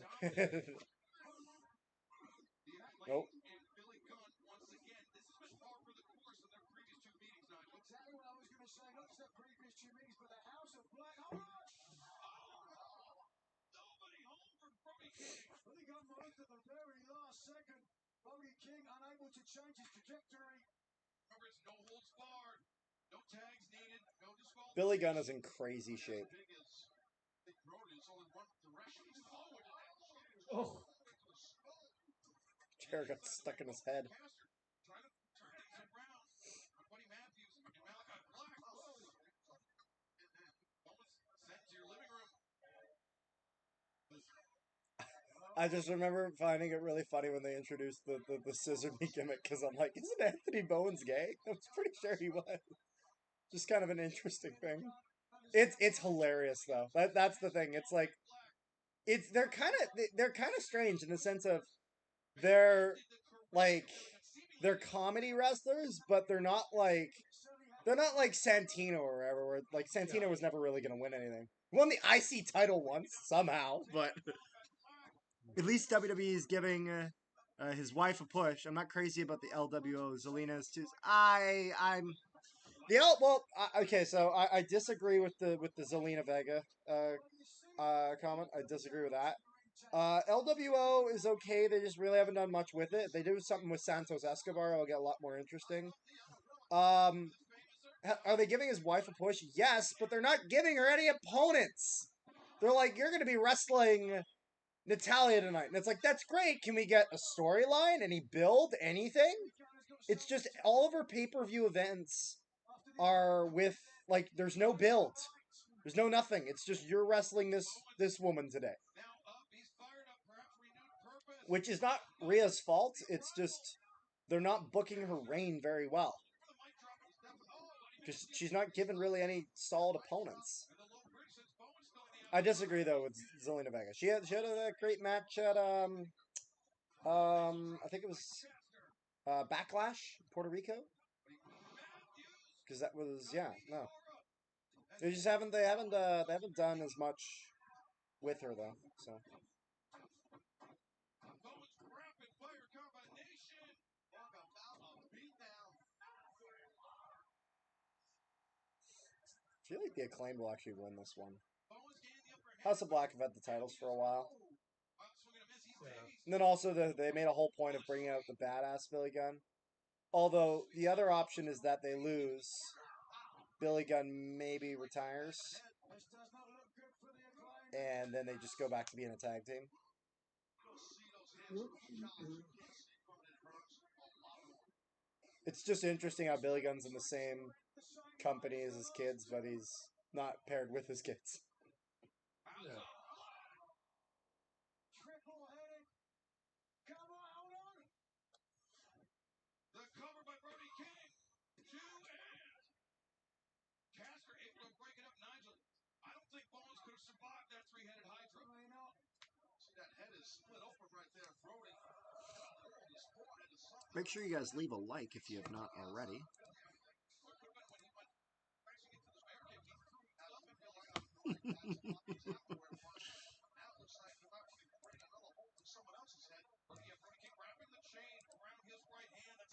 Lacey Evans, I believe is released or not resigning. That's a wrestler who's being misused. Yeah, although she had that stupid Sergeant Slaughter copy of a gimmick. It was dumb. It was a dumb gimmick. Just like she's being like she like, to be fair, like she's being misused, but she also really has not had that many great matches since she's been back. It's been like she's been real like. I get it. She's not doing anything with what she's like I get it. What she's given isn't great, but she's not doing anything with what she's given. Like nothing.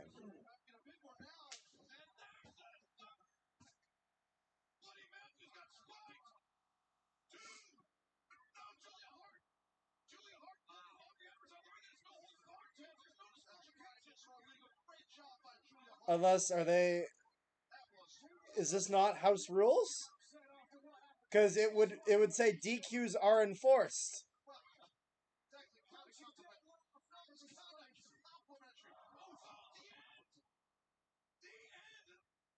That's it.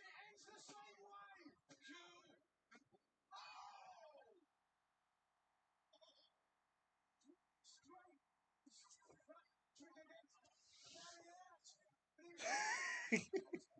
Do you see that? No. A guy made a sign out of. They made a sign of scissors, but they made it in two pieces so they could move the scissors.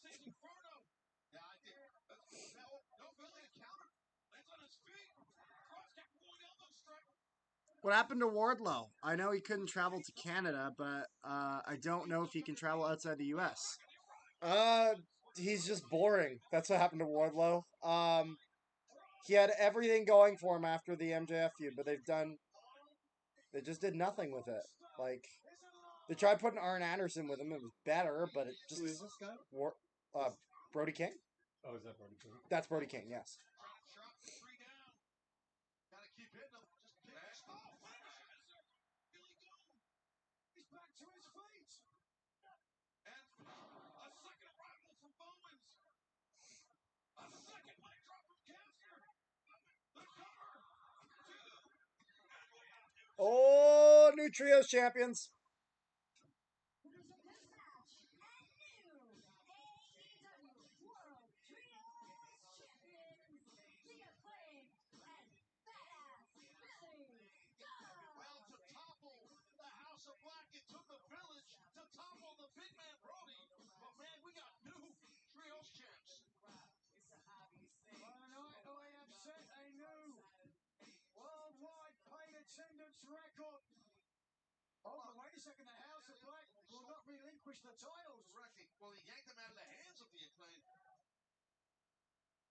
Tense moment here.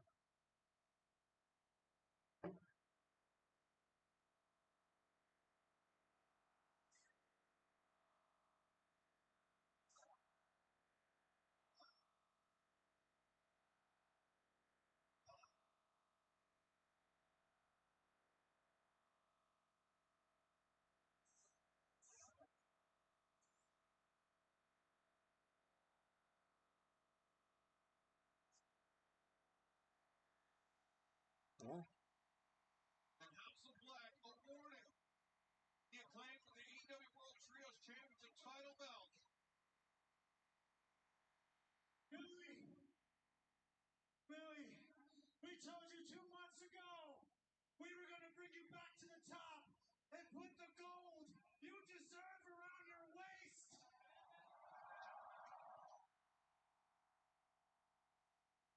And here it is. And one last thing.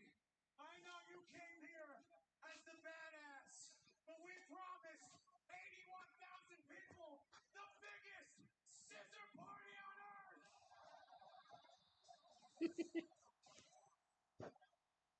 So Wembley, throw those scissors up. Get loud. Welcome to the party. Now, scissor me, daddy.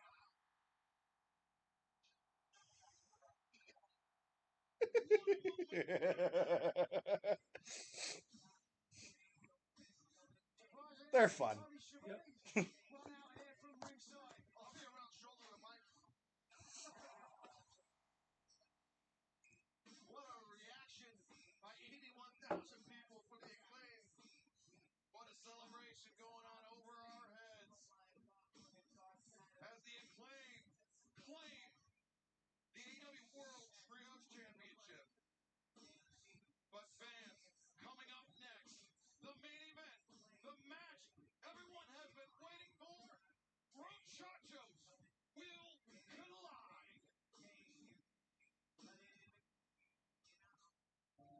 Slick jet black hair, icy blue eyes, cool Main event. tan, incredible in the ring, perfection on the microphone, and that man was you, Adam Cole. It connects. 1, 2. A 30-minute time limit draw. Minutes.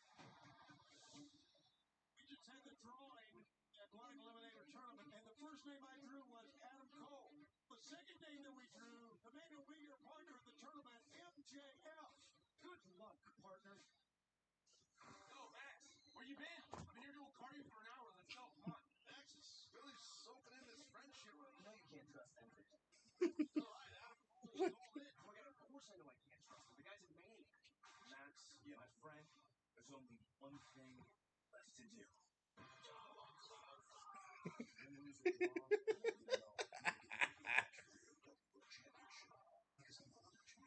MJF, he sacrificed Cole to block the Shatter Machine. Do what you gotta do. I made you a promise. I give you a shot at the Triple B. You don't deserve Let's just see. any match. AEW should be proud of their accomplishment. I know haters still find a way to doubt and crucify the company and talk about Tony's financial state. There is only one thing that means everything to me. I didn't. It seems to be doing fine. This show is basically a 7.6 out of 10. Yeah, I'd say it's about an 8 out of 10. I'd round that up, but that's fair. Yeah, no, I've been very pleased with this. This is like, but this will be. I'm interested to see. Be legendary. It's main event time in London.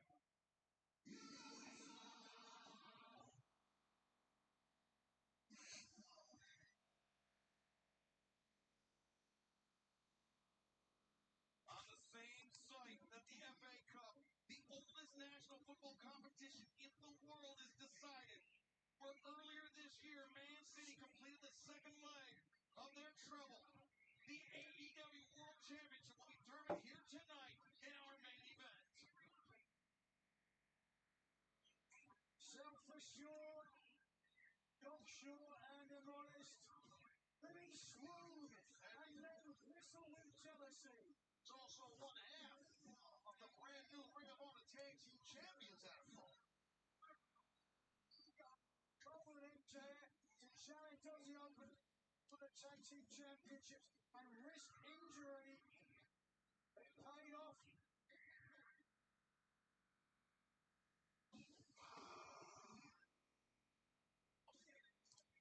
That was a shockwave of boom that just traveled 81,000 plus all throughout Wembley Stadium. entrance.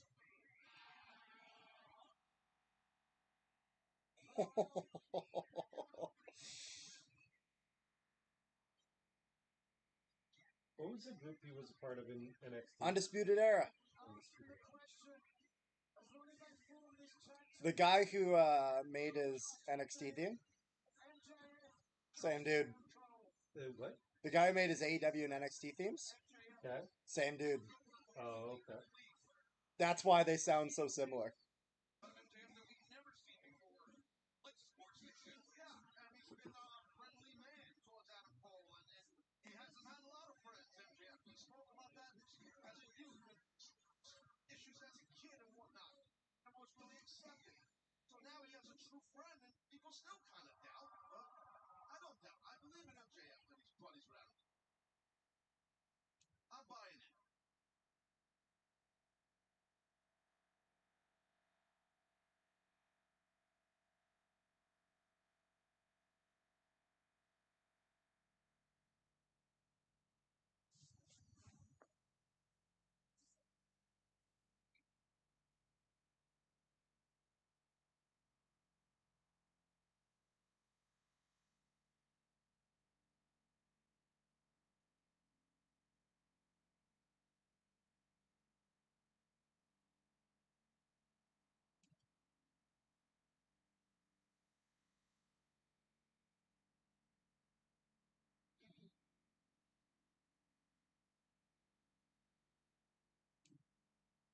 They're doing the devil entrance for him.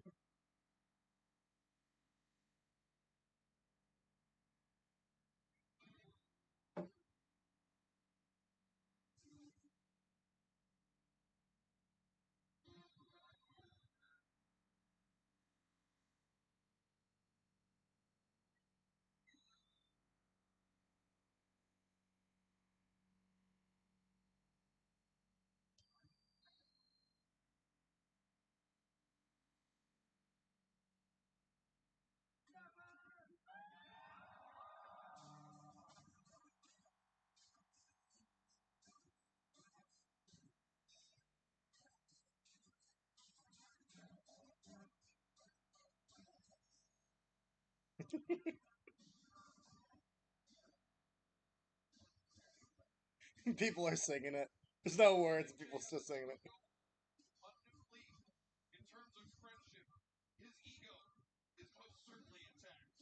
He's got the Ring of Honor Tag Team Championship over his shoulder, a brand new one, and the AEW World Heavyweight title around his face. So, two champions, partners, gonna collide.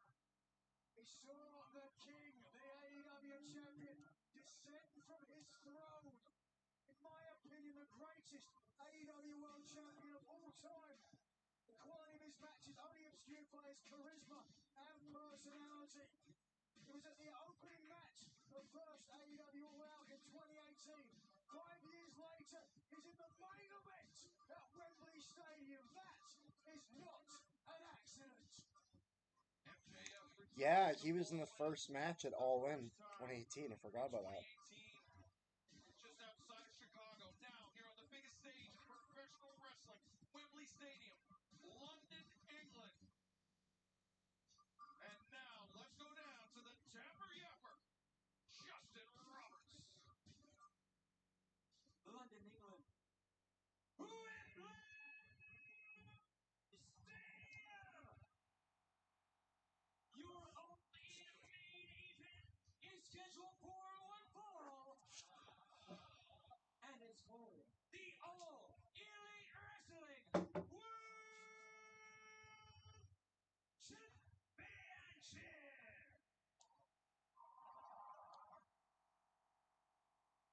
Introducing the challenger from Panama City, CM Punk is still making enemies that he doesn't want guys like Adam Page to appear on AEW Collision. Yeah, I know. Well, Adam Cole. whatever. It's not like they're gonna get rid of Adam Page. They're not. They'll be fine. Plainview, Long Island, New York. Weighing 226 pounds, he is the second half of the Ring of Honor World Tag Team Champions and the reigning and defending All Elite Wrestling World Champion. Maxwell, Jacob Friedman, MJF. Max's role had a wrist lock on him. Your referee, Bryce Remsburg. Big fight feel for sure. I'm sorry, Purple, I was talking, but big fight feel here for sure. We're far away from Nassau County. You know what that is, Nigel? No, I don't. That's where Plainview, Long Island is, in the county of Nassau. We're very far from there. Not a big fan of Long Island, I'll be perfectly honest with you. I'm not a big fan of London. You can leave any time you want, and there's I'll be leaving about 1,035 people who will kick you in the butt on the way out. Some fighting on commentary. Taz is the human suplex machine. I was about to say, I don't think Taz is the one you want to fight with.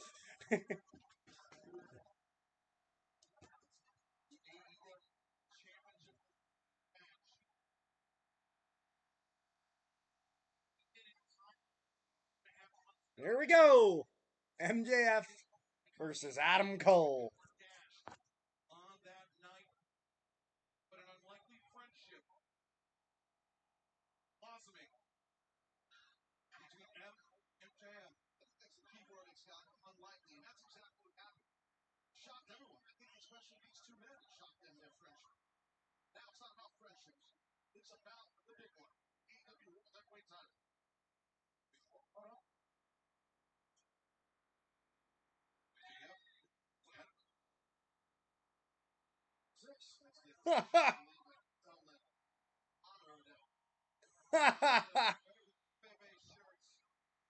They're putting on their shirts. The better than you pay shirts. Oh.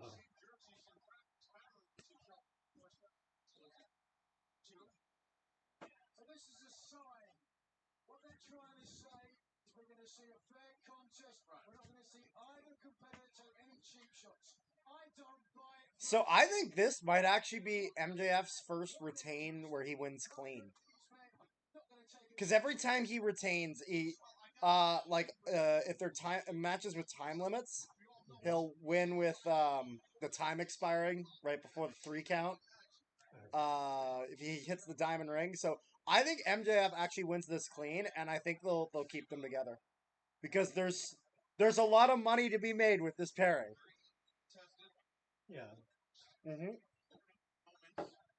I think they'll lose the Ring of Honor titles pretty soon, though. I don't think they'll have them very long.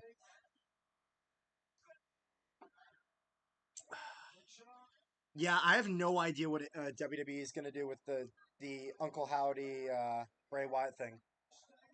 That's the first time he actually just shook a hand normally and didn't just screw someone over. That's him kind of head in the space of Adam Cole. That's what that is. Side headlock by MJF. I mean, in my opinion, what I could break down by knowing how Max thinks when you mess at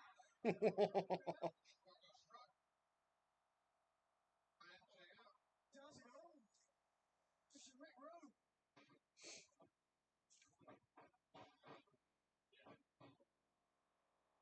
Bit of a hesitation after the leapfrog.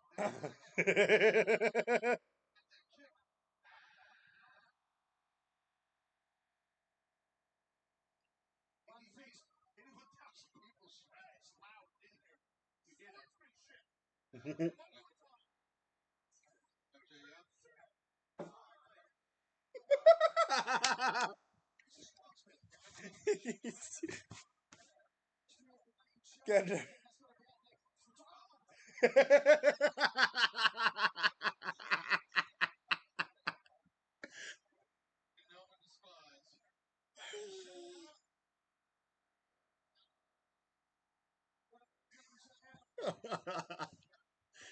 He is so entertaining. What are they chanting now?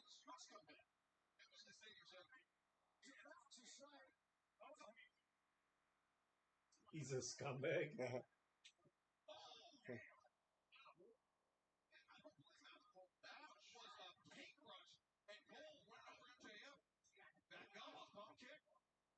Cole's got a temper. He's got an edge to him, too.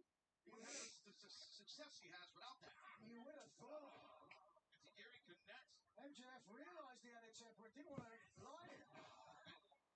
The tone of this match has changed in an instant. Adam Cole.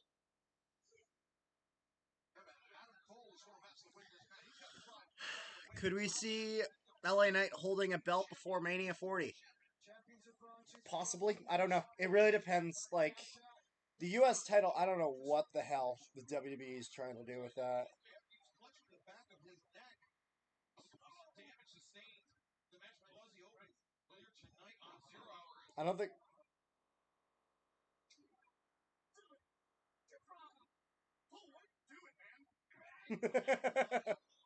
Rutherford by the belt into MJF's pad. And now stomping MJF in the corner. I know what MJF was complaining about. He clearly thumbed Cole in the eye, changed the status of this matchup.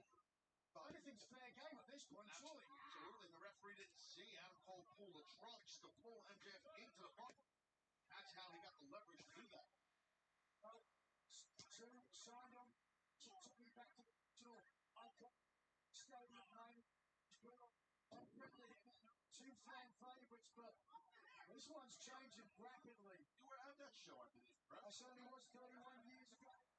Excited to be professional wrestling. I guarantee you, there's someone in attendance tonight who will have that same dream. That's awesome. I became a professional wrestler because I needed a job. You had one of them, an IRR. I digress. This front chancery applied. Make sure you guys leave a like on the video if you have not already. Thank you to all for joining. I just really hope they don't split them up after this. They might, like, there's a very big chance of that.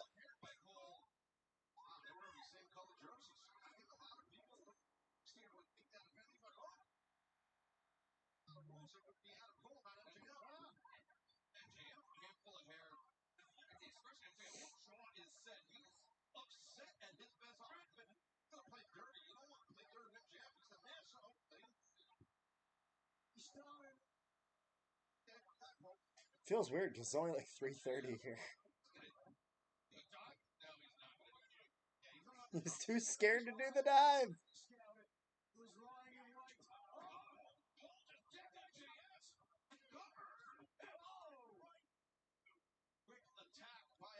Good kick, but I mean that kick in that first match, he looked like he took that guy's damn head off.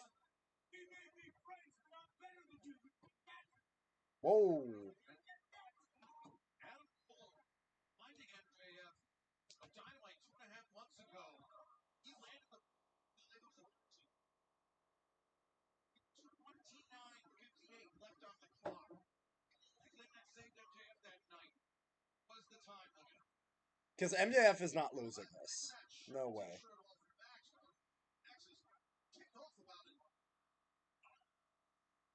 Is Adam Cole gonna be the heel?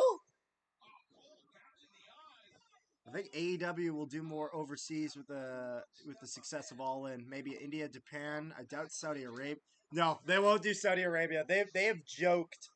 They have actually made jokes about the fact that they consider that blood money, which I mean it totally is. They would never do Saudi. I could see them doing Japan, absolutely. I could see them actually doing a Forbidden Door in Japan. I could possibly see them going somewhere like Germany. See them doing something like that.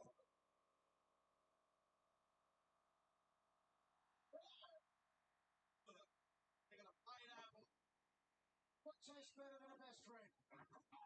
Ooh. It's just weird.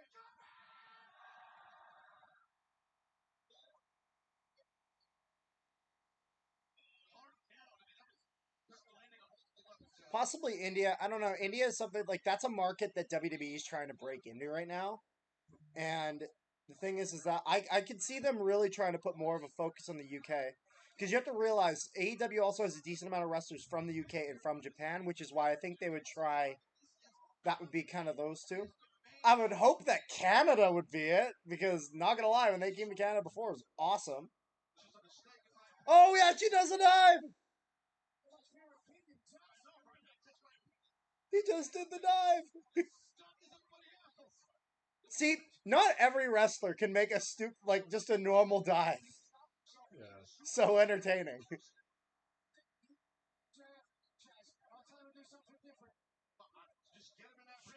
Surprised he didn't go up to Adam and go, "Look, Adam, I did the dive. I did it." Kicks out, take another look. MJF taking Yeah, no, AEW wouldn't touch Saudi Arabia with a 10-foot pole. Landed on his feet also. Perhaps, though, that has given MJF some confidence that he didn't have. Maybe he can take a few risks in this match. I'd be interested to see AEW do an event in like South Korea. Is that a sound strategy for MJF? They got a lot of wrestling there. In a match as high stakes as this, I don't personally think it is because all of his success has come from a certain style that he wrestles. He maximizes his minutes, but right now he's about damn near destroyed that left arm. Sunset flip. I'm out of building. Attempts going back and forth. Oh. Now he's back with a clear advantage. Both reach distance, jackknife. And very nearly got beat there. And Cole was laying on his feet, but to the midsection like Cole pump kick. Stunning MJF. Toronto and Montreal should have an AEW pay-per-view. Toronto did. They had Forbidden Door.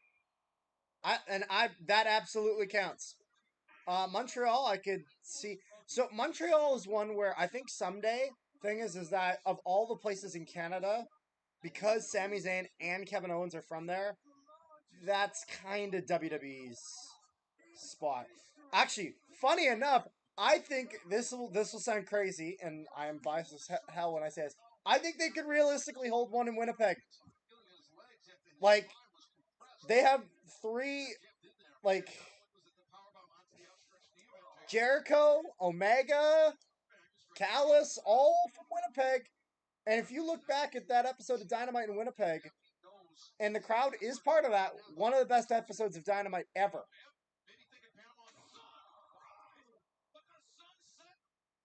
Like, I think they could do it. Like, I understand that the FTS Center isn't. Oh, we just did MJF's finisher. Oh, rope break. I think WWE would do well in Germany because of Gunther. Even though he is Austrian, Ludwig Kaiser has a potential breakout as well. Yeah, no, I think that would be an excellent move for WWE. Germany. I think Germany is kind of a wrestling market that they have not tapped.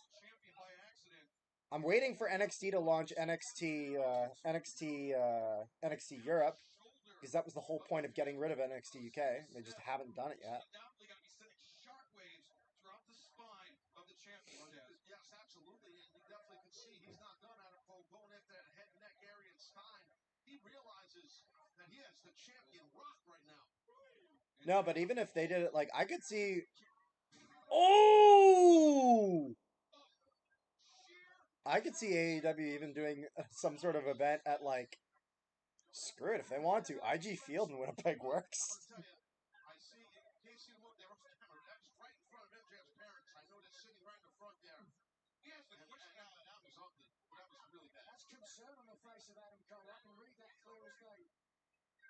See if we can take another look at a couple of angles of this. Yes. I'm not sure what. How does he land? Some damage in mind, but look,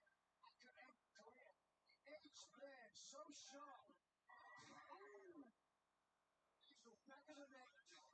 Inside the ring, referee Frank Bremsberg is making the count. MJF has to attend. Return the ring. But a look of concern on the face of Cole. Is he concerned about his friend? Is he concerned about losing the title opportunity? Yeah, the championship. I think he wants Max to stay down and out. So to become the champion becomes champion. But if he wins by count out, then. He's going to get a rematch. He's going Max is just done here. He wants to win the title at Wembley Stadium. He wants to win it. I mean, I'm sure he wants to win it. MJF is about to be counted out. No, he makes the dive. He breaks the plane. He's having go for it. And Cole, we asked the question on Wednesday night, what is going through this man's mind? Is it his friendship? I never really cared about Gunther and the Gallus boys. What about Ilya Dragunov? He was a lot better. Like, that Dragunov versus Walter match, now Gunther, that brutal. I think I showed you that, right? Yeah. 15 minutes of them chopping the shit out of each other. Oh, he's going for Panama Sunrise. Can't even hit it. The night as MJF spills to the floor at the feet of our announce desk. MJF cannot even get to a vertical base.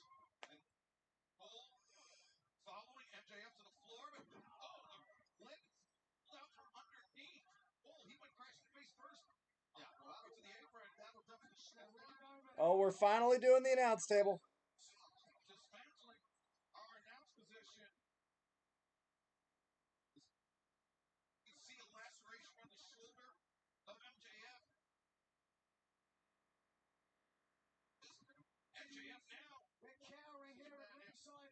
Yeah, this is a bad situation right now for Adam Cole. I'm going to stick it out here. MJF with Cole. You gotta do it. He's going to put him out. He's going to put MJF. He's looking for a tombstone. Oh, he's gonna do the tombstone. Tombstone, no. No. MJF couldn't do it. Couldn't pull the trigger. MJF could not bring himself to tombstone his best friend. What a coward. What are you talking about? This is his best friend. It's the AEW title. Yeah, I gotta Cole say. just slammed your head into the ring steps. What are you doing? Well, you gotta go for the kill. Nice, I agree with you, man. You gotta go for the kill when you got it. You gotta keep your title. Oh. See now what happens now? $100 for that play. Oh no. Cole's not thinking twice. Cole. Cole's gonna do it. Oh my God, but Cole's gonna do. Tombstone. Oh, God.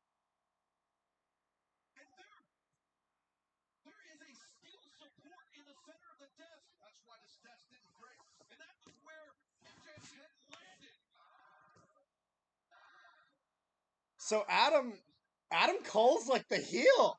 Yeah. This is over. Opinion on Orange Cassidy's title reign. It's been really good, but it's time for that to end.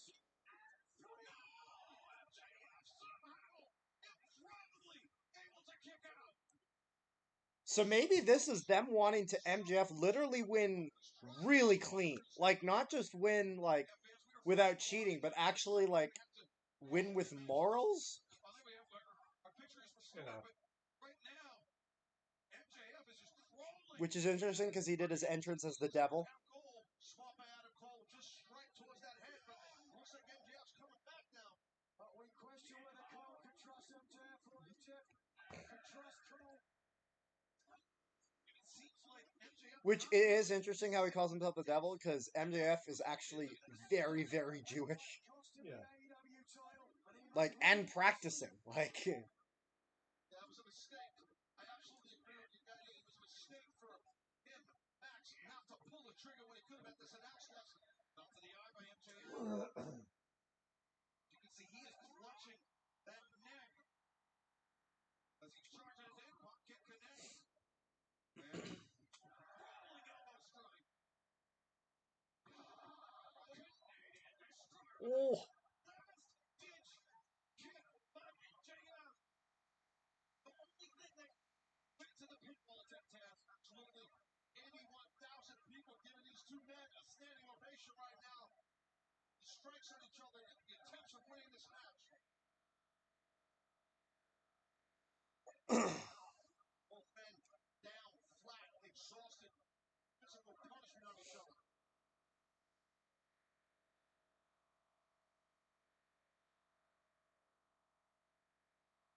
Talk about this being a summer fun. Because one day we fell in love with pro wrestling, and it was the beginning of a lifelong romance. Champion and challenger separated by the width of the ring. Pulling themselves upright, willing themselves to go on, but MJF struggling more so than Cole. It's the Great Buster off the steps. They're the pause. And double clothesline attempted. Swing and a miss by both.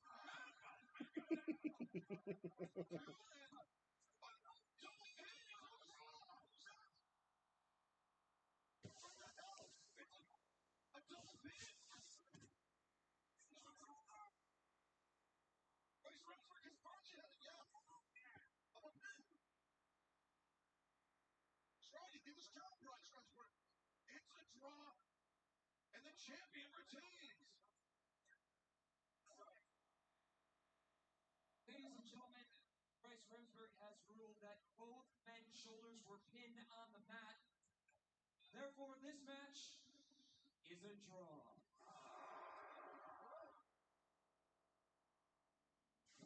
No freaking way! No way! Max! 5 more minutes! West that MJF denied. After the 30-minute draw in the AEW World Championship. Oh my god, imagine if he grants it then loses. Because he said no the last time that it happened. To his challenger, to his best friend, to Adam Cole. No. I don't blame him. Good move by Max. Or is he going to say, 5 minutes isn't enough, Adam. Oh. so I was wondering. We're going till we got a winner in fucking Wembley.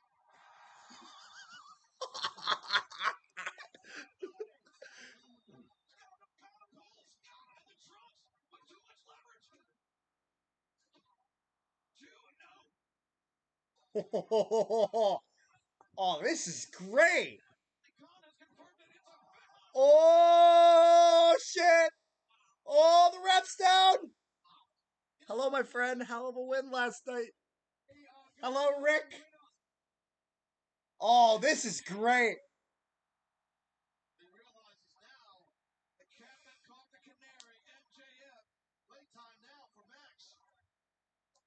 The freeze down. Or is he not going to win so clean? This is the MJF right now. This is the guy that became AEW champion with the antics. Inside the ring, MJF steel chair in hand. Both men attempting to Max Channel Eddie Guerrero.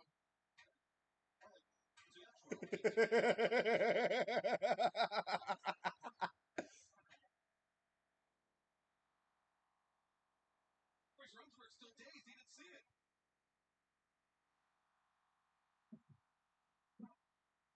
And now MJF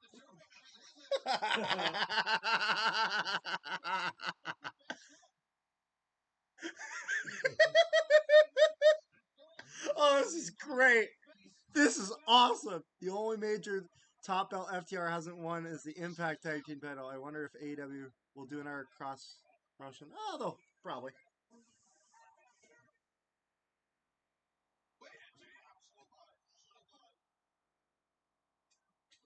Oh. Oh, is he going for his finisher?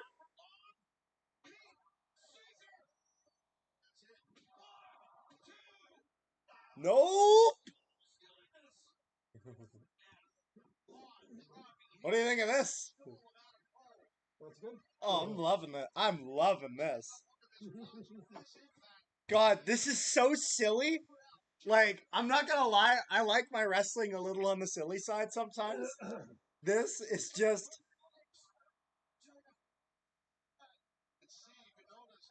They're milking every bit of this. And I love it.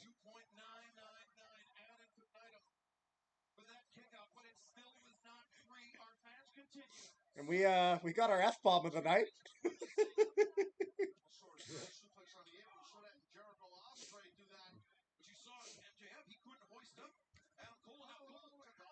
Oh.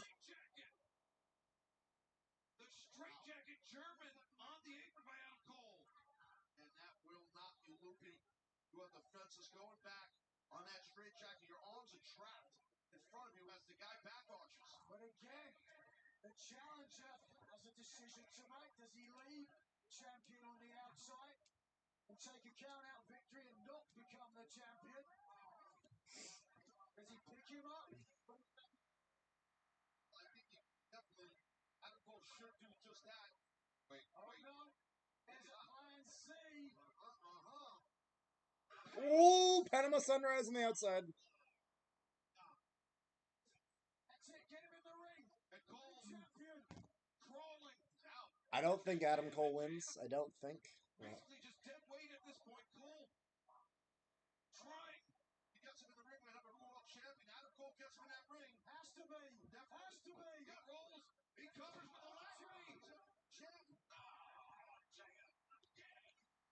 I gotta say, every single title defense MJF has had has been like extremely entertaining. Like you knew he was retaining each time, but like it's been really good. Yeah. Like he had the best Iron Man match I've ever seen, an hour long with him and Danielson. Then he had that first match with Adam Cole that was really good. He's had a few though. I'm trying to remember.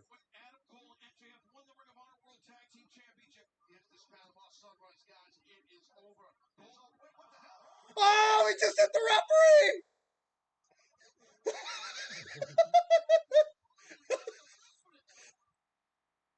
He just hit the referee with Panama Sunrise!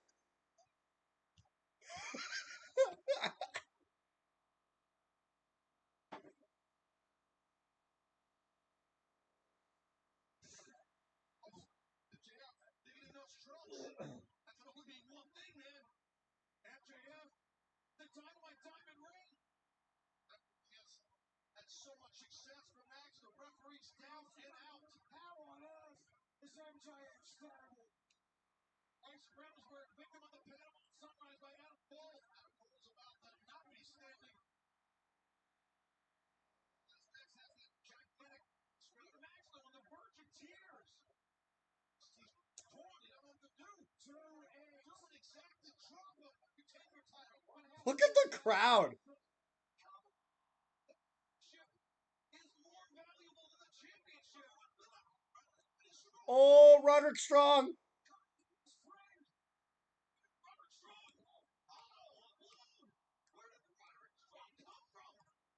Where was he? Doesn't matter where he came from, it matters what he did. Robert Strong has been pleading with Adam Cole for months. He's been saying that MJF will stab you in the back. Roger told Adam Cole, go for it. Finish him off. And now Cole. Oh my god, or is this the full Adam Cole heel turn? Cole drops the knee pad. Boom. Official. Now how long is covered? Max is out. The referee's hold on. Ice Reynoldsburg now finally starting to stir as he crawls. He's crawling. He's trying to make the pinfall. That's one. Referee's hurt. That's two. Max is still out.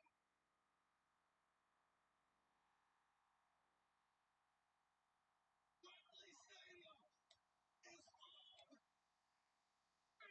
Holy crap. How the hell did MJF kick out again? Watch this one roll by Bobby uncontrolled. Watch this shot here. Back to the knee, exposed knee pad down. Still not able to capture it. And Roderick Strong just threw the AEW Championship title belt. And MJF, he's screaming, do it! He threw it at Cole. They use the title on MJF.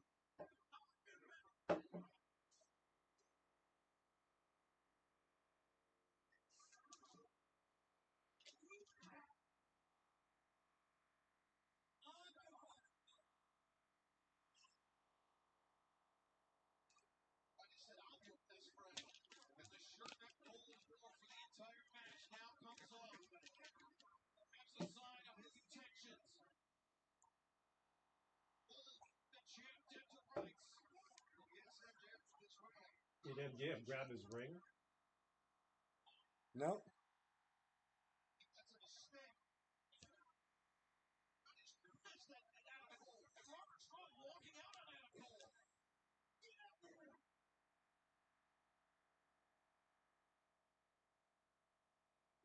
Oh!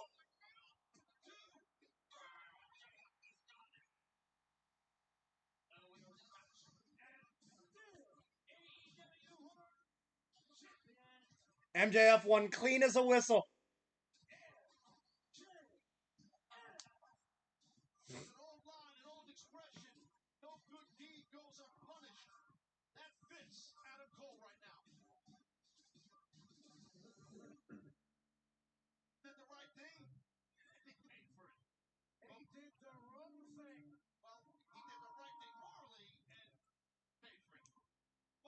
see what you're saying, man. You know, if he would have done the wrong thing, he'd been in a world champion.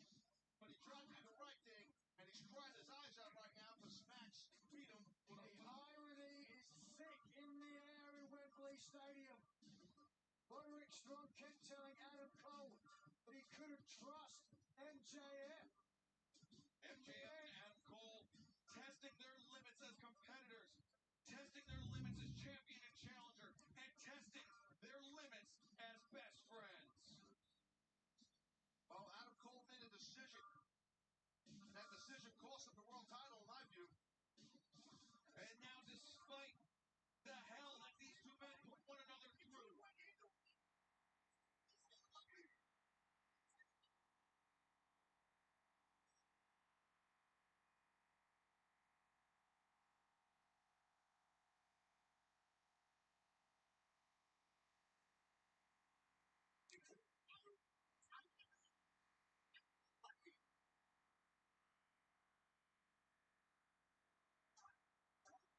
What do you say? Hug it out.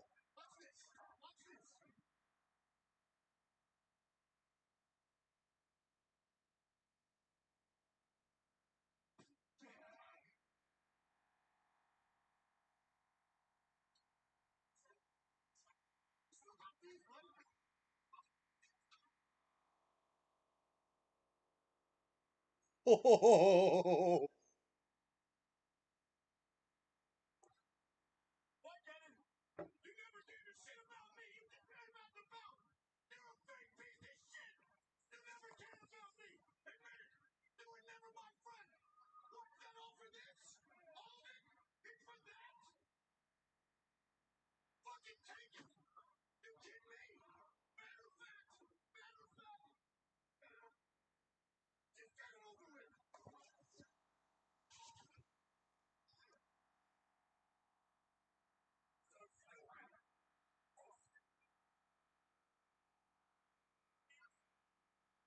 Oh, oh yeah, Roderick's back.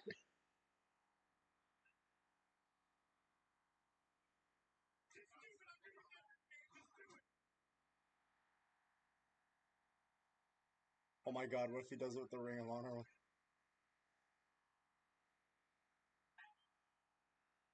You know what he should have done? He should have ran and hit Roderick right in the face with.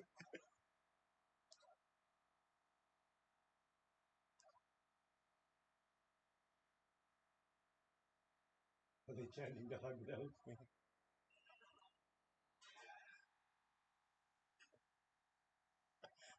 This is great. This is so much fun.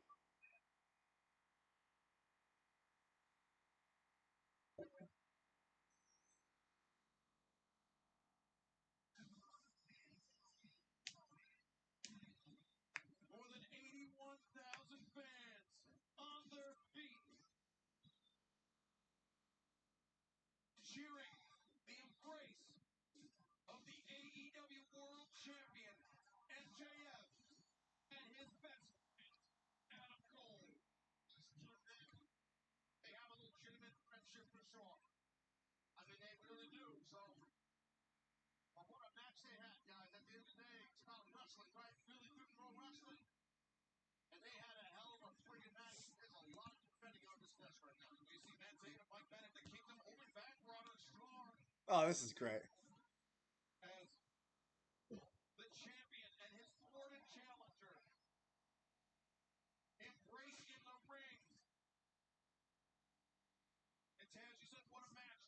What a night we have had. And you said they have another pay-per-view in a week? In London, Yeah. Wembley Stadium. Although it doesn't it looks like it's essentially a pay-per-view for the rest. History tonight. For the most part. You know what I mean? Oh, for the other people? Like other performers? Yeah. Oh, okay. For the most part. Because there's a lot they didn't have on the show. A lot of the women's talent they didn't have. I mean, they had 4 women's wrestlers for the whole show. Like, Yeah. the TNT title, the international title, and the TBS title. None of those were defended. I wouldn't be surprised if they defended like the Ring of Honor titles there Yeah. and lost. Years time. All Elite Wrestling Oh, August 25th, 2020. they're doing it again, just next year. Right now. That is awesome. Thanks. I'm going to have to stay in your basement or something. You don't mind. So happy. Wow. Okay. Back in the year. So is it just going to be in Wembley all the time? Tonight, the story I mean, it's a bloody success. MJF, two friends who survived a battle for the AEW title and will go back to America still as best friends. Fans, thank you for joining us. For myself and Scalar, for Nash McGinnis, for Tony Schiavone, for Jim. Oh, that was awesome. We appreciate each and every one of you. All Elite Wrestling is the home of professional wrestling.